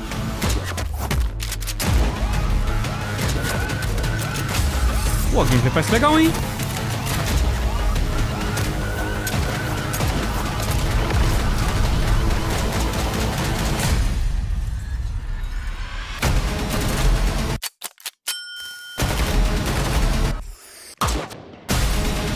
Meio Sifu, também achei. Porra, parece bem legal, mano. Botei fé. Botei fé. Kind of made me want to do a roundhouse kick. Oh, are you sure? Without warming up? Good call. Wouldn't want to throw out my spine. Which is coming to PC and consoles in 2027. Well, that, the trailer, not Nick's comment, was Vai ser totally como worth isométrico a terceira wish list, pessoa? right? É, deu pra dar uma confundida ali, né? Yes, yes you are. Anyway, let's shift gears with our first Ones to Watch deep dive, where we go deep on the game the internet is raving about. And with that in mind, here's an exclusive interview with Fuse Games about Star Wars Galactic Racer. Beleza, vamos ver aqui então. Star Wars Galactic Racer. E também, não, pra mim, não precisa mostrar mais. Eu já tô interessado. Hey Future Game Show, my name is Matt Webster and I'm a co-founder and CEO at Fuse Games, and we're here to talk about Star Wars Galactic Racer, the high-speed runs-based reinvention of racing set in the Star Wars galaxy. We're combining our love of racing games and Star Wars, and we're doing this with a fresh take on the racing genre. We've got a uniquely innovative run-based campaign mode. It's a campaign mode with real consequence, depth and breadth. And we think that, combined with racing, is a match made in heaven, because racing games thrive on replayability. The more I play with a vehicle, the better I get, the more I can drive for mastery at a second-to-second level. You're racing with 3 speeders on the track at the same time, cutting each other up, taking different racing lines, using the different features of the vehicles. You're probably familiar with land speeders, which we have in there, and in our game they're all about drifting and boosting. It's all about keeping your foot on the gas, holding speed through corners by drifting around them. The speeder bike is at the opposite end of the spectrum. It's fast, it's ferocious, but it's fragile. Got a fantastic ability where it can slow down into corners and store that kinetic energy and then do a kinetic burst out of the corner. And it's all about kind of threading the needle in thin lines. And then our final vehicle is something that's brand new to Star Wars, and it's called the Skim Speeder. We've designed this in collaboration with Lucasfilm Games, and this vehicle is more akin to a lower level racing plane. Acrobatic airplanes that gracefully handle corners until they need to flip up onto a knife edge. The Skim Speeder is perhaps the most elegant of our vehicles, with its carving, banked turns, as well as its ability to roll up onto a knife edge and pull high G maneuvers around the tightest of turns. Strapping into a Skim Speeder is an absolute thrill ride. Being in your wide and proud profile, gracefully sweeping through the tracks, and then snapping up onto that knife edge and cutting into the apex. The sound design is fantastic, and then the visuals on top of it of how dramatic the change on the screen is. Our audio team have done a fantastic job on making the Skim Speeder feel like an authentic Star Wars vehicle. Making a new vehicle in the Star Wars galaxy is an amazing opportunity. So we collaborated deeply with Lucasfilm Games to make something that felt uniquely Star Wars. All 3 of those speeders have different racing lines, and it's where they intersect that things get interesting. This is where the drama happens. And then, of course, we've got the pinnacle racing vehicle in Star Wars Galaxy, the Pod Racer. We knew we couldn't make a Star Wars racing game without including the iconic pod races. Sense of speed is a hugely important aspect of the game, and it's something that we poured a lot of love and attention into. When you then step into a pod racer, the speeds are absolutely wild. The best thing about seeing people pick the controller up is that immediate smile on your face. Wow, this is fast, but this is controllable speed. Tá rápido, mas ainda dá pra... I have this wonderful audio-visual payoff. Visualmente se guiar, né? It's expected, but fair. Star Wars Galactic Racer is coming October 6th on PlayStation 5, Xbox Series X and S, and PC. Thank you for watching, and enjoy the rest of the show. O jogo vai ser maneiro, o jogo vai ser maneiro. Now that is pod racing. Thank you to Fuse Games for the inside scoop on Star Wars Galactic Racer, which is coming to PC and consoles on October 6th. And what do you know? It's time for another world's premiere. Here's your first look at an alchemical action-adventure game, and I'm told that what you're about to see is captured entirely in-engine and built from in-game assets. Let's check it out. Em engine, feito com asset, aí vai ver um jogo mó... Tanto faz, né? Aconteceu já. Opa, não é não. Vamos ver.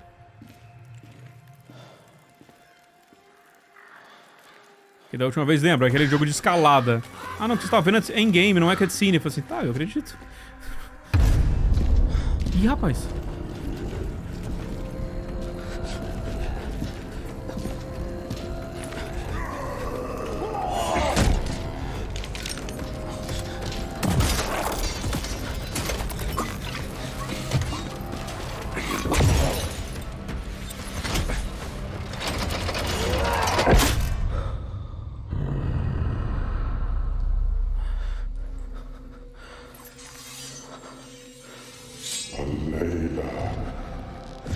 Espada louca, mano.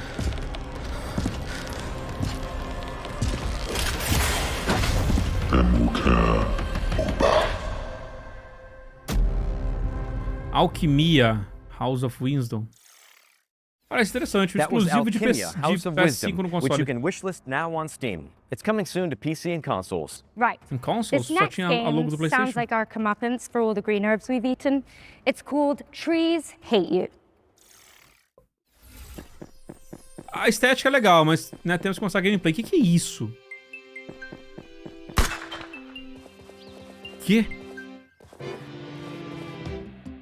O nome do jogo é As Árvores Te Odeiam. Trees Hate You. E a árvore fica tentando te matar. O que é isso?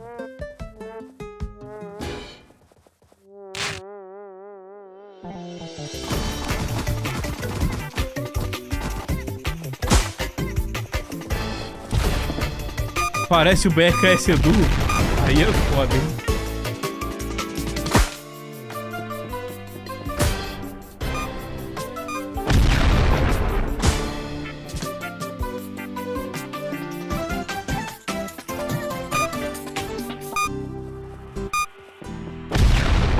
Mano.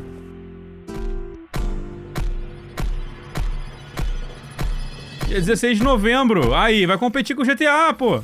Now see, that's why I don't go to the woods unless I know there's a cabin with a typewriter in it. Precisely. The plants get their revenge in Trees Hate You, which is coming out on November 16. And just like that, here's another world premiere for a hand-drawn cooperative golfing adventure. Let's take a look. Ah, mais um world premiere, hein?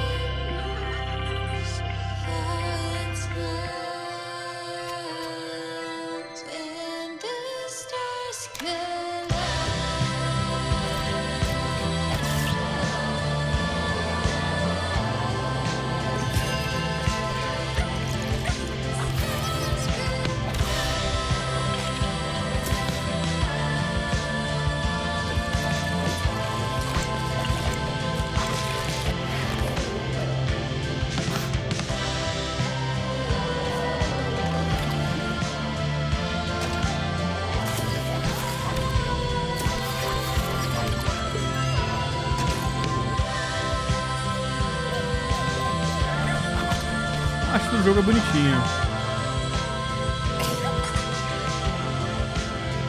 Olha a cara daquela flor ali, mano. Você viu? Bye Bye Bonnie. Bye Bye Bonnie is coming soon to PC. Nice. And we're following that with a new trailer for Arizona Sunshine, a flat-screen remake of the beloved VR zombie shooter. Arizona Sunshine. Step on it! Hey, buddy. I got a bad feeling about this. Go get him, buddy. Holy shit! This is Arizona Sunshine, a third-person co-op shooter set in the zombie apocalypse. You play as an unhinged, foul-mouthed survivor, just seeking connection. Hey, Fred. In the apocalypse, it's always more fun. An online co-op.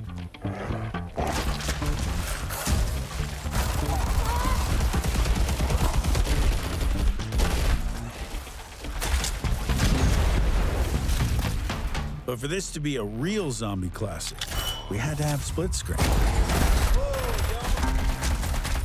Dead Rising do caralho. And of course, you can play as Buddy. Good dog.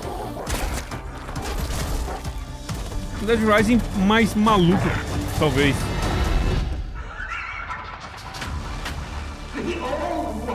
What the hell have they been doing here?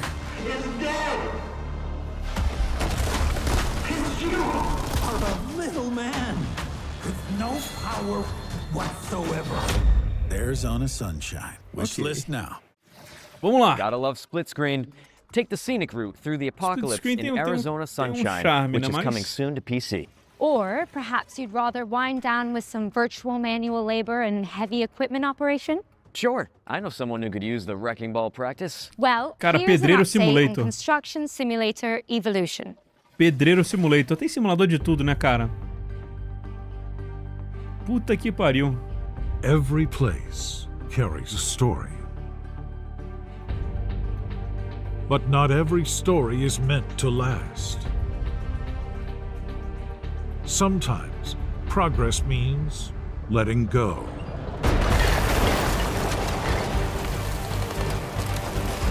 Piece by piece, what once stood. Tem até de traficante. Cara, eu já vi um que é simulador de dono de loja de hentai, mano. But out of choice. Entendeu? O que é? Because every new qualquer outra coisa perto disso. Needs space. We tear down to reshape the future.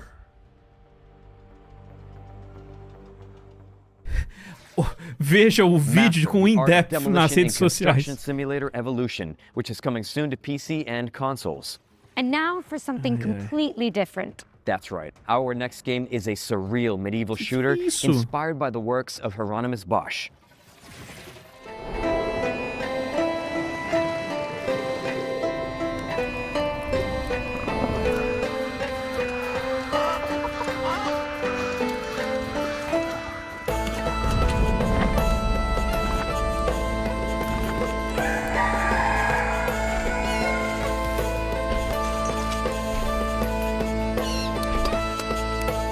Cara, o pica-pau na árvore, na arma, mano. E o gnomo? Que porra é essa? Que negócio bizarro da porra, mano.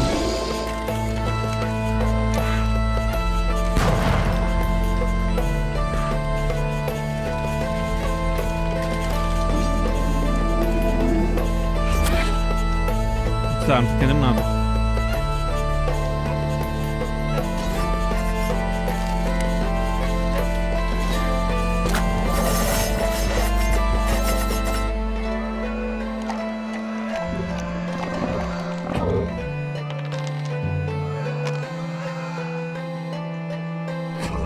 Cara, que bichos estranhos. Ah, completamente inspirado nas obras medievais. Ok. Hieronymus. Survive the Garden of Earthly Delights in Hieronymus, which is coming soon to PC. Get it on your Parece wish list ASAP. But don't close that tab because it's time for yet another world premiere. It's the next game from a beloved Kyoto indie studio. De estúdio de Kyoto, indie. Vamos ver. Vibes, hein? Vibes terror. Tem o boss de metafor, boy, parece que os inimigos são boss de metafor mesmo, velho. Cara, que porra é essa, mano?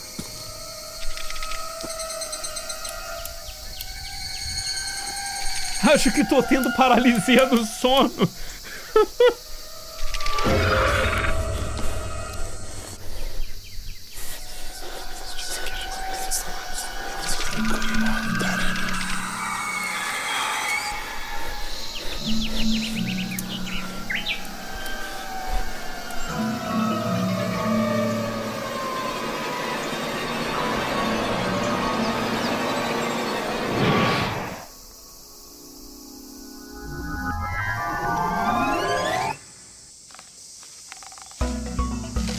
Pixel Junk Monster 3. Foda.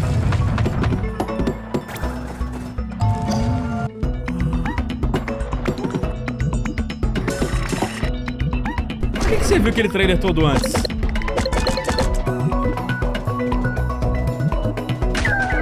Cara, que quebra de expectativa, mano. Vocês são parados meio terror, tá ligado? Meio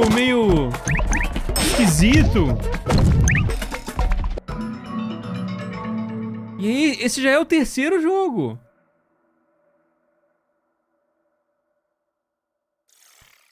Ok. Repel the hand-drawn hordes in Pixel Junk Monsters 3, which is coming soon.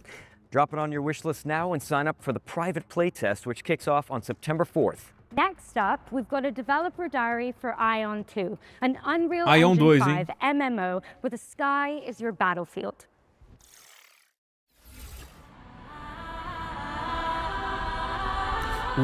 Essa musiquinha do Ion, hein? Da abertura, da logo. É vibes, é feeling. 안녕하세요. 아이온2의 개발을 총괄하고 있는 백승욱 CBO입니다. 완전히 새로운 MMORPG를 만든다기보다 기존 MMORPG 플레이어들이 아쉬워했던 부분을 그동안의 경험과 발전된 기술을 결합하여 해법을 제시하고자 하였습니다. 친구나 지인이 함께 플레이하는 즐거움을 원하는 사람은 결코 사라지지 않을 것이므로 그런 분들의 기대에 불과한 게임을 계속 만들고 있습니다. 아이온2가 그런 기대를 충족시키는 게임이라고 생각합니다. 아이온2는 자유로운 비행뿐만 아니라 하늘과 땅, 물속까지 눈에 보이는 모든 곳을 직접 가볼 수 있다는 것이 핵심입니다. 단순히 넓기만 한 필드가 아니라 공간의 제약 없이 세계를 직접 탐험하면서 진정한 오픈 월드를 경험할 수 있도록 만들었습니다. Realmente você vai experienciar um mundo aberto sem restrições, ele falou ali. Ó, cinematografia. 안녕하세요. 아이온2 게임 디렉터 김남준입니다. 반갑습니다. 기존 게임들에서 높은 곳은 그저 랜드마크였지만 아이온2는 그 장소에도 플레이가 가능한 공간이기 때문에 탐험의 재미가 더욱 커졌다고 할 수 있고 전쟁 상황에서 창의적이고 변칙적인 플레이가 발생하는 것을 확인했습니다. 보통 비행을 하게 되면 등속 운동이나 가속 운동을 하게 되는데 이렇게 했을 때 실제로 캐릭터는 빠르게 움직이지만 유저들이 느끼는 속도감은 느껴지지 않게 되는 것 같았습니다. 그래서 비행 중 속도의 차이를 주는 것에 대해 집중했고 활강이나 바람길, 비행 속도를 높여주는 서클 등 다양한 요소를 추가하여 속도감이 느껴질 수 있도록 많은 노력을 기울였습니다. 높은 곳에 올라가 봤을 때 이제 무언가 찾을 수 있도록 탐험적인 요소를 추가했습니다. 무엇보다 그 전쟁 상황에서 주변 시야가 아닌 공중에서 그 주변을 확인할 수 있는 요소가 추가되면서 이를 통해 발생할 수 있는 플레이의 확장성을 열었다라고 생각해 주시면 몬스터 수집 같은 다양한 컨텐츠를 자신의 속도에 맞춰 즐길 수 있습니다. Aí esses cortes de gameplay já tá parecendo mais um MMO tradicional, né? 안녕하세요. Bem com o que a gente já espera. 아트 디렉터를 맡고 있는 차봉섭입니다. Porque se for ver os três que a gente viu, por exemplo, da Gamescom e tal, não, pô, parecia ser um jogo revolucionário. 하나의 경험이 되기를 바랬습니다. 길을 걷다가 문득 시선을 빼앗는 풍경을 만나고 물속으로 들어가 예상하지 못했던 공간을 발견하고 하늘로 날아 올랐을 때는 익숙한 세계가 전혀 다른 모습으로 보이는 경험을 주고 싶었습니다. 그렇게 이동하고 탐험하는 과정에서 저곳에는 무엇이 있을까라는 호기심이 자연스럽게 생기는 세계, 그것이 저희가 만들고 싶었던 아트레아입니다. 안녕하세요. 아이온2 풍현섭 기술 디렉터입니다.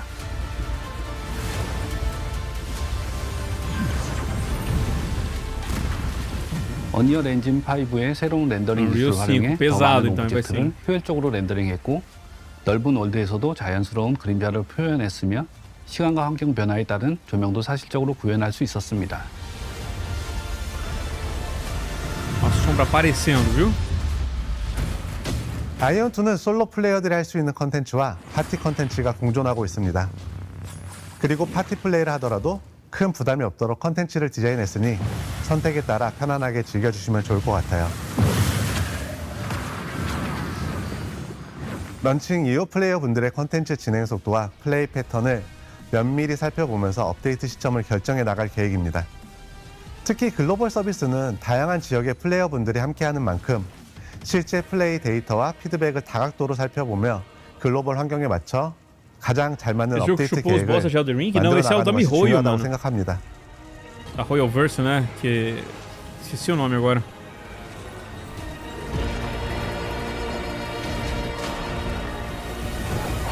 이걸 빨리 글로벌 유저들한테 어서 빨리 보여드리고 싶은 그런 마음, 너무 기쁜 마음으로 기대하고 있어 사실. 지금 바로 스팀 위시리스트에 추가해주세요. 9월 17일과 18일 이틀간 진행되는 런칭 스케일 modo 테스트에도 fall, esse mesmo, 꼭 esse mesmo. 함께 해주세요. 10월 5일에 Esse que tá com vibe Elden Ring. Dia 5 de outubro. É, irmão. Já é difícil ter tempo para jogar MMO de forma geral, ainda mais em outubro. Mark your diaries for September when you can finally get your hands on Ion 2. Okay, Ange, let's give the good people another trailer. You got it. Here's the release date trailer for Star Trek Outposts Unknown, a Starfleet city builder where you chart alien worlds. Vamos ver.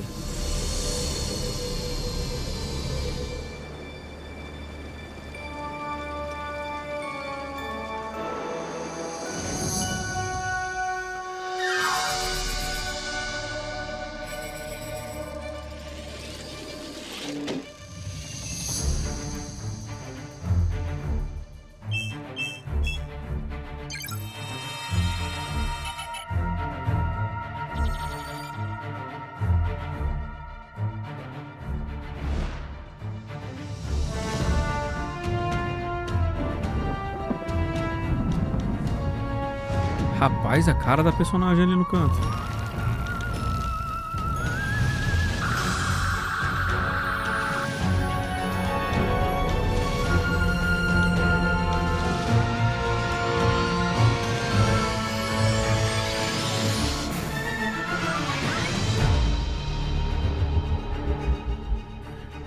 É, amigos. Dia 20 de outubro aí, né? Perto do lançamento do Gears, perto do lançamento do Castlevania. Next up, we've got a brand new trailer for the tactical shooter War Dogs, and I think it's about time we find out the release date for this game. Don't you? You know it. Vamos saber a data de lançamento aí do jogo.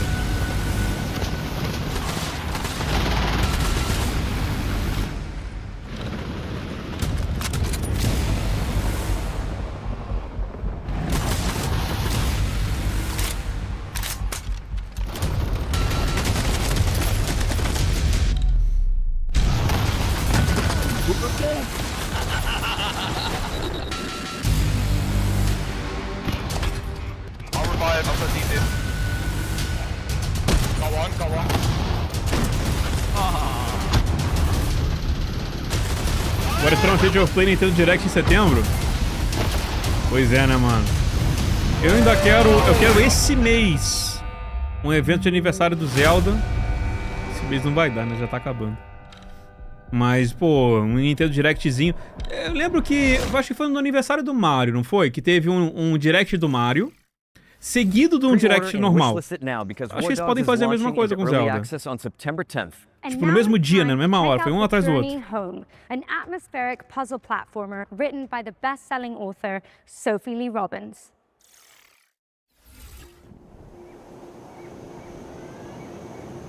How I got here. Ah, esse trailer consiste inteiramente de gameplay. Pô, não precisava falar isso. I've spent my whole life gazing up at the stars. But I've never seen beauty like this. This place is different. Time has stopped. Or was it ever even moving at all? Everything, all at once, illuminated. There's something here. Caraca, and it knows me. All of me.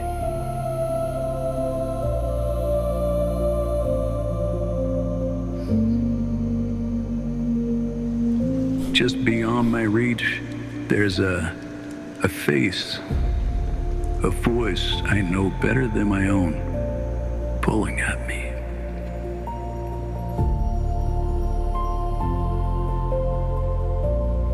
Whatever is waiting for me out there,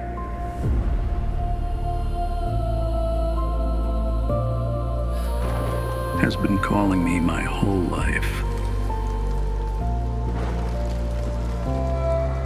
I have to find out what it is.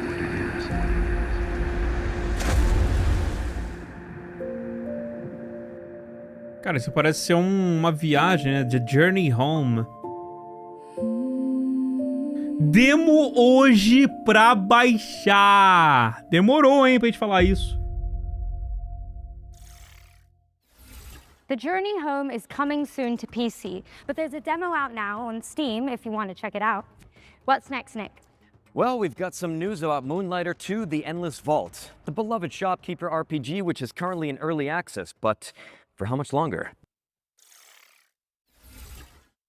Vamos ver. This shop isn't your choice. It's your duty, your legacy, and it gives you a chance to learn how to read the room, to pick your battles, to know exactly what's worth keeping.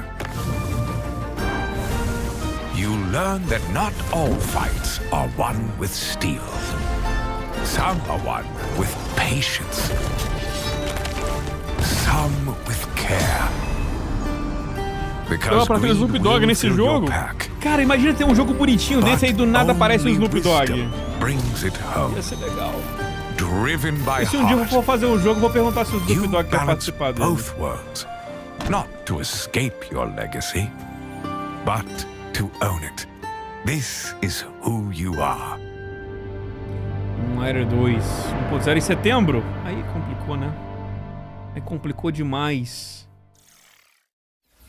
Moonlighter 2: The Endless Vault 1.0 release lands on September 2nd for PC and consoles. Don't miss it. For this next trio of trailers, we're going to pass over presenting duties to some awesome HoloLive creators. So, while we go hit the safe room for some green herb smoothies, please welcome Shiori Novella and Vestia Zeta to the Future Game Show. How's it going? Sempre tem uns 15 jogos, cara, porque eu acho que tem mais, hein? Or Nick and Angela. I'm Shiori, and this is... Hi, I'm Zeta. And we're so excited to be here with you guys. All right, let's get into it. First up is Everwind, a first-person survival game where you and your friends command a flying ship across a shattered sky. Super cool.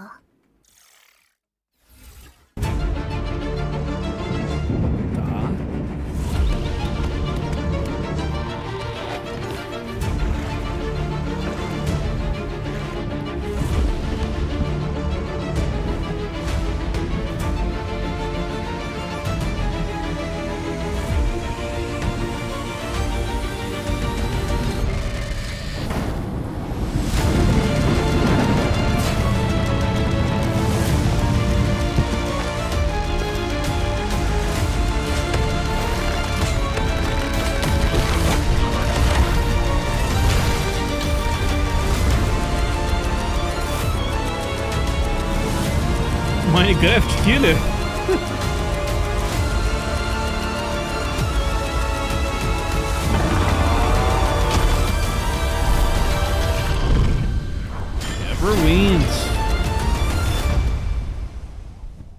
Everwind is coming to consoles in 2027 with a major update coming in September.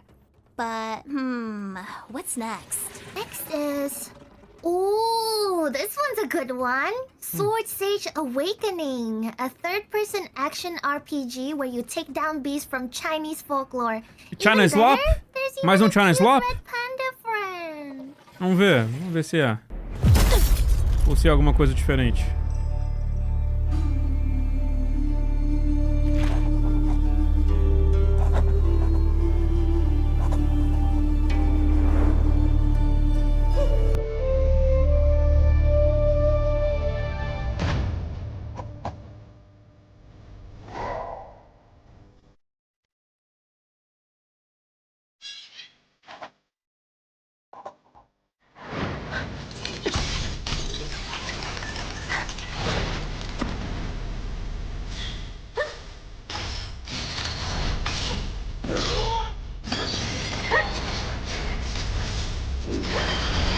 Caralho, olha que chutaço, hein?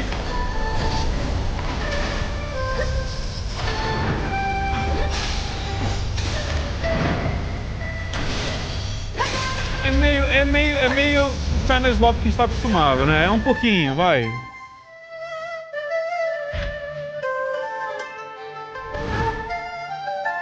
Nossa, vai ser um sistema de arma meio Nioh. Eu odeio o sistema de arma do Nioh.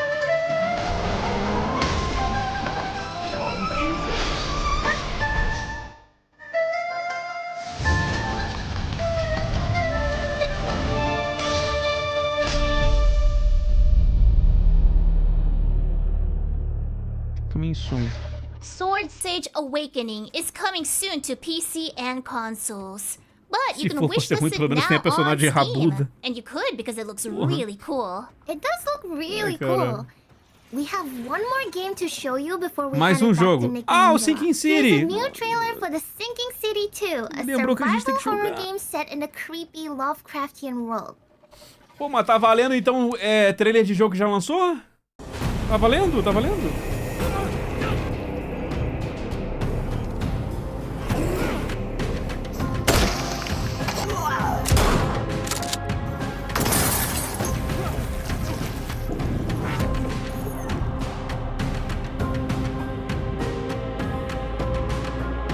Vai zerar esse jogo, Kaká? Cara, quero muito zerar com vocês, mano. Ah, a versão de Nintendo Switch, beleza, coisa nova. Ano que vem vai ter. That looks so cool and spooky. The Sinking City 2 is out now, and it's coming to Switch 2 in 2027. Enjoy the monsters then. And with that, we're out of here. Thanks for having us, Future Game Show. Thank you for having us. Valeu. Now back to Nick and Angela. I mean, Leon and Grace. I love you! Thanks for stopping by. And as for what's next, we've got our second Ones to Watch deep dive. Here's an interview with the team behind Tides of Annihilation, a fantasy hack and slash set in a fractured London and inspired by Arthurian legend. Que você tá dublando agora, né? Ela que tá fazendo agora a protagonista.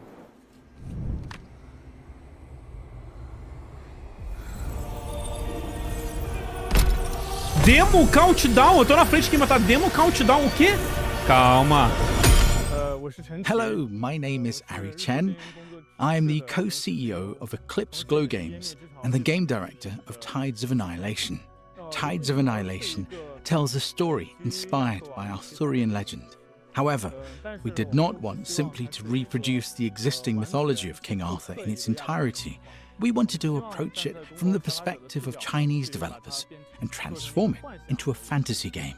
Although the game is based on Arthurian legend, the entire story has been reinterpreted from our perspective as developers.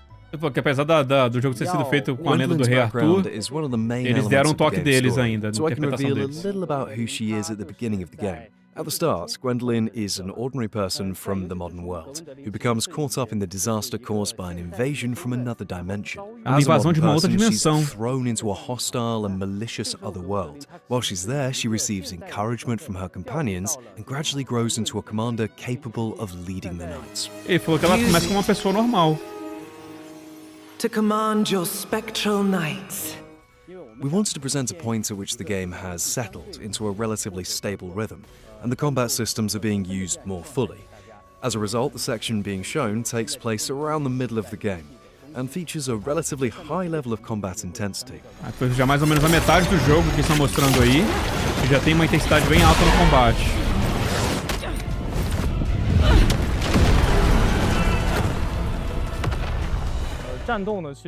Combat is at the heart of the experience, because this is ultimately an action game. We want as many players as possible to experience the enjoyment of action games when they play it. For that reason, we have carefully refined the combat system. This includes the Knight system, which gives players access to a greater variety of character builds. Players can combine these elements to create many different combat styles.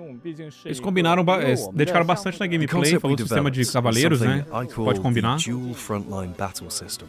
This system allows the protagonist to fight alongside the knights she summons, working together with them in battle. I wanted to introduce more companions into combat, so that the player would no longer feel alone and would have the sense that other characters were actively supporting them. Só que assim os jogadores eles não ficam sozinhos, né? Que tem outros personagens ajudando eles no sistema que eles colocaram. The first is, of course, combat. The other is exploring and adventuring through another world. Você pode explorar outro mundo. The game also builds on the important feature of the combat system, the knights. During exploration, the knights provide the protagonist with a wide range of abilities and assistance. The main purpose of exploration is ultimately to support the combat experience. At its core, combat remains the game's most distinctive feature. Ele enfatizou mais uma vez additional resources, que o combate é o foco principal. And a wider variety of builds to discover and develop. Que você durante a exploração você pode pegar mais coisas para poder montar a tua build. How the knights fight. We currently have the main knight, Bedivere. His design is centered on speed and fluid connectivity, allowing players to perform combinations easily and smoothly. He therefore has linked light and heavy attacks. Palamedes, the first knight, is primarily built around charged attacks, so the player has to recognize and take advantage of the right opportunities. And K, the time knight, needs to deploy time bombs at crucial moments. These can interrupt enemy attacks and also temporarily stop time. Each of our knights has therefore been carefully designed. We wanted each knight to feel different to control and to offer the player a distinct kind of enjoyment. How is this possible?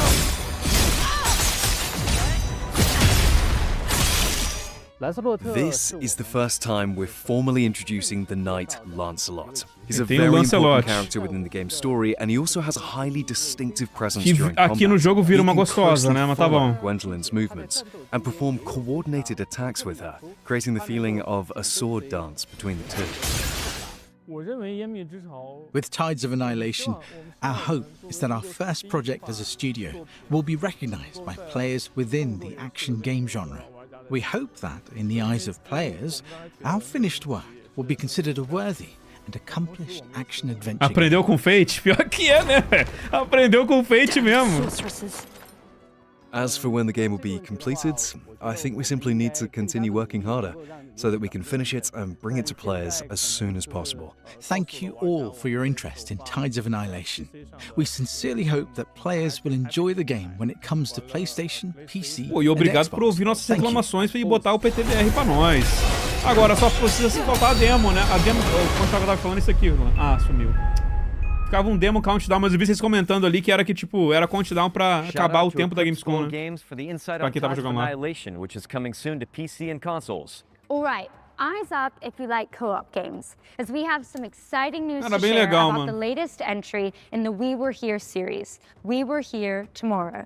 Now, if you're not in the loop, this is an asymmetrical co-op game where you use walkie-talkies to solve puzzles, and we're about to find out when you can start playing it.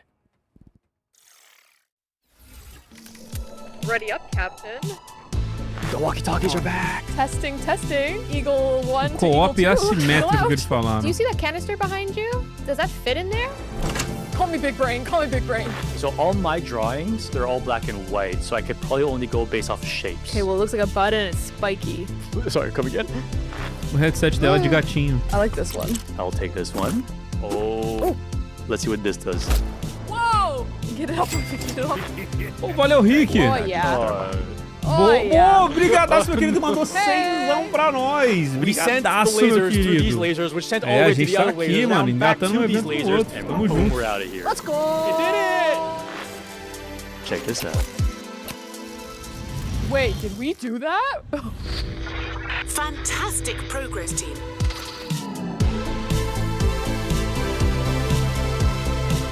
Outubro? Ah.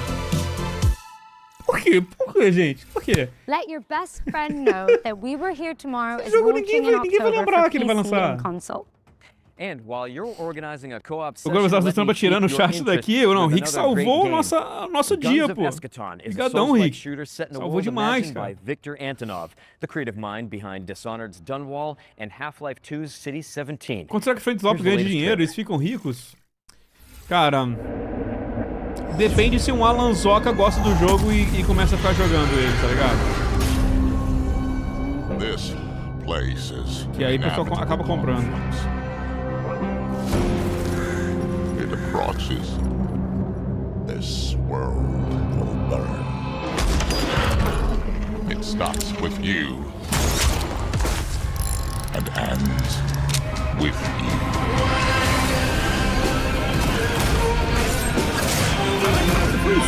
Umas mãos aparecendo pra gente.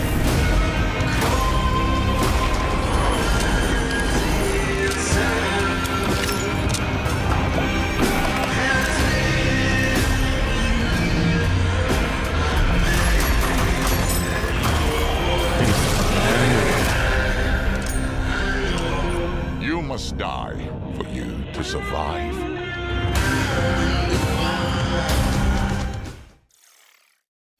Wishlist it now because Guns of Eschaton is coming to PC and consoles in 2026. Now, what have you got for us, Nick? Well, I think another spooky mysteries in the cards, quite literally. Hillthorn is a card-based detective game where knowledge equals progression. Hillthorn, card game de detetive?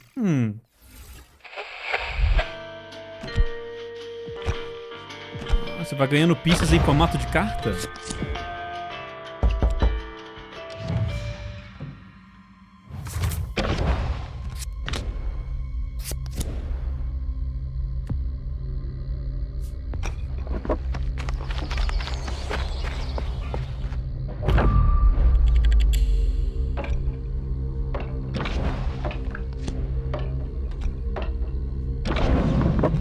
Tem coisa de diálogo, tem coisa de lugar, né? E de pessoas. Parece que são as cores, cada um indica uma coisa diferente.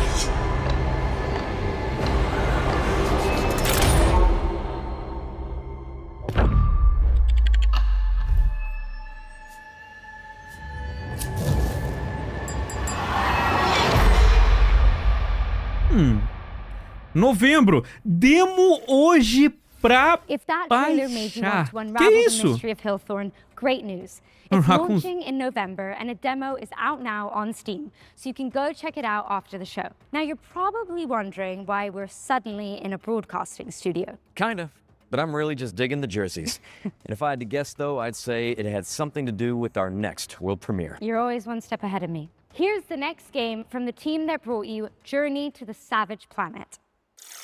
E acaba, né, que ficou tipo Raccoon City, né? Parece uma roupa de algum time de, sei lá, beisebol, basquete, sei lá, de Raccoon City.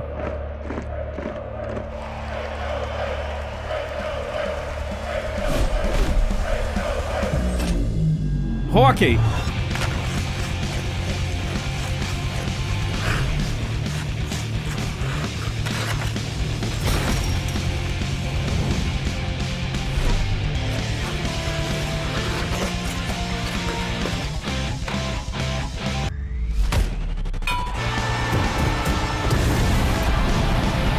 Jogo de americano. Pô, o hockey é forte no Canadá também, não é?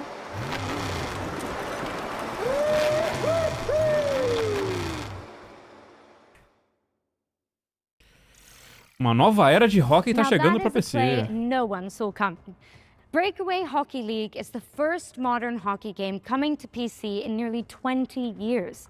It's a fast, skill-based 4x4 hockey game where every player controls a single skater. Cada jogador controla personagem. No sitting on the bench or in the penalty box. And I am totally keeping this jersey, by the way. Oh yeah, me too. Anyway, it's coming soon to PC, so slap it on your wish lists and sign up for future playtests. Now, we need to get changed and make our way out of the studio. So, for this next part, we're going to throw it over to a series of back-to-back trailers, starting with a world premiere. O World Premiere falou que vai ter vários trailers, um do lado, um na frente da outra, hein? Vamos ver. What's this?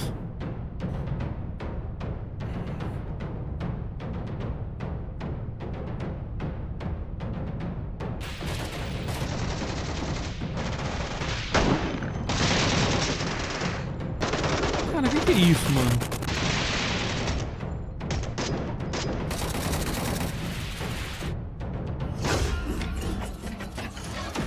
DNA Nemesis. Ok, dezembro.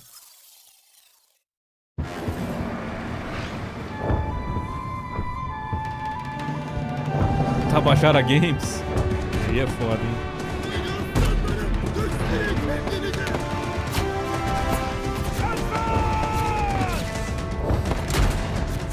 Medal of Honor.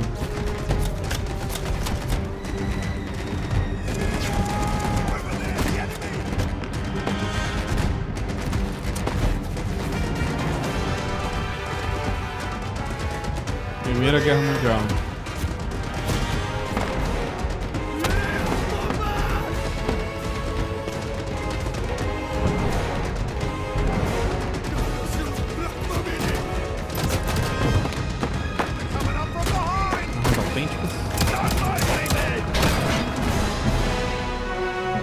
World War I Gallipoli. Ottoman fronts. Ok.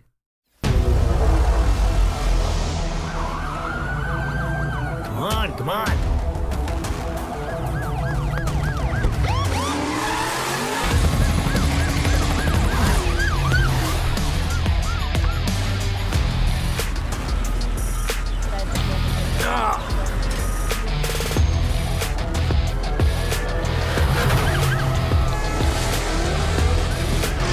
Medal without honor. Nothing exciting ever happens around here.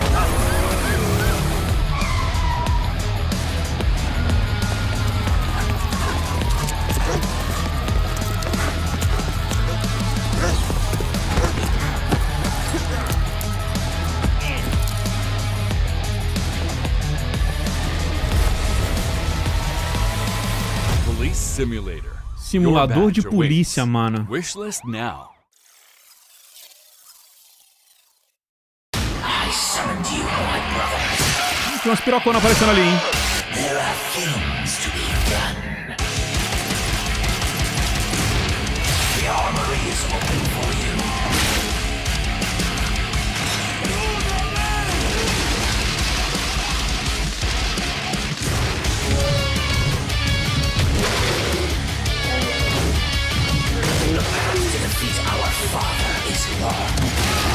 Rapaz, todo mundo tá... A maioria dos personagens tá pelado. Em versão piroca. Aí é foda. Pô, tinha algumas coisas pra comprar ali. Parece ser meio roguelike, hein, no jogo.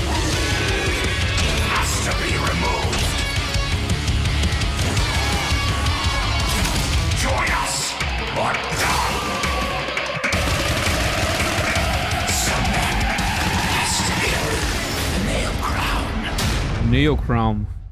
Okay. Nick, I just saw this in that green room. What do you got? Ran out of coffee, morale is gone, everyone is exhausted, itchy, tasty. Itchy, tasty? We should probably be worried about that. Yeah, let's just play it by ear. Camera's still rolling. Oh. Welcome back, everyone. Here's a new trailer for Resonance, a Plague Tale Resonance, Legacy. que acho que saiu review hoje, né, do jogo. Ele vai sair amanhã, vai lançar amanhã.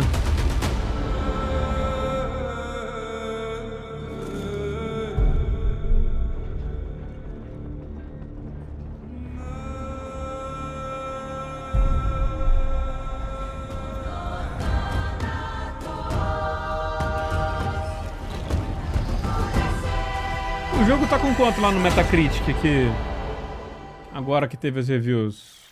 Ninguém consegue lá ver? Resonance: A Plague Tale Legacy is out tomorrow, August 27th for PC and consoles. Don't miss it. And speaking of plagues, we're following that trailer with a closer look at Exterminauts, a cooperative shooter where you play as a pest control. Exterminauts, pô, acabou de passar essa merda. Was revealed yesterday, but we've got the inside scoop direct from the developers. Que é foda, os caras botam no negócio do Xbox, botam agora no outro. Ó, tá 79 no meta? Uma nota ok, né? Uma nota ok. Hey, Future Game Show. I'm Vincent from Behavior Interactive in Montreal, Quebec, and I'm creative director on Exterminauts, which is a co-op PvE shooter where you're part of a blue-collar crew whose job is to repair and exterminate. It's fast, relentless action that rewards teamwork, creativity, and skill to get the job done. Thankfully, you have all the weaponized power tools at your disposal on your work shift. This includes not only guns, but a variety of special weapons to deliver crazy elemental damage, and a special power clamp that activates your overdrive system to use in all sorts of utility and combat situations. Exterminauts takes place on planet Tien, where a new miracle energy source was discovered called polymorphic plasma. So it's just one problem: alien pests. This plasma is like honey to them. They'll tear through infrastructure, machinery, and entire facilities to get at it, causing chaos across the planet, and this is your problem to fix. You might have seen the trailer we released yesterday. We wanted to kick things off by showing the tough, blue-collar style the Exterminauts have and focusing on the gear and the tools they use. Even if they have a job to do, we wanted to show off the frenetic action right away, but also the comedic undertone that's always ready to creep up.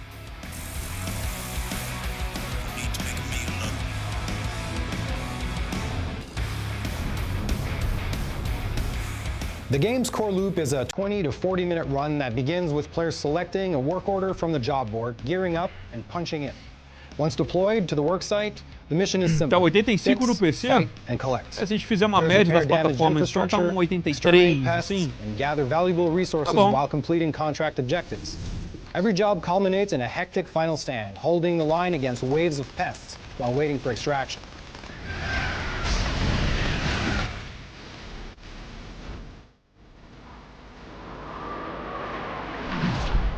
Back aboard the rig, players can cash in their earnings, purchase upgrades, customize their loadouts, and prepare for the next shift before punching in for the next contract. After almost 5 years of working on this game, at this point, I'm just excited for people to discover the experience at large. If you want me to pick one, I'd pick the special weapons. Man, I love our special weapons.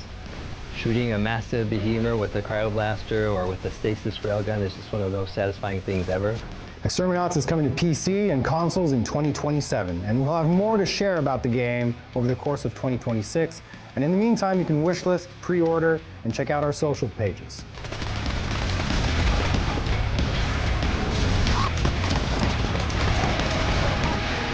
Parece legal? Parece bacaninha, mano. Sei lá, hein.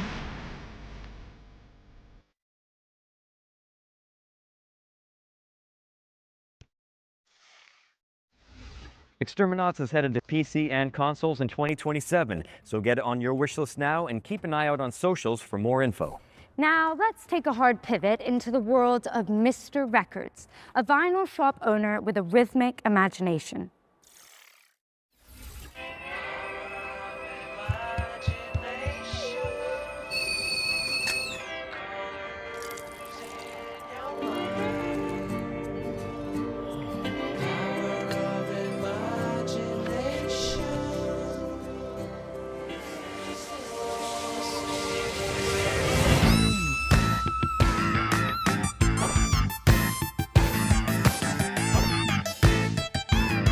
Que é esse agora, hein? Oh, legal, né? Tá bem inclusivo com o jogo de velho, né? Teve aquele jogo de velho plataforma 2D, teve aquele jogo de velho LSD e agora esse daí. Good morning. Saya.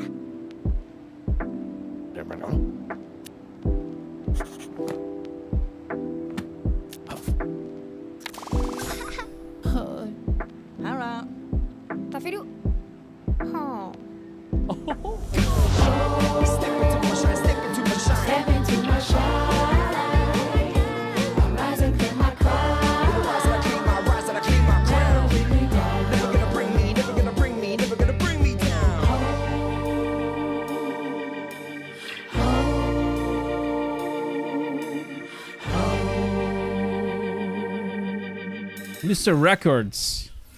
The adorable Mr. Records is coming soon to PC and Nintendo Switch too. Now we're closing in on the end of the show, but Estamos chegando no don't let final. that fool you into thinking we're out of surprises. Mas, In tá, vai fact, ter here's a world surpresas. premiere for an anime-inspired indie game with Jogo indie de jaw-dropping anime? pixel art.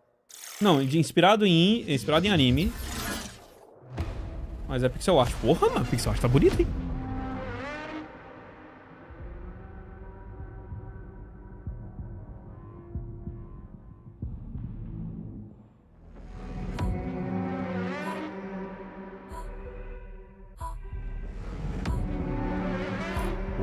Caraca! Tá bonitão o jogo.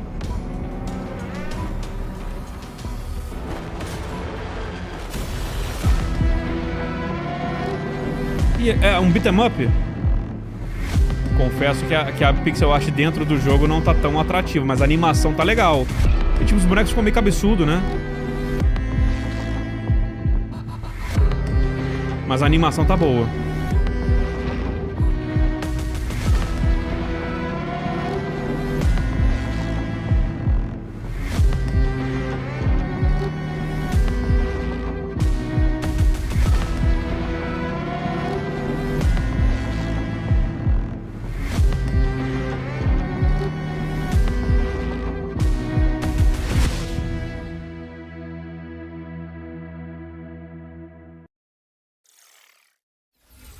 That was your first look at Last Ditch Effort, which is coming Pô, in 2027, but you can Eu só achei que a pixel art dentro do jogo podia ser menos cabeçuda. E de resto tá muito foda, tá muito bonito. Tá bem legal. A dreamy delivery simulator where you pilot a sentient motorcycle. Into the World.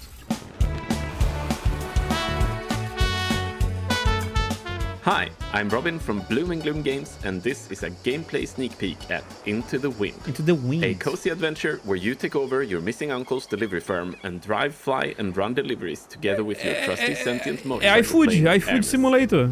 Let's get started. Só que em lugares diferenciados.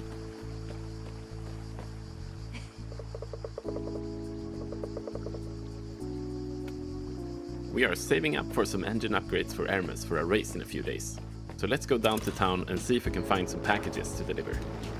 Different types of cargo affect driving and flying in different ways, and more challenging deliveries mean Pô, more a pay for your dirigibilidade efforts. parece tá Today, boa, we're hein? looking for something fairly chill. This red sign means they're looking for some delivery help. Let's see what they have for us. Looks dangerous. Too lively. Some heavy ones. They'll bring in a good deal of money, but the weight will make it hard to fly. So let's pick a good route and stick to the roads. As with cargo, there are different kinds of jobs that come with different challenges. The job we picked up is a standard delivery to Falco Homestead, meaning we can take our time. We could also stop in the villages we pass through, pick up new jobs or browse the shops for new parts or customizables. Ô, dirigibilidade tá We're fully legal. loaded, so we'll just refuel before we continue. Pirates ahead. With our current load, we would have a hard time fighting back or flee without damaging our cargo. Better to pick a way around instead. And here we are. Let's just pick up the right thing and head inside. Pegar a coisa certa pra poder entregar. After delivering our heaviest package, we're now light enough to fly. Launch pads are not necessary to take off, but they sure help. Let's go back to those pirates and chase them off for an extra reward. Flying offers a great deal of freedom and potential. Caraca, é muito rápido. Ih, olha lá, tu atira nos outros. What we can to get behind the pirate airplanes for a better shot. Our weapon today is the machine gun, so we have to get up close in tight dogfights to get in a fast burst. Pirates come in packs, and we need to take them down one at a time. O jogo veio quieto, não prometeu nada e tá entregando, hein? If we take down the leader, the whole bunch will flee. Presumably back to the hotel bar, where we could visit them later if we wanted to. Phew, finally got rid of them. But pirates are not all you have to watch out for in Santa Rosa. Occasional landslides, the weather, and not least of all, local traffic. As the day is coming to an end, we head back home for some upgrades and rest. Fazer With upgrades. that, we are at the end of our gameplay sneak peek of Into the Wind, and now we need your help. The game is still very much in development, and we are preparing for playtests in the near future. Cachorro. Head over to our Steam page to wishlist and sign up for the playtest now, and come join our Discord to follow Into the Wind's development up O jogo veio, não prometeu nada e entregou, cara. Into the Wind is coming soon to PC. Gostei, You gostei. can sign up for the playtest now and join the official Discord to chart its development. Okay, what's next? You guessed it. World premiere. World premiere. Here's a brand new entry in a beloved series of strategy games. Jogo de estratégia, clã. Mas é uma série conhecida, vamos ver. Legends speak of a world once whole, before the shattering plunged it into darkness, and of a crown of creation guarding the memory of all things. Wielding shards of great legacy, the lost lands could rise once more, to be explored, to be claimed. But deep beneath the forest boughs, the greed has learned to rule. Kingdom Rising Helm 3, não conheço. Conhecem, clã?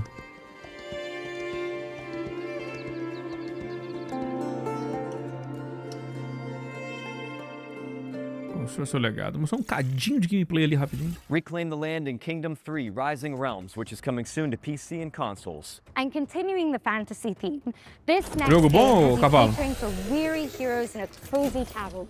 Ooh, I've got a great recipe actually. You take a red herb, mix it with a green herb, add a little seltzer water, and it fixes everything. Hangovers, chainsaw wounds. Chainsaw wounds. It's awesome. Let's hope this place can do better than Raccoon City hospitality.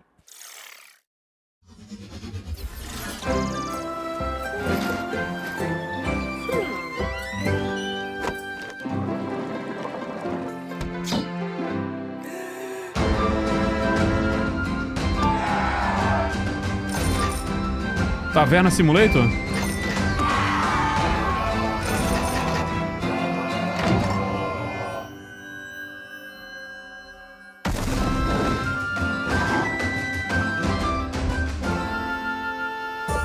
É isso aí mesmo.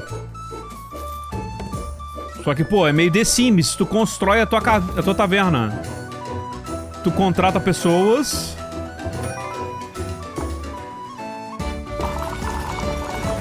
Joga RPG.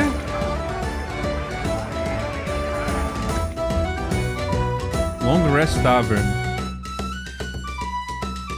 Ó o mímico.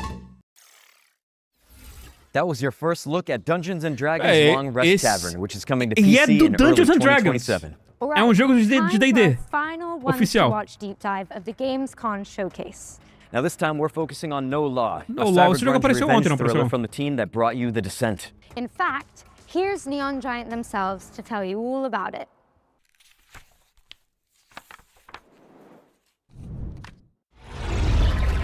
You hear about this Gardner guy going after the mayors? I'm Tor Frick, and I'm creative director here at Neon Giant. É o jogo Cyberpunk. Ah, é esse que é o Cyberpunk 2, né?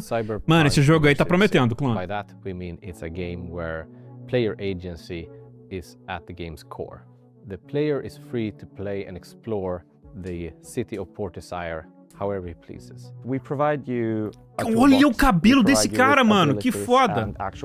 Só que o bigode não tem nada a ver com o estilo. Of building a problem, a puzzle, if you will, where we design a solution for playstyle A or playstyle B, we just lay it all out for you in a more loose manner, and we just say, you go have fun, and we will just try and build a world and systems that will just handle whatever you're attempting to do.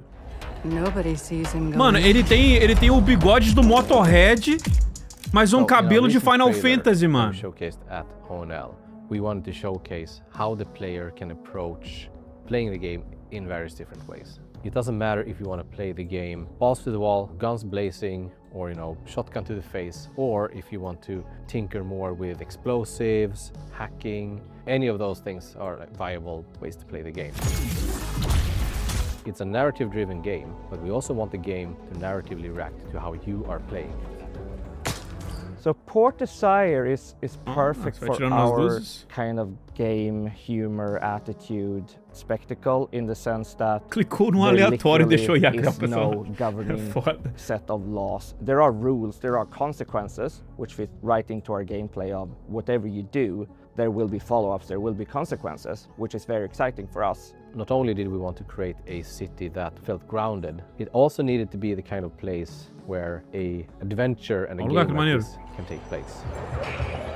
We've chosen to build a smaller city, but just make sure it's super interesting and super Mas deixou ela bem interessante.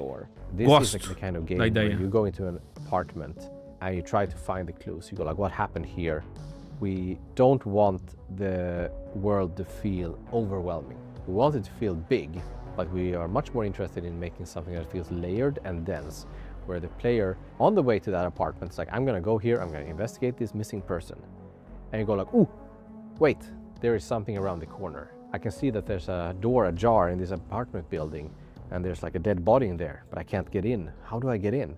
We want that kind of distraction where, as you're moving on your feet through the city, if you see an open balcony, you can probably get up there. And again, we're not telling Se tiver lugar aberto, você provavelmente vai go, conseguir entrar. We want you to kind of choose your own approach, choose your own playstyle, and choose how to get there. Mas como que você vai entrar lá que você vai ter que ver, pelo visto. It's the kind of gun that you can hit someone over the head with, right? Like, we want that feeling everything we do in the game. No matter if it's, the chunky computers to the, parece que tem bastante verticalidade no jogo, né? All throughout the game, we wanted to have that grounded physical feeling.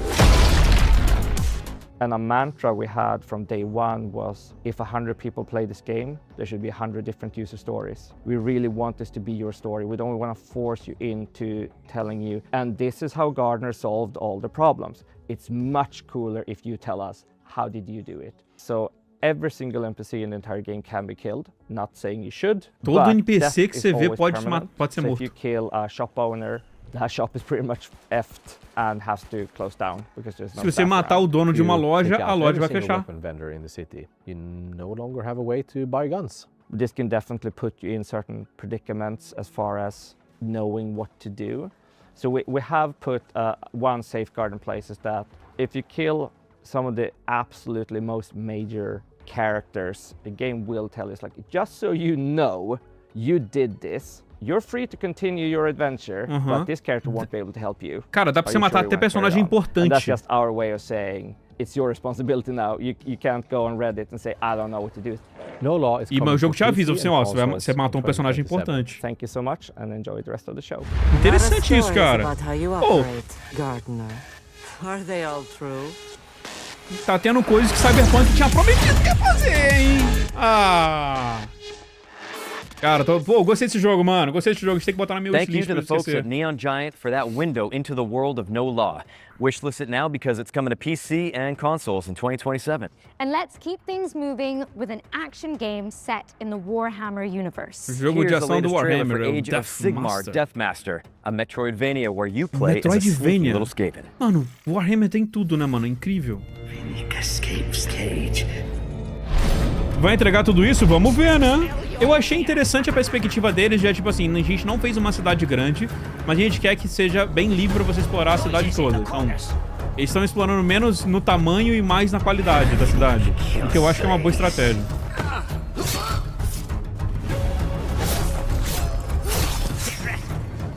Ah, não, Warhammer de rato?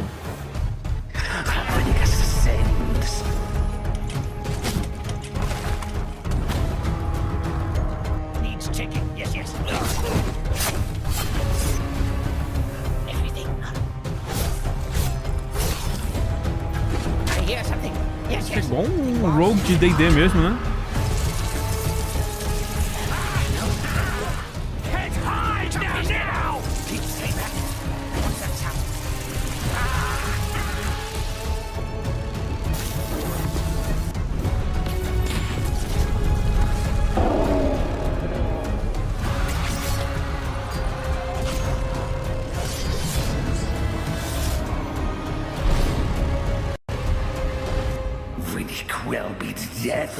Deathmaster.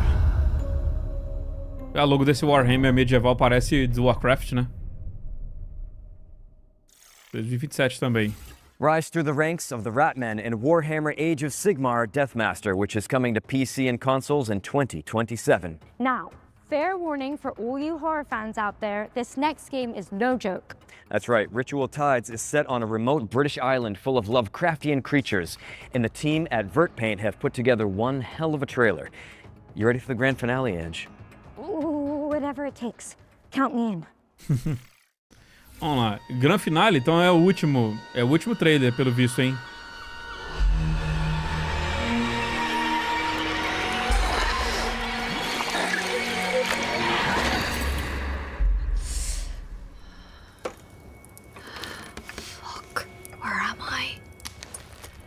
Well, you didn't die. How very interesting. Please, come, join us. Que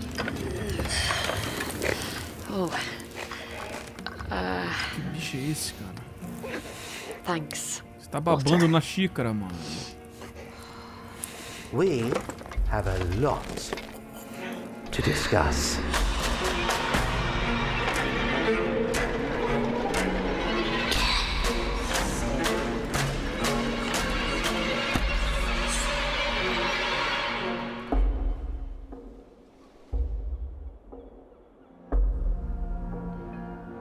É o tempero da casa, a baba?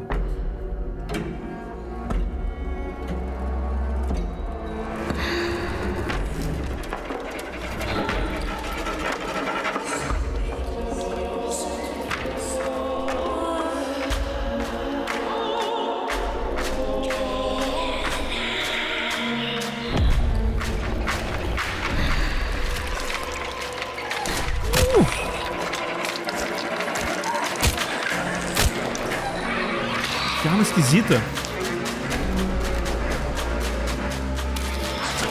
Esse é o nosso personagem? Parece estranho.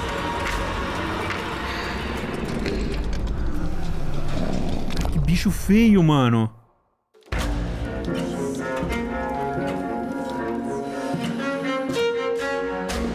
Ritual Tides. Pô, o jogo parece legal, hein? Quando que ele vai sair?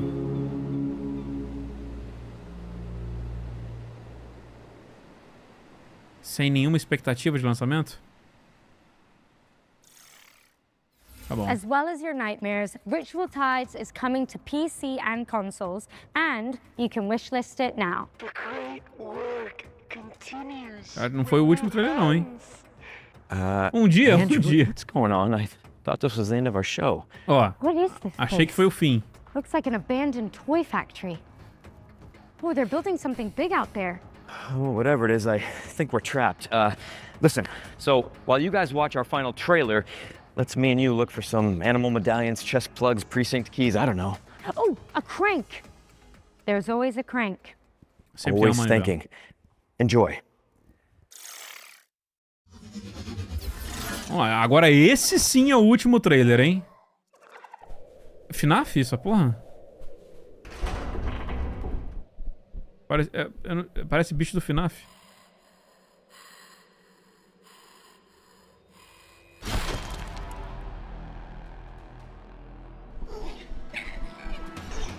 Ih, é Friend Slop. É Friend Slop. Alanzoca Games.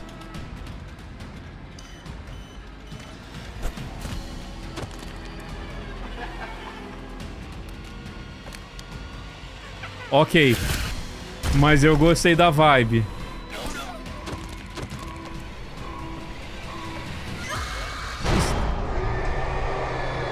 Escape from Playtime. Pô, esse foi o final? Esse foi o encerramento? Experience the Poppy Playtime universe from a new perspective in Escape from Playtime, a co-op survival horror game where you play as a crew of misfit toys. Hit that wishlist button and tell your friends, because Escape from Playtime is coming soon. But with that, we've officially reached the end of the Gamescom showcase. What? Mission accomplished.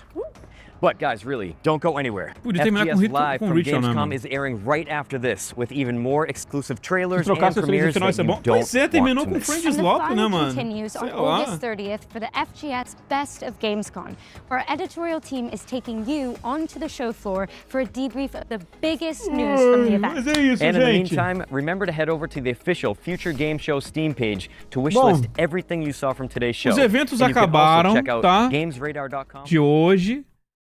Amanhã também, amanhã a gente tem mais um dia do Xbox, mas cara, não vai valer a pena a gente ficar perdendo tantas horas com um monte de jogo que não interessa pra gente. Mas, porém, entretanto, contudo, todavia, meus amigos, que tal se a gente vê a gameplay do The Witcher enquanto eu já gravo o vídeo pra gente poder postar, hein? O que vocês acham da gente ver a gameplay do The Witcher? Quero ver também a comparação gráfica. Comparison. Amanhã vai ter o GTA oficial, amanhã tem o GTA. É verdade, é verdade. Ó. Aqui. A gente teve uma comparação feita pelo The Gameverse, a comparação gráfica. Deixa eu botar aqui e ver se tem mais alguém. Dados do upload. Hoje. É, foi só ele que fez. Então vamos lá, clã.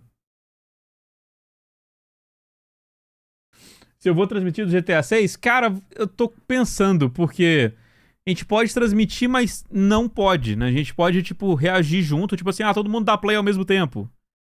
Mas a gente não pode mostrar a tela da Netflix, né, mano? Então, não sei o que eu faço ainda, vou pensar. De qualquer forma, eu aviso vocês aqui no canal. Tá, então, olha só. Vou só fazer uma introzinha, mas a gente já vai direto, tá? Pra poder a gente reagir. Rapaziada, a gente teve um pouquinho mais de gameplay da DLC do The Witcher, Songs of the Past, precisamente 13 minutinhos pra gente poder ver. Então, chega mais que nós vamos conferir em primeira mão aqui pra ver como é que tá essa DLC com nova gameplay e tudo mais. Bora lá. Beginning of Belletin.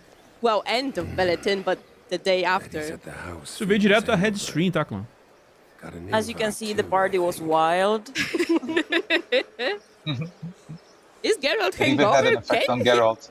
Can he get hangover? I mean, No, he can not get really. tired. He can be tired. Yeah. But in classic form, you lose a friend on a big night out. That's exactly It's the usually deal. everyone else who Começou a gets travar, hangover. mano? Vixe, mano.